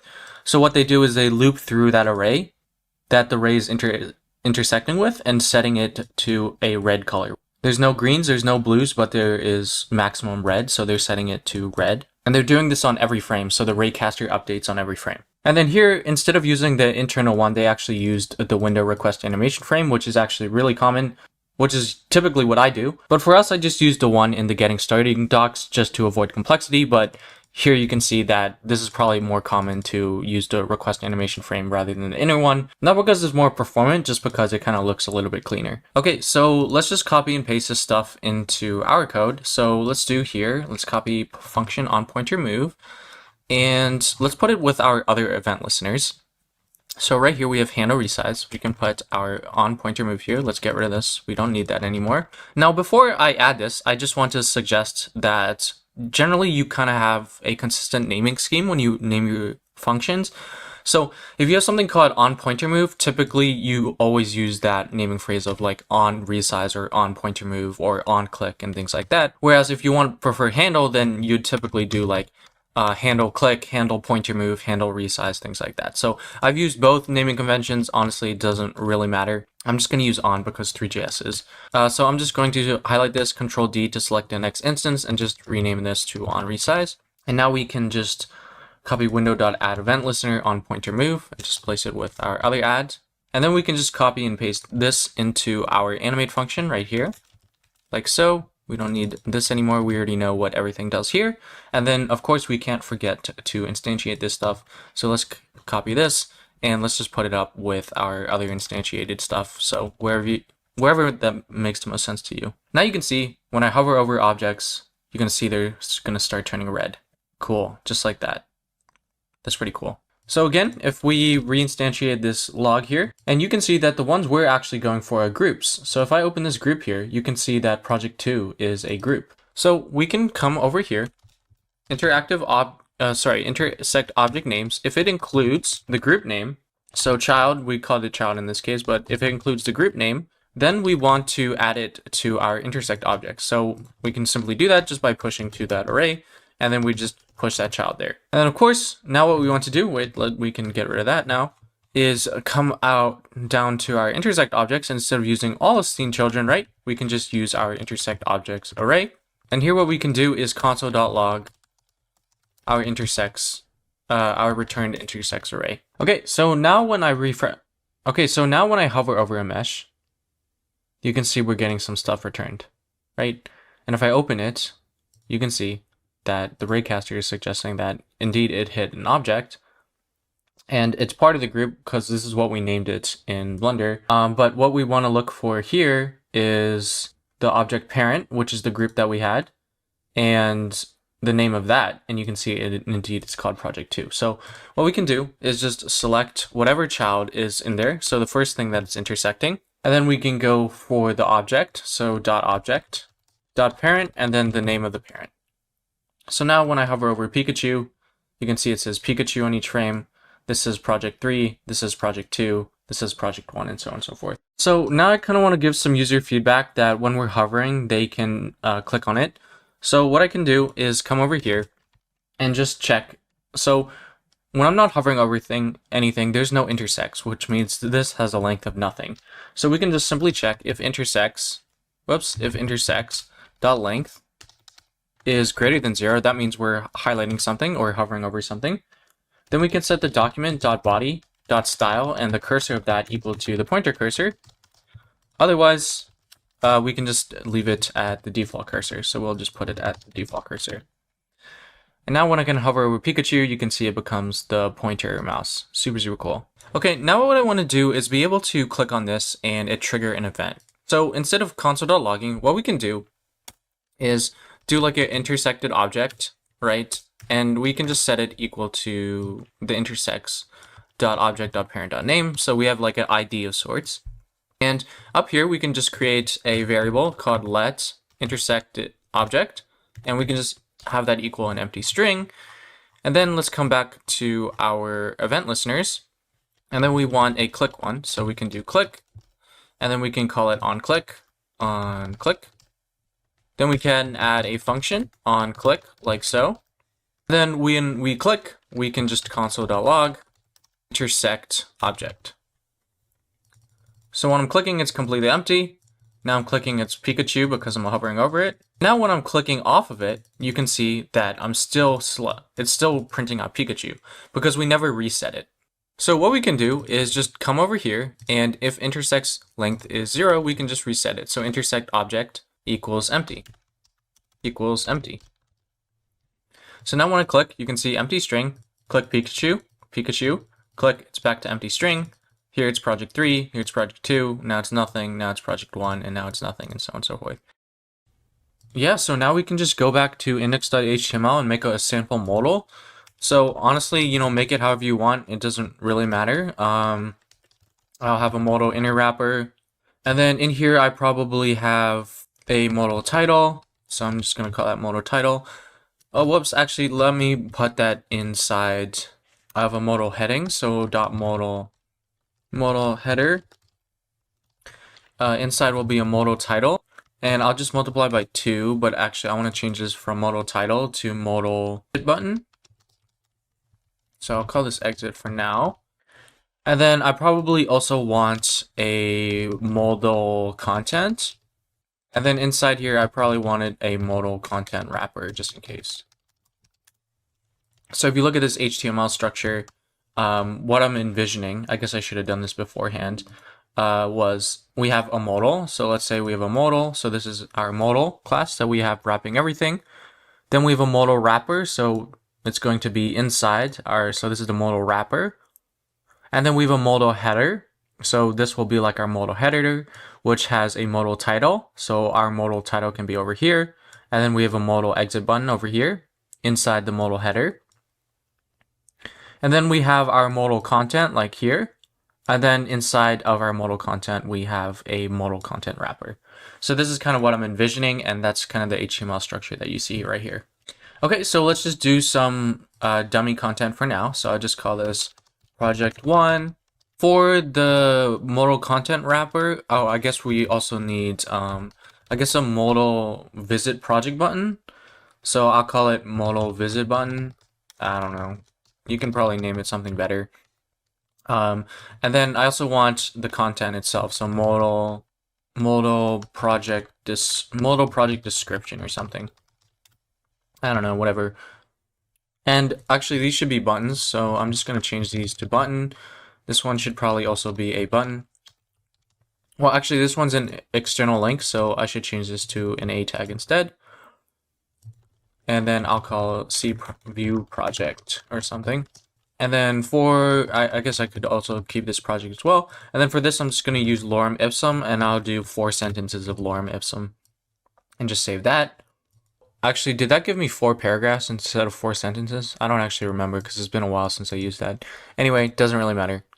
So now we have a modal. So let's go into our here just to see where it is. So it's over here, but we can't see it because it's behind our canvas. So that's totally fine. We can just come in here. And we can just target our modal and set z index to something like 9999. Doesn't really matter. And then we can set its position to absolute to take it out of the flow of the document. And there you can see, indeed, we have our modal now. Okay, now I just want to center the modal. So I'm going to use the typical way of centering it. Really, really common. 50%, left 50%. And then we want to transform it and do translate. -50% and -50%, like, whoops, like so. So I'm sure you've seen this before, but it's a really common method to center something. Now I'll set a width for the modal. So I'll set a width of 100%, so it takes up the full screen, but I don't want it to always take up the full screen. So I just want to set a max width of maybe like 700 pixels. So now let me just go into responsive mode and turn on responsive. So when it's bigger than 700 pixels, you can see it's not going any bigger, but when it gets smaller, it kind of becomes a little bit more responsive already. Okay, let's update the font before we start styling so we kind of have a better reference. So remember, we got that from Google Fonts called Pixelfy Sans. If you want to use a different font, that's totally okay. I'm just going to be using this one. It is kind of hard to read, but you can always change it later. So I'll just do get font. And I'm going to get the embed code. And yeah, so then I'm just going to copy this and go into my index.html. So Control P index.html. Let's close this out. Let's make this a bit bigger. And let's just post it in here, like so. Let's go back to style.css. And yeah, we can just set the default font family in the global selector to Pixelfy Sans. And if that doesn't have it, we can just set it as a default sans serif. Okay, there we have. Well, honestly, just style your modal however you want. I'm just going to show briefly what I'm doing, but I might change it later, and you can just take a look in the code on the CSS changes I make off camera. But I'll just show like the general things of what I'm doing. So maybe like 12 pixels. And then we can give the modal a background color. So we can give it an arbitrary background color. So I like a pastely color. So what I'm going to do is find something pastely. So maybe something over here. I don't know, something cute. I want to go for like a cute sort of vibe. And it can be like a different color for each project or whatnot. So, nothing is really set in stone. So copy this, hashtag, hashtag, hashtag, hashtag. Cool. And then we can have a border, and we'll just set it like 2 pixels, solid, and we can just make it hashtag white. Super cool, super simple, super cool. And then maybe we can make the color of the font also hashtag, hashtag white. Yeah, and then semantically, this should not be a div. This should be an h1 or something like that. So that'll automatically format for us. Of course, you can always format that if you want to. And since our modal header is wrapping our exit button and title, let's make it span the whole width. So modal header, let's just set its width to 100% of the modal wrapper with the padding. And then we can do display flex, and then we justify content space between, like so. And then we want to set the flex direction. So flex direction, and we want it to be in a row. And whoops, I also forgot the dot here. Okay, so now we have this spacing here, super cool. So everything is justified content and so on and so forth. Okay, so we'll revisit the CSS later. You know, it's really up to you how you want to style it, but this will be my modal for now. So what I'm gonna do is create a hidden class. And so I'll just add a comment here and I'll call this modal. And then I'll call this one for experience, and then everyone knows what this is for, so I'm not going to leave a comment there. But then we can have like utilities. And then one of them can be hidden. And this will just be display none. And now I can go back into index.html and then just put the class of hidden here. And that modal is going to be hidden now. So it still exists in the DOM, we're just not seeing it now. But we'll fix that a little bit later. Okay, now let's create some content for all our modals. So let's just do it in main.js and we can be organized later. So it doesn't really matter where you want to put it. I'll just put it up here with the intersect stuff and I'll just call it const modal content equals an object. And we can just have an object of objects. So let's just copy in this right here. And then let's place some cursors here with alt. And let's just create an object here. And then let's add some commas here. And then what we have is we have a description. And then if you want, you can include the button text. Instead of view project, you can like view website, view video, or you know, whatever. If you want to, you can also add like custom classes in here. So like it will determine, you know, which classes are shown on which projects. Like maybe you don't want a visit button on one of your projects because there's no visit button, or it's like a view code button or something like that. So you could totally do that if you want. I'm just going to keep it really, really simple. So I'm just going to have the title change. So I'll just call it title and I'll just leave it all at project 1 right now. Project 1, and then we can have some content. We can have some content, and we'll just say this is project 1, hello world. And actually, when I click on these, I don't want them to pop up a modal, so I'm actually going to get rid of that. It'll just be project 1, project 2, and project 3. So now we need to target the modal title and modal project description. So what we can do is come over here and just do const modal title equals document.query selector, and it'll be modal title. So let's just do .modal title, and then let's just query selector the content, and then let's just query selector the content. So we'll do modal project description equals modal project description. And then we also need to target the modal close button. So let's do const, and I think I called it modal exit button. Yeah, so maybe modal close button would sound better, whatever. Let's just put it in here and let's do modal exit button. Doesn't really matter. So now we have the 3 HTML elements. We can add some event listeners and also update the text of, you know, the inner text of those HTML elements. So let's create a function here called show modal. And then when we show the modal on click, we need to identify which project it is. So we're going to take an ID or a name in there. So what we're going to do is you can call it ID or call it name. I'm going to call it ID because it's technically an ID. And then we can just grab some content. So content equals modal content, which is this object right here. And then it will be the ID, like so. So I'm going to assume, so we can have a small check here. If content exists, then let's set the modal title, which is this right here. And we want to set its text content equal to the content.title. So again, when we pass in a name here that we click on, like project 1, it's going to check here and grab this one. and grab this content. So content will be returned is this one. And then we're just doing content.title. So we're just doing content. We're just doing the content, which is this object here, dot title. Super cool. And then we can do modal project description, dot text content as well equals content and dot content, just like that. And then we can just toggle the class list, the hidden class, which is right here. So what we can do is just do, so actually we need to grab the modal first. So let's come up here and let's just do modal. And let's make this modal. And then what we can do is just do modal dot class list dot toggle, and we want to toggle the hidden class.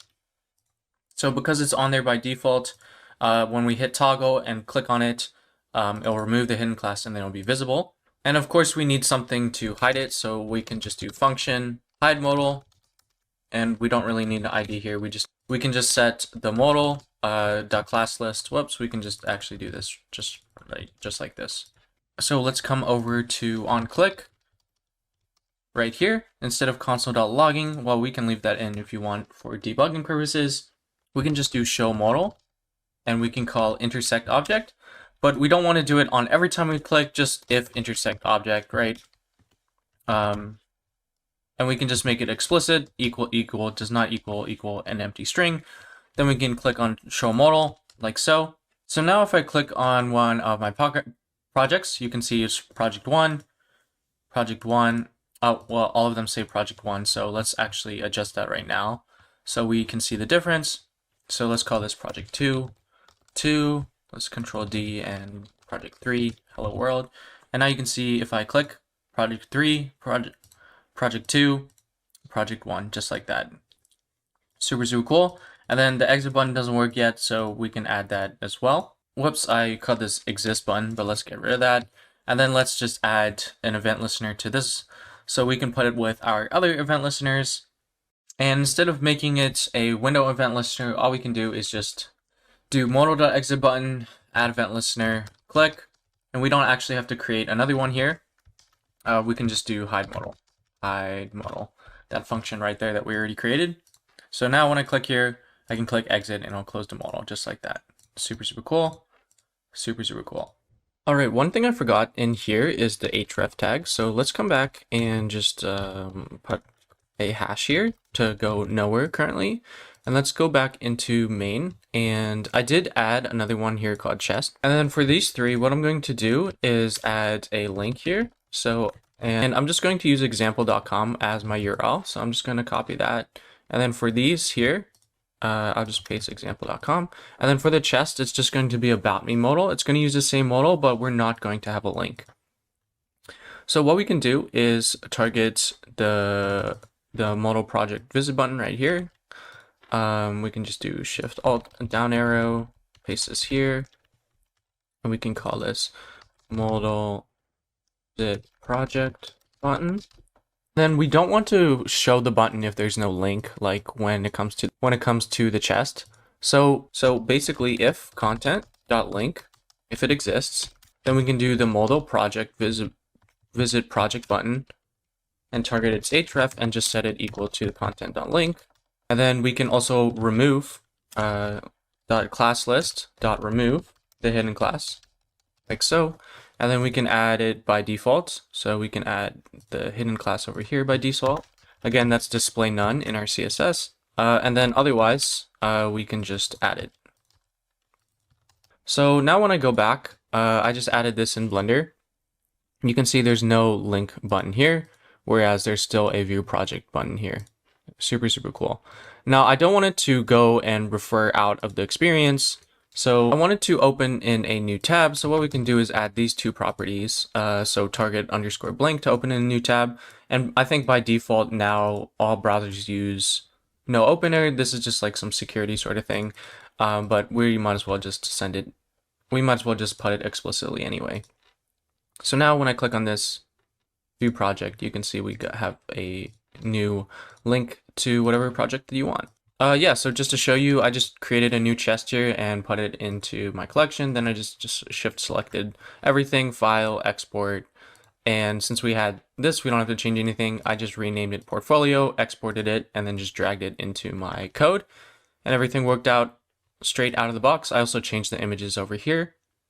But that is how you would add something if you wanted to. And then in my main.js, I added chest into intersect object names as well as the modal content because I wanted it to pop up a modal. Okay, so now I want our character to kind of move like Crossy Road Chicken. Now we're not going to make it exactly the same because there's a lot of nuance here. You can see it's like squashing and stretching, and then there's probably some easing with the rotations and things like that. So it's a little too complex for this tutorial, but we're going to get the fundamental basis of this movement. So if you have no idea where to start, that's totally okay. But you know, the general advice when you have a problem you can't solve, like character movement in this case, you want to break it down into its smaller steps. So let's say we want to character movement just like Crossy Road. How do we do that? Well, the first thing is we know how to target children meshes, right? And we can see that's in their dot position. So we know that we can adjust a position of like a camera or an object in 3D space simply by setting it to some sort of value, right? Now, how do we get an event every time we click on a button? Well, we know about the key down event listener, right? We also know that we can do dot rotation on an object 3D and set its rotation to something, right? Like math.pi or something like that. So already just by breaking down this complex thing into smaller problems that we know about, we can already have a starting point to... So what we can do is start with a key down and update our character's position and rotation based on that key down value. So let's go to our event listeners. Let's shift alt down arrow here and let's do key down. Let's call this on key down and let's just add it right here. So function on key down. And then if you're not familiar with key down, you can just console.log it or go into the documentations. And now you can see when I do WASD, there's this thing here called key that shows me what key I'm pressing. And then when I use my arrow keys, the key is arrow left, arrow down, and so on and so forth. So since some of them are uppercase and some of them are lowercase, we don't want to type that out and worry about it. So what we can do is just make it to lowercase, and then switch between the keys that we press. We can create a switch statement, switch the event.key value, and then we can just use the .to lowercase built-in JavaScript function. Very, very common. And then we can just do case w, and which is also case arrow up, like so. What we can do temporarily is just set a break statement here, because first we actually need to access our character. Again, let's come back into our loader function. So remember, this is the callback to do things once we're done loading. So if child, so I named it character, so if child dot name equals character, then let's set a variable called character equal to the child. Oops. So let's create that. So let's create all this stuff, kind of wherever you want. But I'm just going to put it. So yeah, I'm just going to put it here, and I'll just call it let character, and I'll create an object here, and I'll call the instance of the character and just set it default to null. And then we can also set our move distance here. So I'll just, whoops, there should be a comma. And then I'll set a move distance here. So how much we travel once we hit the button.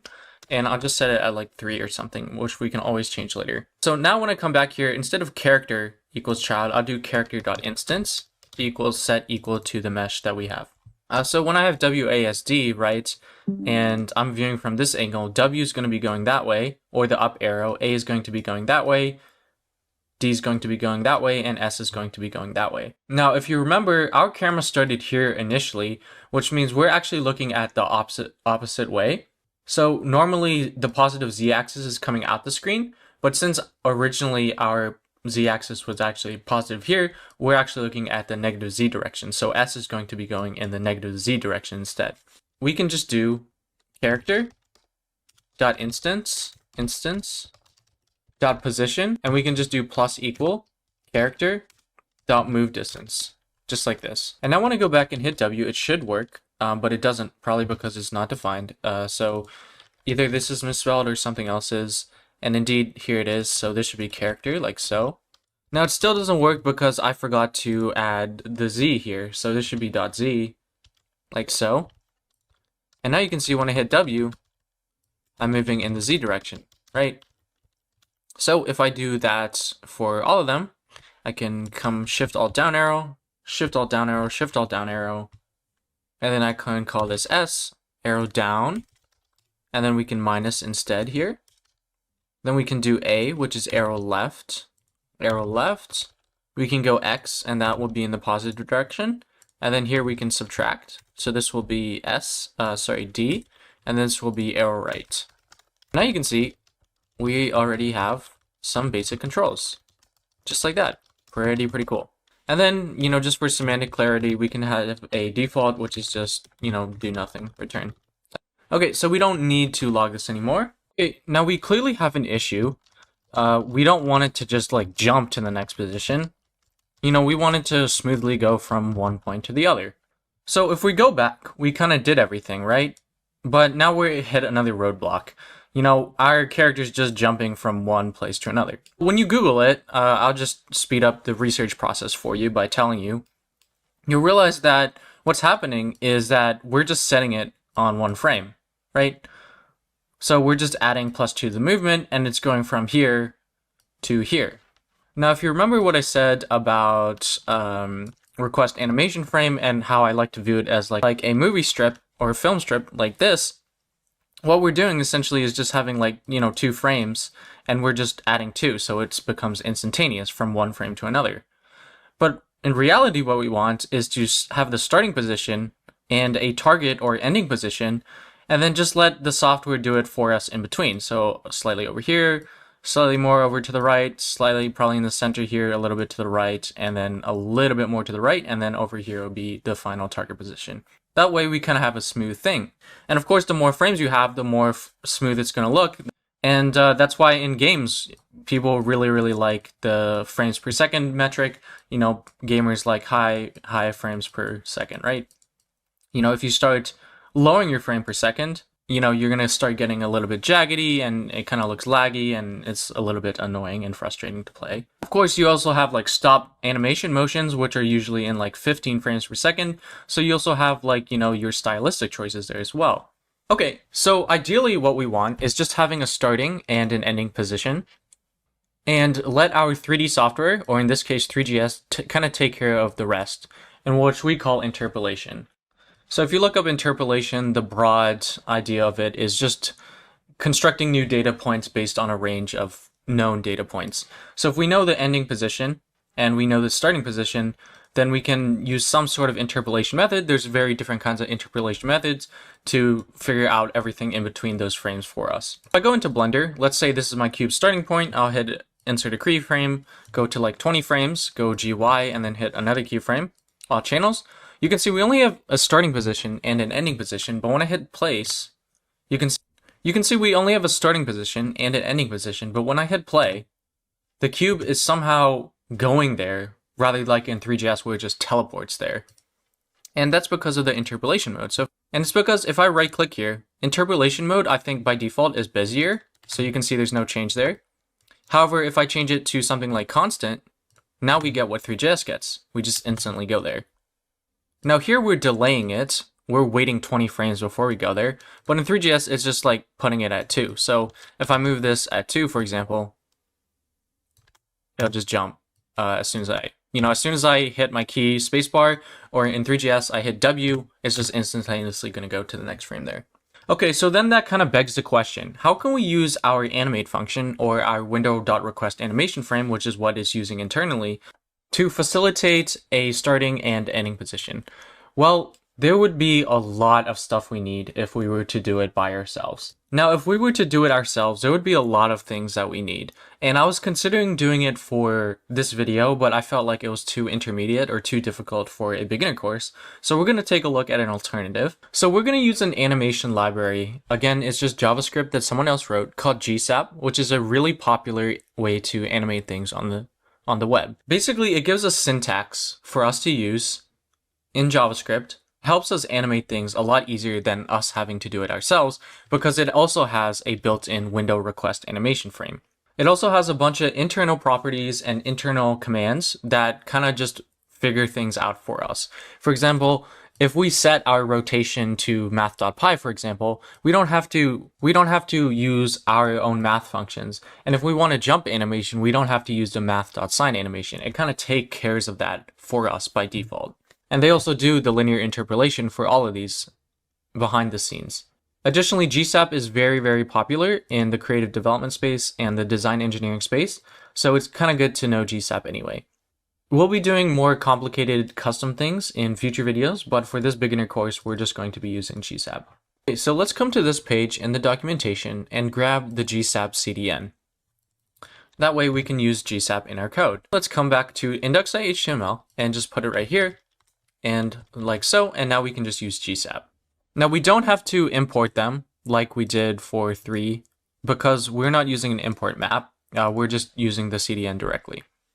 So if you want to, you can update it to an import map and then call it GSAP and then do import GSAP from GSAP just for consistency. But I'm just going to use it straight out of the box because we don't have to do that. Similarly, you don't actually have to do that for Three.js either, but they did that in their docs, so I'm kind of just leaving it that way. Okay, so despite GSAP saving a lot of time and a lot of effort, there's still a few parameters that we kind of need. So one will still be the move distance, and of course the instance as well. We also need like a jump height, so we can like set that as a default of 1. We also still need to determine if it's moving or not. That way we don't keep on replaying the GSAP animation. Set that as false, and whoops, I keep putting semicolons here. And then we can also have a move duration that we can tell GSAP how long we want it to take. So we can just do move duration, and we can set it at like 0.2 seconds or 200 milliseconds. Now again, if we were doing this ourselves, we would need a lot more than what we have here. Okay, so let's go to our key down event and let's set our target rotations and positions that will update on key down. Then we'll use GSAP to take our current rotation and location and go it to our new location and rotations. So the first thing we want to check is when we press down a key, is it moving? And if it is moving, we don't want to trigger another animate event, right? So we have this guard clause here and we'll just return immediately. If the thing is moving, just return, don't execute anything below here. Now, the moment we press down our key, we already know the target rotation, right? Because we hit W and then we're just adding 2 to that target rotation. But our target rotation needs to be relative to our starting rotation. So in order for that, what we do is const target position, like so. And we'll do a new 3.vector3, like here, and then we can just copy the character .instance.position. And if you log out the type of position of any object 3D, it's going to be a type of vector3, which is just an X, a Y, and a Z, just like that. So we're copying the current character instance of the target position, which we're going to update with a key. And then for the rotation, we're not adding to the rotation, we're just rotating to that specific value. So for us, we can just do target rotation and just leave it as a default of 0. So how does that make sense? Well, I don't know the exact directions here, but let's say if I rotate this way, I'm going 90 degrees. And then if I go this way, I'm rotating negative 90 degrees. And then if I'm here, by default, I'm at 0 degrees. And then if I rotate this way, I'm at 180 degrees. Now, let's say I go up, then I'm rotated 90 degrees. When I rotate right, I'm not adding 90 degrees here. Instead, I'm just rotating to 180 degrees. But since I'm already at 90, it's going to act like I just added 90. Now, the reason we're doing it this way is because rotations can start getting confusing if you start adding to them. Like, let's say you want to go from 90 to negative 90. Do you take the short route and go from 90 to 0 to negative 90? Or do you take the other way and make 90 go to 180 and then 180 go to 270, which is going to have the same result as negative 90? So it kind of becomes a mess, which is why we just go to that specific rotation rather than adding or subtracting. So I'll just do Control D to select all those instances and do target position. And then for the target rotation, I'm just going to set it to some value, which I don't actually know if they're right or not, so we can always just change it later. I'm going to assume since our camera was facing this way first, that this rotation will be 0 when we hit W. This rotation will be, this is the Z-axis in the positive direction coming towards us. So I'm going to assume our character is already default rotated. We could confirm that if we wanted to, but I don't, we can, it's just faster if we just type it. So I'm going to set this as 0. This one will be math.py going in the negative Z direction. And then this one, since again, we're viewing it from this way, by default, we're looking at this way, which means X positive direction is going right. So if we hit the left arrow key, that means we want to go in the positive X direction. So we're rotating it 90 degrees. And then here we just want to go into the negative X direction, which is what we have here. And that's also kind of highlighted by our symbols here. They kind of already give us the direction. So I think we intuitively got it correct. Okay, now we can create another function that will just move our character. So let's come over here and let's just, well, we can put it anywhere. I just do function and I'll call it move character. And it'll take our target position, right? And our target's rotation, like so. And then we can pass that in. So every time we key down, when it's not moving, we want to call the move character function. So we can just do move character, and then we can pass in our target position and our target rotation, just like this, into our move character function. Now we don't want it in the default, we want it out. So just make sure you're not in the switch statement, which I am accidentally in the switch statement. So let me just move that outside of there. Okay, so as soon as this is triggered, that means is moving is true. So we can set is moving equal to true, right? Okay, so the next thing I want to do is create a GSAP timeline. And it kind of sounds scary. If you need a visual representation, you can just go into the Blender timeline and kind of visualize it like this. Or if you use Premiere Pro or some sort of video editing software, you know, you've kind of seen a timeline before. So let's just call it const, and it's pretty standard to call it T1 for timeline 1 and GSAP.timeline. And if we want to add keyframes to this timeline, we can use a lot of different methods, but we're going to be using 2, which means we're taking some initial state and heading to there. So we're going to take our initial character instance dot position. We're going to set its X. So basically what we're doing here, X is basically doing dot X here. And we're going to set that equal to the target position dot X. Again, that's a vector 3 right here, right? We're just targeting the X value of the vector 3. And then here, this X is targeting the value of the character's position. And then of course, we also want the Z direction, and we're going to do target position dot Z. Then we can set the duration, right? And we're just going to set that to move duration, which we put at the top, and that will be character dot move duration, like so. And we can do the same thing for the rotation. So let's just copy this, but instead of the position, we'll just grab the rotation. And this time we're only rotating along the y-axis, so we can just do y. And then it's not a vector 3, it's just a value, so we can just instead just do target rotation here. So I also forgot that isMoving is part of our character, so we need to do character.isMoving, character.isMoving here as well. So now if I go back, you can see when I hit my character, it moves and then it rotates. However, I can't actually press any other keys after that. Now the reasons that's happening is because when this triggers, we set it to true, which means every time we press our key again, it'll just keep returning and never execute again. So what we kind of need to do is tell GSAP when it's done playing this to do some sort of action. And luckily for us, if you look at the docs, GSAP has this really awesome cool thing called onComplete. And basically it runs a callback function to do something when your timeline is completed. So all we can do is just character.isMoving, and set that back to false. However, there's still an issue. When we move, it moves and then rotates. That's kind of weird. We want them to play at the same time. So the way to do that is just by putting 0 here in the order value, and it'll just play them at the same time.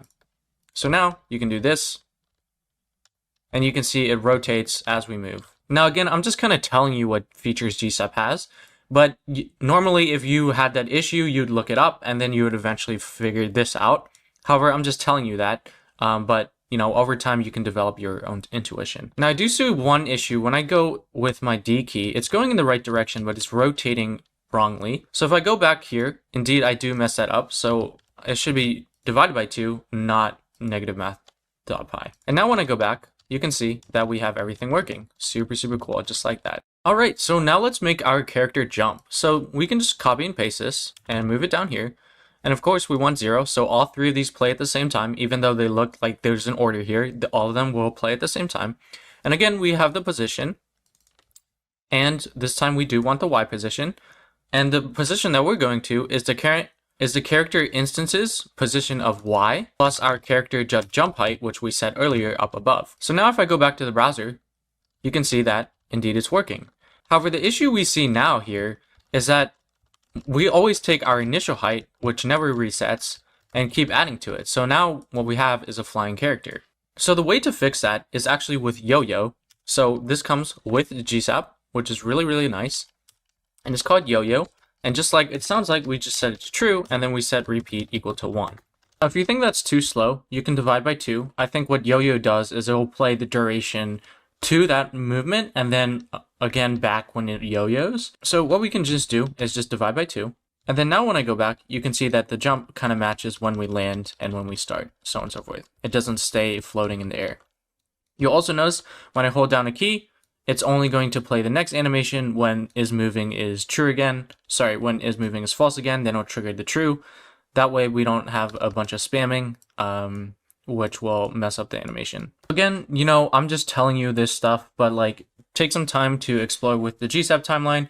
You can see in the documentation, they kind of have the callbacks that you can put in your GSAP timeline. For example, here we used on complete, so on and so forth. There's also other stuff here like on start. So when your timeline starts, do you want to trigger something? You could trigger an animation in the scene.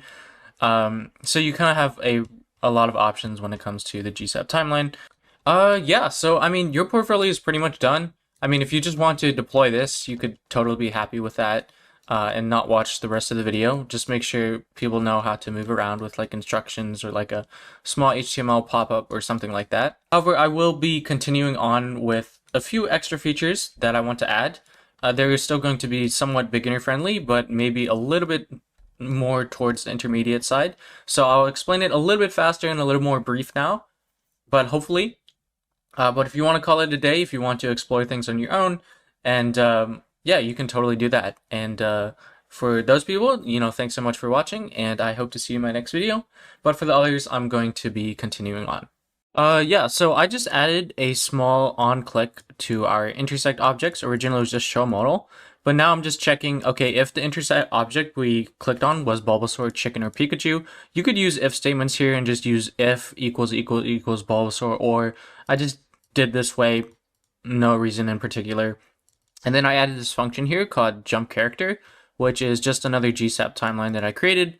And basically I'm using this Three.js thing here called get object by name. And since we're passing in the string, which is also the name of our mesh, you can just use scene.get object by name rather than traversing the whole thing to find equals. We used traverse here because we wanted to target all the children and set their cast shadows and receive shadows. And then instead of using find after, since we have a traverse, we might as well just use and check for the name. But if you wanted to, you could totally have done like glb.scene.find and then set the character instance to the find. So if you put in character here, you could set the character instance to that, like if you wanted to. Sorry, I meant get object by name. I think find is also one, but it might work a little bit differently. But yeah, I just made another GSAP timeline to take that scale and do some stuff with it. You can see I have some easing functions here and things like that. Yeah, so if you want, you can just take a look at the code and see what I did there. But yeah, so we kind of have something a little bit cute here. If you need help with that, you know, definitely reach out. I can clarify and explain what I did there. But I encourage you to look through the GSAP documentation and try and understand what I did there initially. I will say I did not introduce a state here. So if you click on it while it's animating, you can see it's going to start glitching out. And honestly, I'm just going to leave that in as an Easter egg because I think it's kind of funny. I also say most people are probably not going to click on it twice in a row because it goes up and then you miss it. So you have to click it when it comes back down.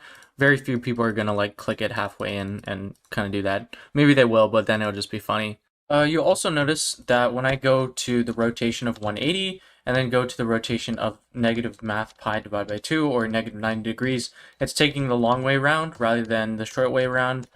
So you can use math to fix that. Yeah, and that's pretty much what I just did here. If you want me to walk you through this, you know, feel free to reach out. But here I just shift the ranges of our rotations to always find the shortest rotation. And instead of using our target rotation as the target rotation, we're using this final rotation here. And now you can see when I go 180 and go into 270 or negative 90 degrees, everything is taking the shortest path and we don't get those crazy rotations like we used to. Okay, the next thing I wanted to talk about is collision detection. Now, I'm just going to be telling you some of the methods, but when you Google these, when you Google like Three.js collision detection online, these are the kinds of things that you'll see.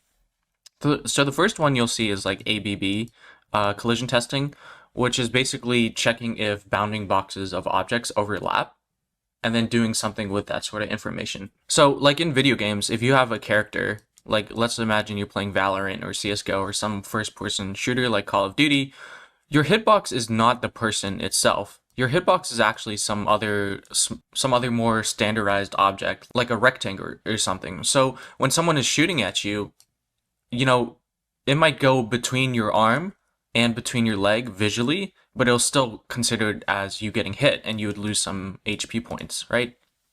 Now, the reason games don't like to use the person themselves as the collision determination is because that would increase so much more mathematical calculations and take a hit on performance. Obviously, for some games, they will use the entire body to detect collisions because they kind of need that mechanic, but a lot of games they don't, and people often refer to this as like hitboxes or things like that. So the idea is, again, since these are, bounding boxes in 3D space that no one can see, well, that means they're made of a bunch of points, which means if one bounding box, which is made of its bunch of points, if it's overlapping this bounding box, then if a point inside here is overlapping a point inside here, then we just detect, oh, it's a collision, and then we can react to that. So this is kind of like a high-level explanation of this one. Another really popular thing is to use a nav mesh. So basically what a nav mesh is imagine like you create a ground. Like you can have everything, whatever you want, but you create a ground that, again, is invisible, and your character can walk on this nav mesh. Basically, since we are moving, you know that we already know the target position, right? As soon as we hit a key, we already know the target position. So you take that target position, right? Let's say I hit, W, so I want to go this way, and it's not on the nav mesh.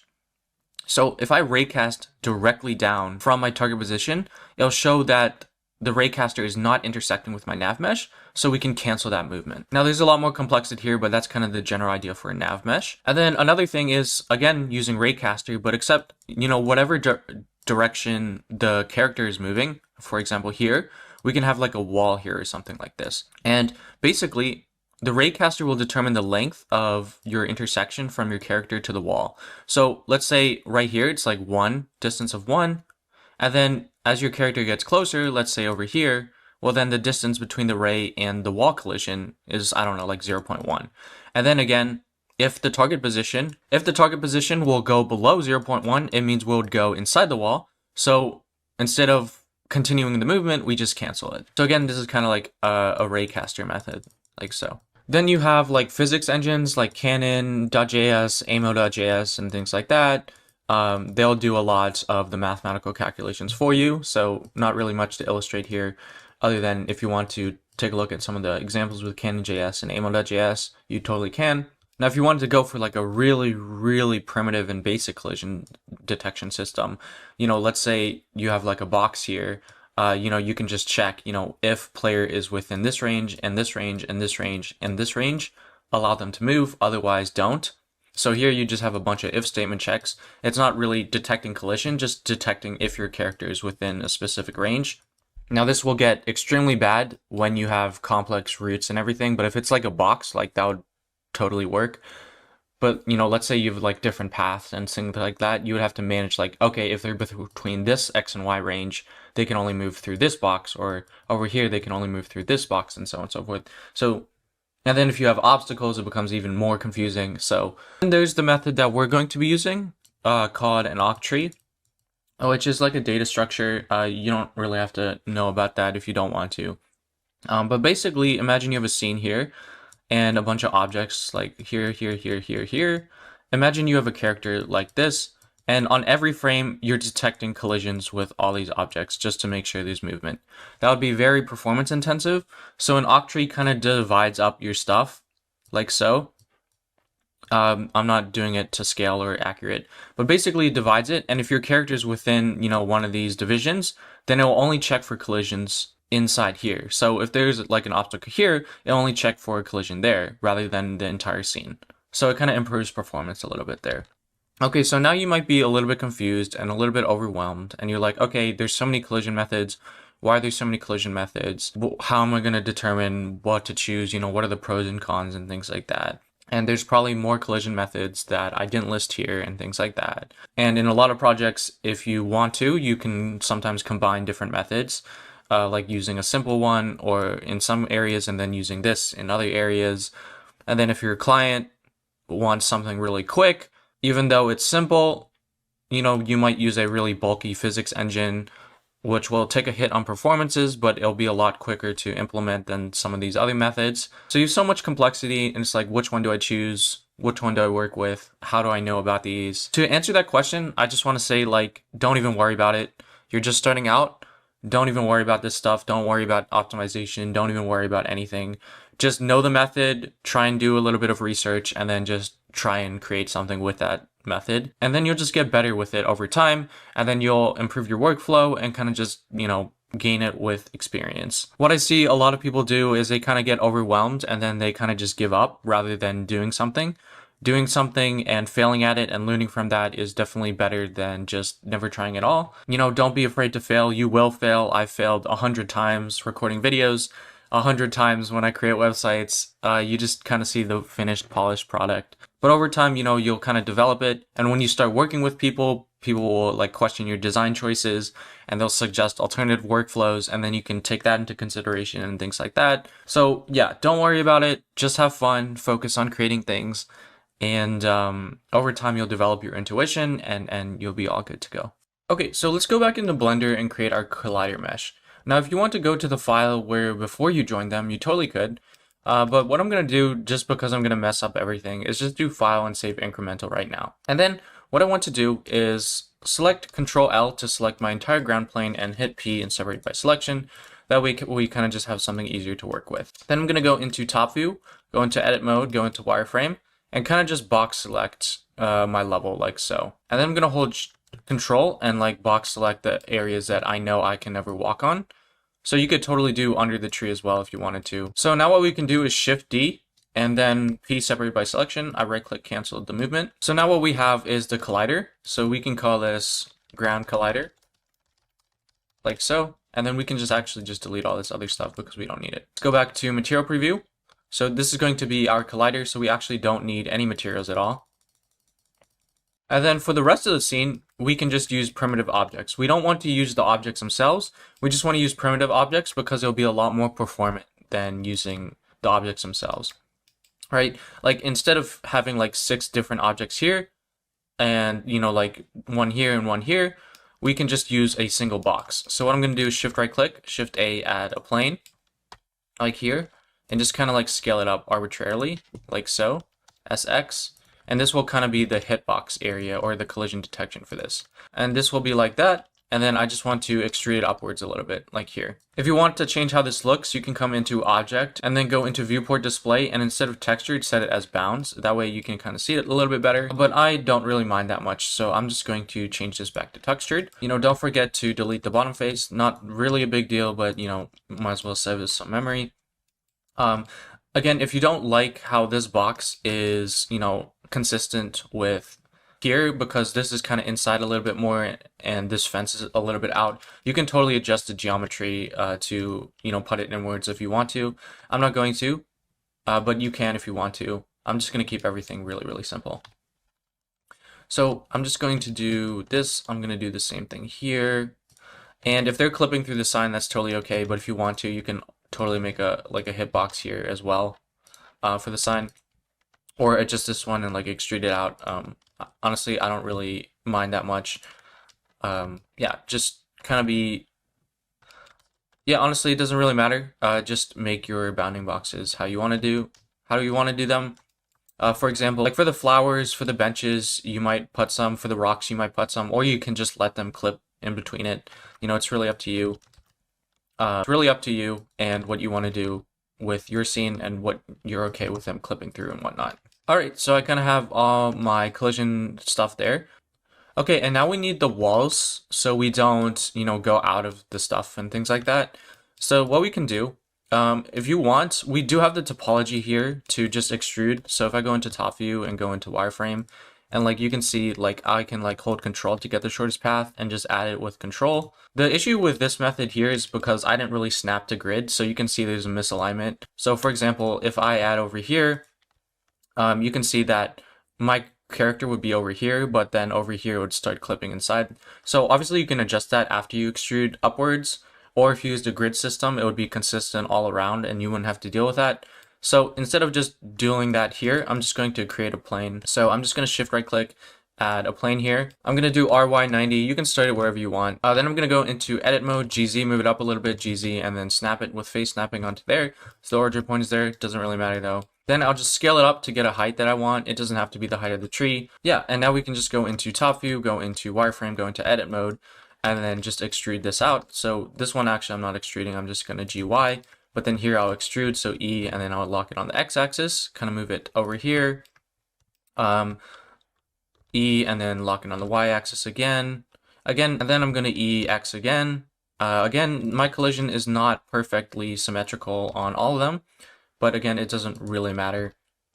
I'll also say, like, depending on the camera angle, you might actually want to increase the collision on one side compared to the other. Because if you put them, like, the same distance here, and the camera is angled in a way, it kind of completely hides your character. Now, there's other ways to get rid of that, like making your mesh see-through and things like that, but that's a complexity for another day. But that's also a design choice you could totally make if you wanted to. So I'm just going to do EY. And whoops, no, it's GY and GY. And then I feel like this original start is a little too close, so I'm just gonna GX move this out a little bit, move this a little bit, and then EY again, like here, and then EX, like here. And then for these last ones, I'll just do SX0 just to make them perfectly aligned on the X-axis. You could also turn on vertex snapping and snap them, but now they're perfectly aligned. And then we can merge these vertices. So again, from the side view, we'll do M, and then we'll do at last, which is the last one you selected. So this one first, then this one. This is the last one we selected, and we just do at last. So now if I go into material preview, you can see that, okay, we created some walls here. Super, super cool. Now again, we need to check our face direction, so make sure everything is blue. This is not blue, but all the other ones are. Great, so we go into edit mode, A, AN, and flip, just like that. So now everything is blue where we want to detect. And then you can see I have some things messed up here, so I can just move that a little bit there. But now we can join all our stuff into a single object. Let's make sure just to move it around to make sure we're not missing anything. We can also turn off face orientation now, select our ground, and it looks like we got all our collided stuff. And then with the ground as the active object, we can just do Control J and join everything. So we go back into local view. This is our collider object that we're going to be detecting collisions with. And then of course you can always edit it. So if I go out, you can see that this tree level is the same, but this wall is not the same level as this wall. So I can come up here, turn on vertex snapping, and just like GY lock it and then snap it to this vertex. Whoops, I accidentally went to the ground. GY, yeah, this one right here. And now they're even amount consistency. This might be too close to the trees, so I might do GY and then move it out a little bit. I don't know. Really up to you there. And of course, now that we know that we'll never go outside, you can totally go into wireframe and kind of start deleting some of these extra faces here that are behind the wall because we'll never need them. So we can save some memory. Like so, control, and then maybe over here we can hold control. Here as well. Delete these faces. Okay, sweet. And I accidentally deleted the rest of the level, so I made a mistake there, unfortunately. That's totally fine. We can just move this into a new collection called Collider. And this is why we do save incremental, because when we make mistakes, it's totally okay. We can just go File, Open Recent. I called it before exporting to, so I'll just save this file. And here we have our original thing that I exported. Let's do File, let's do Append. And the incremental one is before exporting 3. So we can double click that, go into Collection, and then look for our collider. So we called it Collider, so we just add it, and now it's just added to our scene just like this. Now let's take this out and just drag it into its own. Not that that matters, but it's just cleaner that way. Now we can just select everything, do File, Export, GLTF. We can name this portfolio now. And we don't have to touch anything here because we already have this. and then we just hit export. It'll replace over our old portfolio GLB. If you want to version it, you can totally do that, like _v1 or underscore with collider. And I'm just going to drag this in here and replace this. Generally when you're working, you don't want to replace things because you might make a mistake and things like that, and you want to trace your steps. But for us, I kind of already know what I'm going to be doing, so I'm just going to replace. But when you're working on a real project, just consider like, okay, are you really confident that what you're changing is correct? If it is, yes, you can replace it. But if not, then I recommend versioning it so you kind of have a fallback. So what I'm going to do is actually create another file called with GSAP. With GSAP, we're getting rid of GSAP primarily because we have differences in elevation, right? So this here is a little bit higher than this here, right here. So in order to account for that when using Octree, it's better to have like a gravity system in place rather than GSAP where we set an initial Y and an ending Y, and it just goes to that value and resets. Because what would we have to do is like raycast down on the target position, realize that its initial Y is going to be higher than this platform, and then add it to the GSAP timeline. And then same thing when we go downwards. In other words, using GSAP with the Octree method is kind of tedious when we have different heights and elevation. If it was just like a flat plane and everything was on the same level, then we actually wouldn't even need the ground plane at all. We would just need this cube here and the walls. We wouldn't need the grass here or the path here or anything else, because everything would be flat and the GSAP will always go back to that same level anyway, automatically, which is what we did. But since we have different heights and elevation, it's going to be really hard with GSAP, so we might as well just get rid of it. I did mention earlier in the video that custom controls is a lot more complex than using GSAP, so I'll try my best to explain what I'm doing, and hopefully it kind of makes some sense. So the really awesome thing with Three.js examples, though, is that they actually have an example here with the Octree implemented. And this is kind of why I also chose this method to do, just because there's an example on it, and I kind of wanted to talk about how you can learn from something that you have no idea where to get started or where to even look. So I went to the examples and typed in FPS, and if you click this code button, it'll take you to the code, which I also have open here. But so when it was the first time I wanted to implement something like this, I was just like, okay, how do I even do that? This looks incredibly complex. How am I ever going to figure that out? I wish I just had a teacher to just teach me this stuff, but then I couldn't afford a teacher. So how do you learn something like this on your own? Today, you could probably copy and paste this into AI and get a fairly decent explanation. However, sometimes you won't get any sort of explanation at all. So in that case, you have to do it the old way, where you just copy and paste everything into a new file. And then on the things that you do know about, like here, you can comment on them. You're like, oh, we're setting the shadow camera, so on and so forth, blah, blah, blah. So you know what this does, so you can pretty much quote unquote ignore it. You can leave it in the code, but pretty much ignore it. Same thing here. It's like, oh, I already know what this does. I'm just going to ignore that, so on and so forth. Now, what if you see something that you don't recognize or you're questioning why it's there? Well, you might not know immediately what it is, so you can kind of leave a comment there and then to come back to it. Or what you can do is actually uncomment it and get rid of it. And if something breaks, you're like, oh, okay, maybe I should try something else.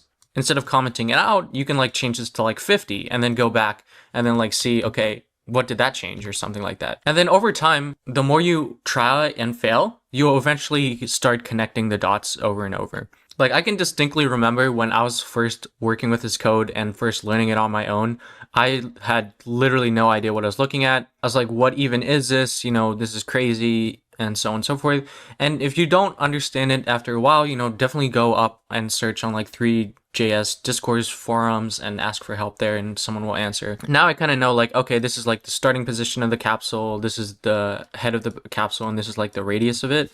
So basically, they're using a capsule. I said originally that if you like, let's say you have a character, you have like a bounding box, but you can also use like a sphere or something, or you can use a capsule that kind of looks like a pill. And what it's doing is it's setting this starting point on the first point and then the ending point at the top, and then it's setting a radius of 0.35, so around here, and it kind of creates that capsule shape just like that. Now the reason they're using a capsule instead of like a rectangle or sphere is another technical detail, but a capsule kind of represents a person better, which is why they're using a capsule. And then as you go through it, you can actually get rid of entire functions just to like simplify what you're actually looking at. Because when I was like first doing this, I was like, okay, I don't really care about this throwing ball thing. I'll just add on to it later. So what I did was I get rid of throwball and then all the errors that call throwball, all the functions that call it. So everything would just function without the throwing ball feature. And then I could like actually focus on what I was doing. Same thing here. I did like, I don't know what this is doing at all, but then I commented it out and then I realized that when I hit the walls, I no longer get slidey walls. Like right now I'm sliding against the walls, but with this gone, it was no longer sliding against the walls. So I was like, okay, I don't understand the math here, but at least I know what it does. Same thing here, it's just like, yeah, I don't understand this math function at all. So uncomment it, remove damping, see what that does, how does that affect things. But basically the idea is you don't have to understand the syntax or even how it's connected. I mean, eventually you will, but like the idea is to kind of just like figure out what you know and then piece it back together until you figure out everything. Just because you don't know how something works doesn't mean you don't know what it does. And as long as you know what that something does, you'll eventually know how that thing works. So I'm going to be implementing and sort of explaining, but also sort of learning at the same time. And hopefully you can follow along a little bit and try and use your intuition to see if it kind of matches up with mine. Let's just take a snapshot in our brain, you know, some things that we need.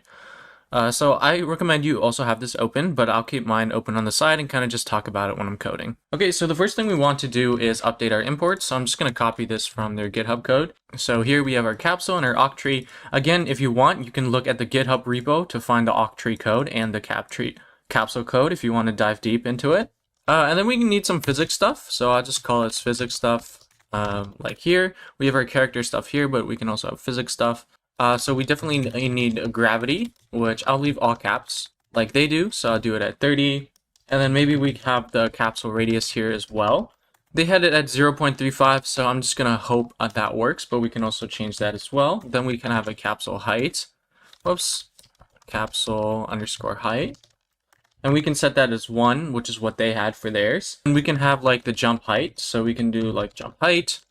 And we can set it at like 15. It's also technically a force, but I'm just going to call it height. And then we can have like a move speed. And I'll just set that at like 1 for now, but you know, it doesn't really matter. We can change that later. We could use is moving, or we could like can move. Doesn't particularly matter. But since we have jump height here and move distance here, we can actually just get rid of this here.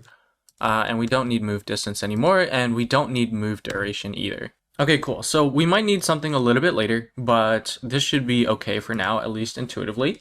And then we need to create our octree. So I'll just const collider octree, and it'll be a new octree, like so. And then we can create our player collider, the capsule that's going to follow our player. So we'll just do const player collider equals, whoops, new capsule. And it takes 2 vector 3s, so the starting position. So new 3, whoops, 3 dot vector 3, whoops, vector 3. So for the starting height of the capsule, which is the bottom half, remember when I do that capsule, we're just going to start it at the capsule radius, right? Because the capsule radius itself will fill up and hit the ground for us. And then we don't want in X or Y, we just want it straight up and down. And then we can copy and paste this like so for the ending point, except this time we'll do the capsule height rather than the capsule radius. And then for the capsule radius, well, we can just set it to the capsule radius, which is the third parameter here. So again, just to recap, we have our capsule radius, 0.35, and then we have our capsule height, which is right here, and our capsule start, which is right here. And then we have the radius of 0.35 around here, so we have our capsule around our character. Straight up and down, this isn't a good drawing, but you get the idea. And then we might need a variable to check if the player's on the floor. So let's just do if player on floor equals false. That way, when it's on the floor again, we can say, okay, they can actually move again. And then we also need our player velocity. So I'll do let player velocity equals new 3 dot vector 3, just like so. Okay, now let's generate our octree. So let's go to our loader. And in here, we can just shift alt down arrow to copy this. We called it ground collider, like so. We can just set our collider octree from graph node, this specific child, if the name is ground collider. So we're generating our octree based on our ground collider mesh. Now we also want to spawn our capsule the same place that our child is, because right now if we add a capsule to the scene, it'll just spawn in 0, 0. So let's do our player collider, which again is a capsule. We want to target the start. and we want to copy this child's position. And this will copy the X, Y, Z position. And then we can add a vector to it. Will just be the starting vector itself. We might as well just copy and paste this like so. So we can just copy and paste that in there. So if you think about it, let's say the child is at 10, 10, 10. What we're doing is we're copying that as the player collider start, and then we're adding the capsule radius, which is 0.35. So our capsule is going to start here. And then we want to do for the end, same thing here, except again, this will be capsule height, and we want this to be end.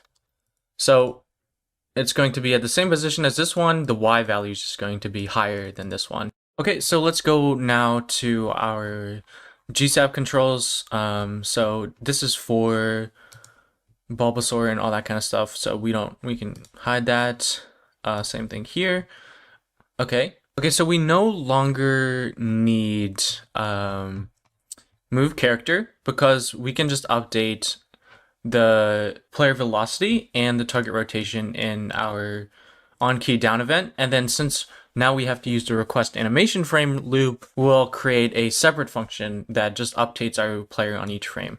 So let's come over here and do function update player like so over here. And then this function will call on every single frame. So let's just put it in here like so, update player like here. Okay, so since animate function plays on every single frame and our character is also loading when the animation frame is playing, our player instance might not actually exist when we do it. So we can check if character does not exist, the instance does not exist, we can just return it with a guard clause. And this will prevent any sort of errors. Alternatively, if you don't want to put it in the function, you can totally just come over here and just do like if character.instance, like if it exists, we can update the player. Nothing particularly wrong with this one either, but I'm just going to leave it as a guard clause in here. So if the character doesn't exist, just return. All right, so let's update our player velocity. So these will be player velocity instead. So player velocity. And then we can get rid of this because we don't need it anymore. And then in our update player function, we're going to lerp to the target rotation. So let's actually bring out this up outside of this function, and let's just bring it up with the rest of our player stuff. So maybe here. Then instead of scrolling back, we can just hit Alt back arrow or left arrow to go back and forth, or right arrow to go back and forth where your previous cursor positions were. You can see it's also right here as well. And then after the switch statement, we can just update the player velocity.y. So we'll do player velocity, the y direction, and we equal that to the jump height. And then we can set character is moving equal to true. So character is moving, and we can set that equal to true. Okay, so now in our update player function, we'll check if the player is not on the floor. So if the player is not on floor, then we will subtract on each frame from the player velocity y direction minus equal the gravity that we set, like so. Now subtracting 30 from the y direction on each frame is really, really large. So we can multiply by a factor like 0.01 or something like that. Now in their example, they use delta time, which is good because they need easing and they need continuous movement. We're going abrupt and at consistent movements every single time. I think Crossy Road does have some sort of easing to it, but we're just going to go with something a little bit more static. And that's why I'm using constants here rather than using delta time. So now we can actually move our player collider. So we'll just do player collider dot translate the player velocity vector. We'll just clone that, and then we'll multiply it by a scalar, and we're just going to keep it the same as the gravity one as well. So 0, 1, for example. Then we need to character. Then our position can copy the position of the player collider. So we'll do character dot position dot copy. Dot copy the player collider dot start. And then for the character dot position dot y value, we're going to subtract minus equal the capsule radius, because again the start is over here, so our character would like kind of exist up here, right? And then we just subtract this area here, so our legs are down on the floor instead. And then we can use linear interpolation a built-in 3 math utils function to create our looping rotation. So we can do character.rotation.y equals 3.math utils.lerp. And that takes 2 vectors, so character.rotation.y, the target rotation that we set, and then 0.1. Okay, so let's take a look at what we have now. So if we go back into the browser, cannot read properties of undefined copy. So if I click on this, okay, whoops, yeah, it's not character.position, that's the object itself. So these should be dot instance. So whoops, right click, right arrow once, dot instance, like so. Yeah, so at least we have something now, but you can see the gravity's working and our character is falling down there. Okay, so now we need to actually detect collisions with our ground. So we can do that right here. So let's do player collisions, and we'll just create this function up here, because why not? So we'll do function, like so, over here. And then we can detect collisions with a built-in octree method, and we can log the result. So constant result equals collider octree dot capsule intersect, and we'll just pass in our player collider. So is the octree intersecting with our player collider? And then we can set by default the player on floor to equal false, and we'll reset this right after if it is on the false. So if results, which means we have some sort of collision, then check if it's the ground. So if player on floor equals results dot normal dot y is greater than 0. So how does this work? Well, we're taking the resulting collision and checking the normal y value. If it's greater than 0, that means we're on the floor, and this will be set to true. So this is an expression that will be set to true if you're on the floor. Well, how does that work? Well, if you're a player here and your capsule is like this and you're on the floor and you're colliding with the floor, well, the normal of the floor in the y direction is going to be up, which means 1, right? It's going to be in the direction of 1, positive y-axis, which is greater than 0. So that's going to be true. And then their next part here is player collider dot translate results dot normal dot multiply scalar by results dot depth. Okay, so what this line is doing is it's literally taking how deep you would go inside your mesh if it was colliding and just translating it back outward. So what update player does is it's just moving your capsule around, but player collisions is the one that's actually detecting collisions. So let's say you have a capsule like this and you have a box like this. Update player will just move your capsule in here. But the thing is, we're calling player collisions. So player collisions will check, okay, the result is indeed that we have a collision. So if results, so we do have a collision. And then since the normal of this thing is going to be pointing this way, we're going to take this depth, multiply it by the normal of the vector, and just translate the collider back that way. So every time you press your movement key against this wall, it's just going to immediately push back to where your original point started. So essentially what it's doing is pretty much canceling your movement command. It's like if you add 5, and then someone's like instantly subtracting 5. So that's kind of what this is doing right here. Now if the player is on the floor, we can reset is moving, because when it's on the floor, it's not going to be moving.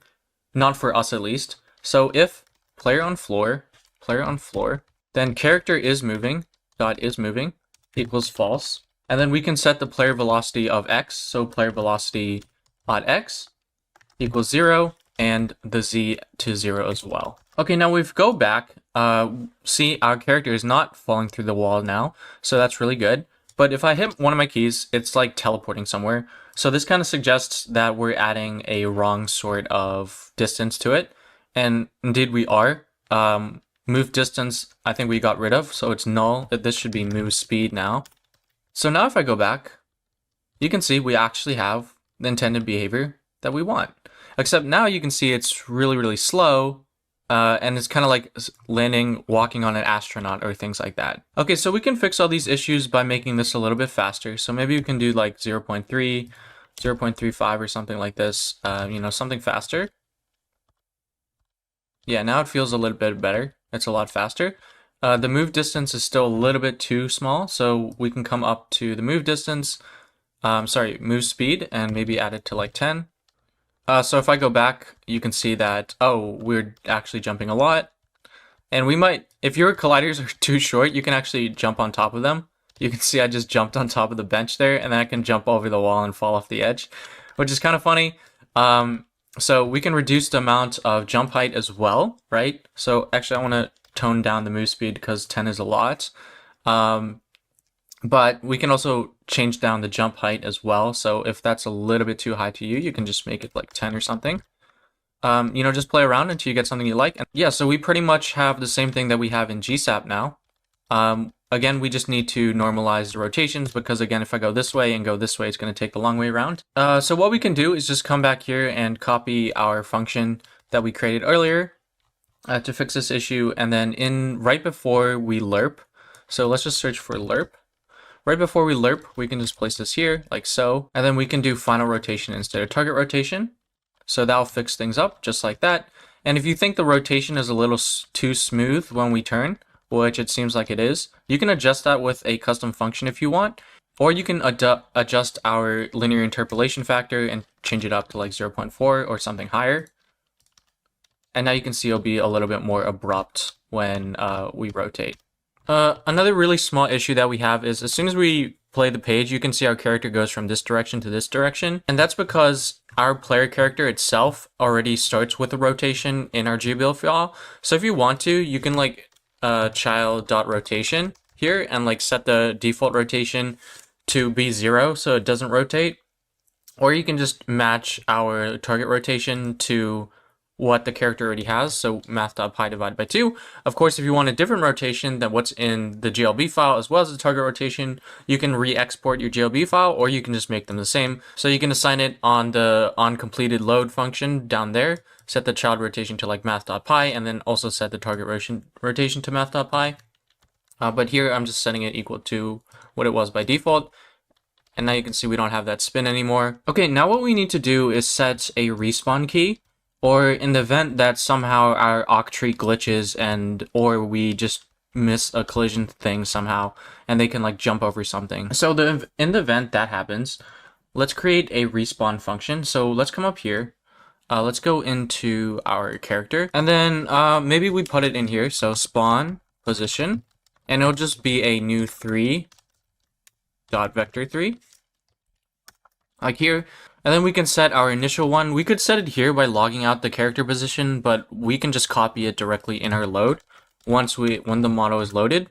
So here, if child, we can just do character dot spawn position dot copy the child dot position, or the character position in this case. And we can put like a spawn position here. So we can come over here and just do like function respawn character.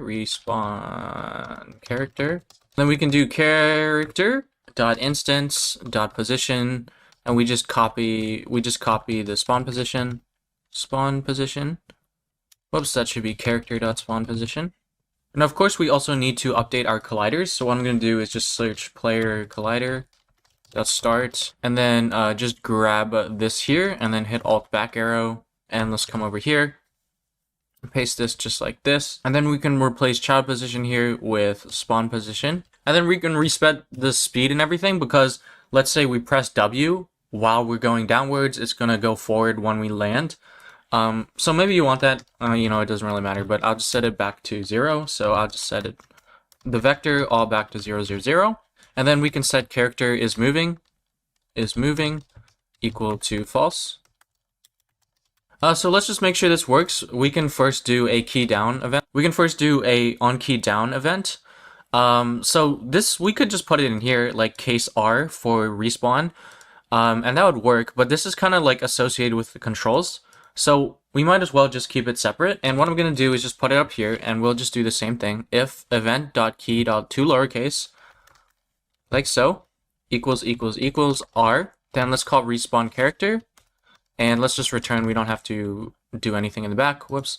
Let's see. Okay, I'm missing a parenthesis here. And I need to get rid of this parenthesis. Okay, so when I walk, let's hit R and see what happens.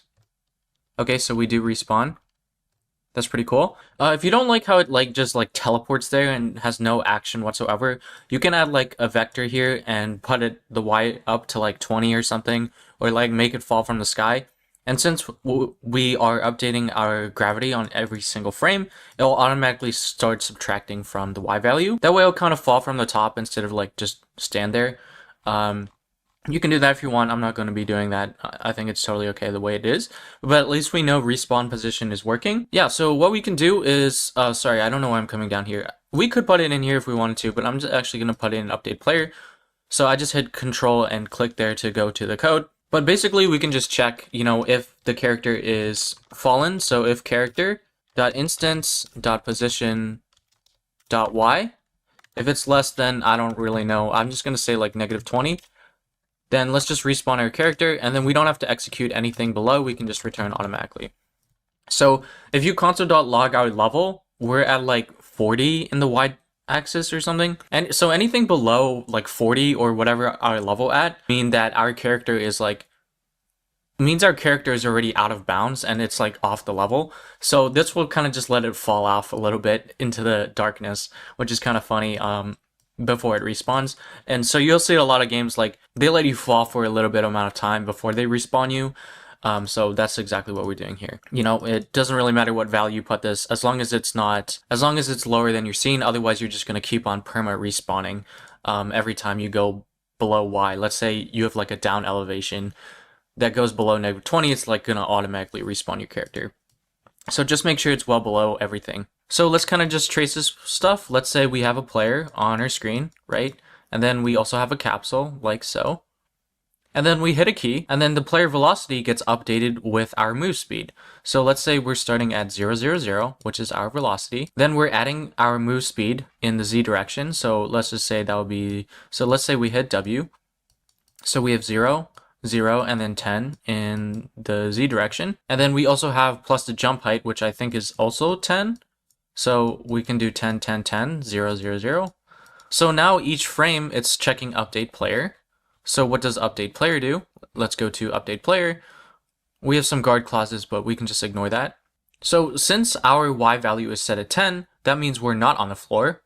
So every single frame, subtract some amount of value from the Y. So let's say we go through one frame. That means it's going to be a lot smaller than what I'm writing here, but let's just say it's 9 and 10. So this will be our first frame for now. And then what we're doing is we're taking our player collider, this capsule, we're translating to our player velocity that we cloned multiplied by this scalar.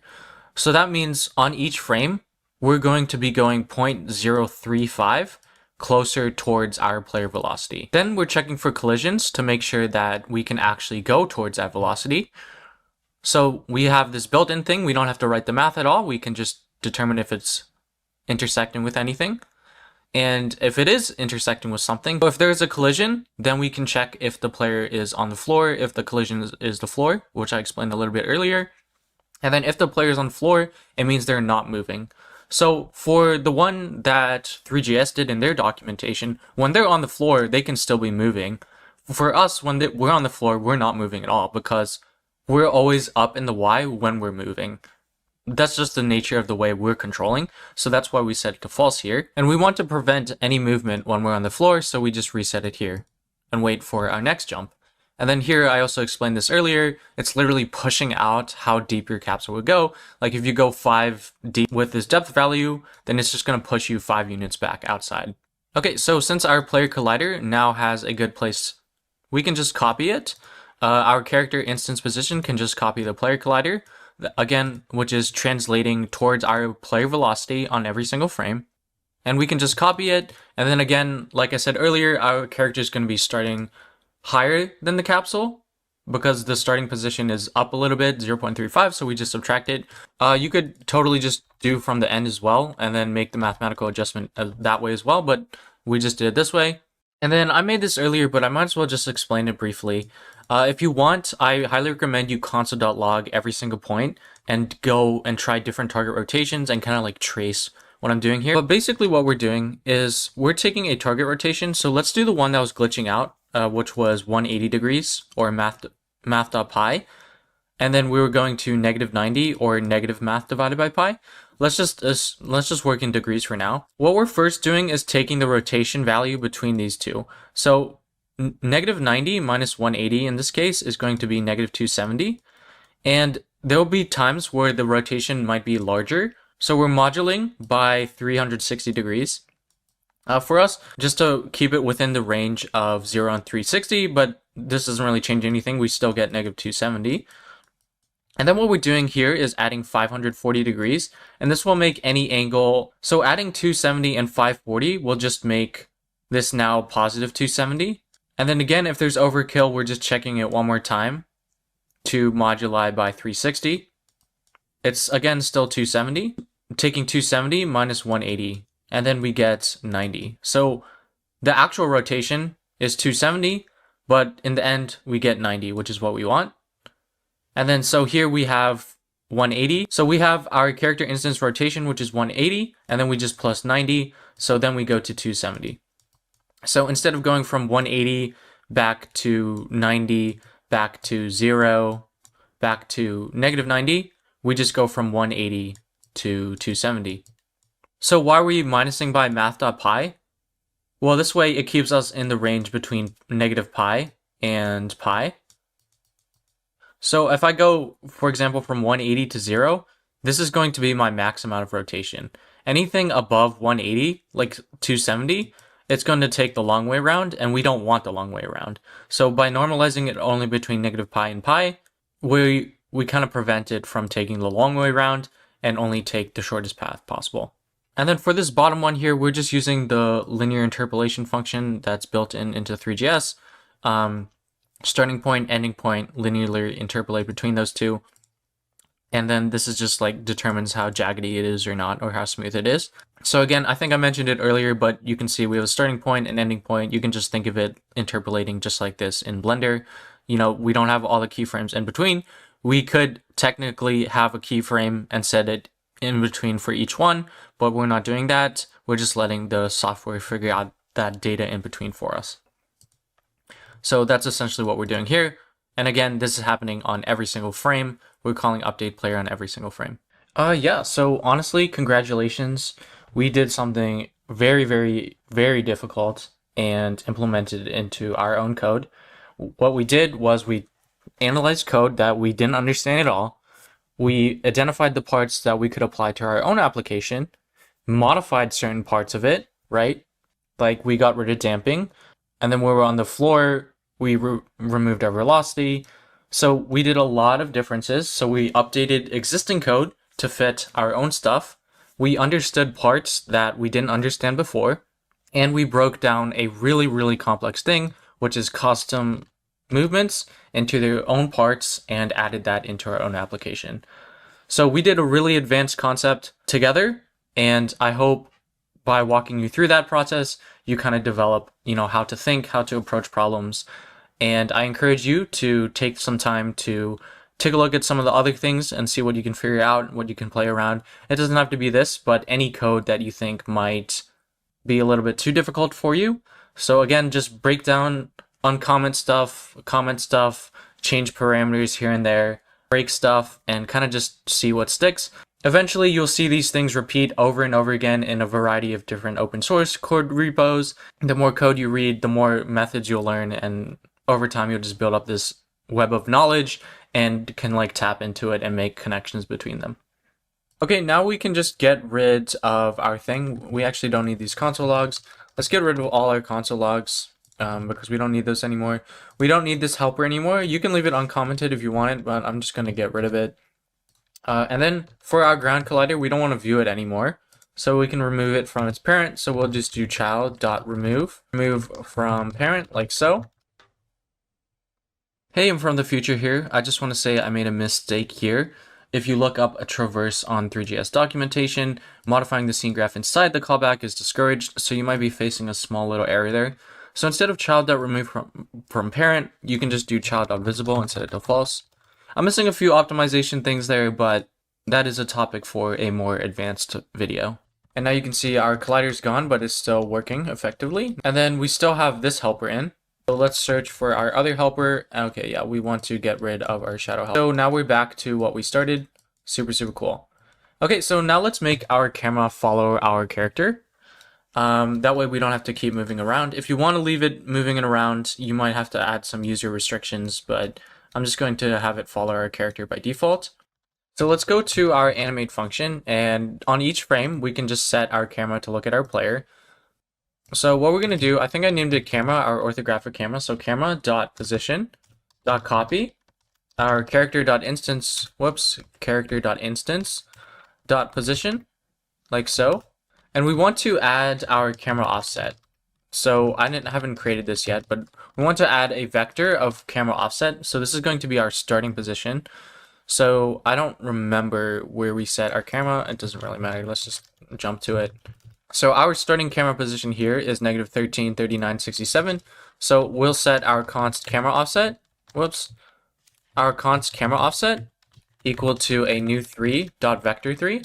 Vector 3. So we'll set our const camera offset equal to a new vector 3, like so. And it'll just be of these values -13, 39, and -67, like so. And then the last thing we need to do is actually have our camera look at it. So there's a built-in function called camera.lookAt where you can just look at something. And then we're just going to look at our character position. And of course we have an issue here because again, character instance might not exist. So we can also just check if character.instance, or we can put it in update player. But since it's a separate thing, I guess we can just check for it here anyway. So whatever. If I go back, you can see that, okay, we have something working. But now the camera, every time we go up, is also following the thing. So maybe you want that, but I definitely don't.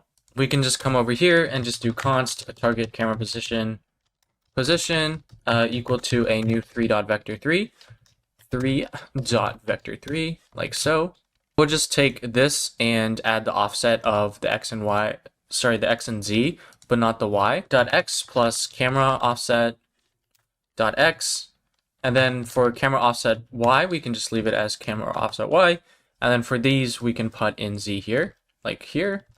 This will just be z. So we'll just, let's just Control D, put that z there. And then we can have this go down here. So I'm just going to copy this instead, like so. And I think I got rid of my lookat function. Oh, well, that's fine. We can just do camera.lookat. Again, we can just do the x and z here. So let's just copy and paste this. Just put it in here, comma. This doesn't need a comma, but here. And then for this, we'll just look at the camera.position.y and then subtract our offset. So we added 39. So we're just getting rid of our offset to look at the camera.position.y value. And we can adjust this depending on how much of an angle we want. So now if I go back, you can see that, okay, now we have our camera following the character. Super, super cool. Now let's get rid of our orbit controls because we no longer need them. So let's go over here and we can just get rid of them just like that. And then we can do camera.zoom. I don't know, we can set it to like 2 or something. And then we need to call camera.update projection matrix. So now you can see it's kind of zoomed in, which is a little bit better. Okay, so before we deploy to our GitHub and let the world see something, I just want to leave you with some final exercises that you can tackle on your own once the video is over. And these are also implemented in my code, so if you're stuck, you can kind of look at one method to implement that thing. Obviously, there's a lot of different methods to implement a similar thing, but here at least you have one single solution that you can reference, if you need to. So the first exercise that I'll leave you with is implementing a theme toggle. So here you can see I can switch from day to night mode. Now this might seem scary, but again, try and break it down into what you know. You know how to set a color of a material. So how do you set a color of a light? And then how do I get the transition? Well, maybe I can use GSAP to set the transition, so on and so forth. So again, try and break it down into small steps and see what you can do from there. The second exercise I have for you is a loading screen. So how do we make a loading screen in Three.js? Well, honestly, I don't even know myself. So I would go onto Google and type in loading screen on Three.js and see how other people have tried to make their loading screens with Three.js. And they might refer you to some really, really good documentation that'll tell you how to implement a loading screen. And then again, we know how to look at documentation. We know how to implement documentation and read parameters and things like that. The last exercise I have is less of Three.js at all, honestly, but it's more about implementing mobile controls. So this is more of a JavaScript exercise. For me, my mobile controls is just like this. It's a simple click like here. You could definitely use like a swipe gesture if you wanted to. And then here you can see I have a very, very basic loading screen. It just loads and then fades out. Honestly, but beyond these exercises, there's so many other areas you can look at. For example, the trees, they're all the same. So maybe we could do something with instancing and optimization if you're kind of down that route. Maybe you want to make a different kind of world rather than a blocky world. Maybe you want to update some things in your portfolio and then re-upload it. It's really up to you. Whatever for future direction that you want to take it, you can totally take it. All right, so create a GitHub account if you haven't already and create a new repository. I'm just going to call this Bella's Park, but give it whatever name you want. And then everything is fine here, and we can just create our repository. Now we can click this here to upload our existing files. So I'm going to go into wherever I saved my stuff. So right here, my stuff, VS Code projects, Bella's Park. And I'm just going to hold Shift to select everything and just click and drag just like that. And then you can get a little bit excited. Folio. And then, yeah, whatever. And let's just commit that. So I added a README, which is why you see this here, but you can just ignore that. So now what you want to do is go to vercel.com and create a free account. And then you can come over here and do add new project. And it should automatically detect your last repository once you connect to your GitHub account. So make sure you connect there. Then you can just hit import. And then you can just hit deploy. And when it says ready, you can just click this and navigate here. And now you can see that you've just deployed your portfolio to the world just like that. Super, super cool. That's really awesome. Yeah, so thank you so much for sticking around. Hopefully this video helped. Hopefully you learned a few things. And right now, like, the sky is really the limit. You can do a lot of things now. Don't be afraid to try and fail over and over again. And don't hesitate to reach out if you have any questions. Yeah, that's pretty much it. Take care. Hope to see you in my next video. Peace out. Bye.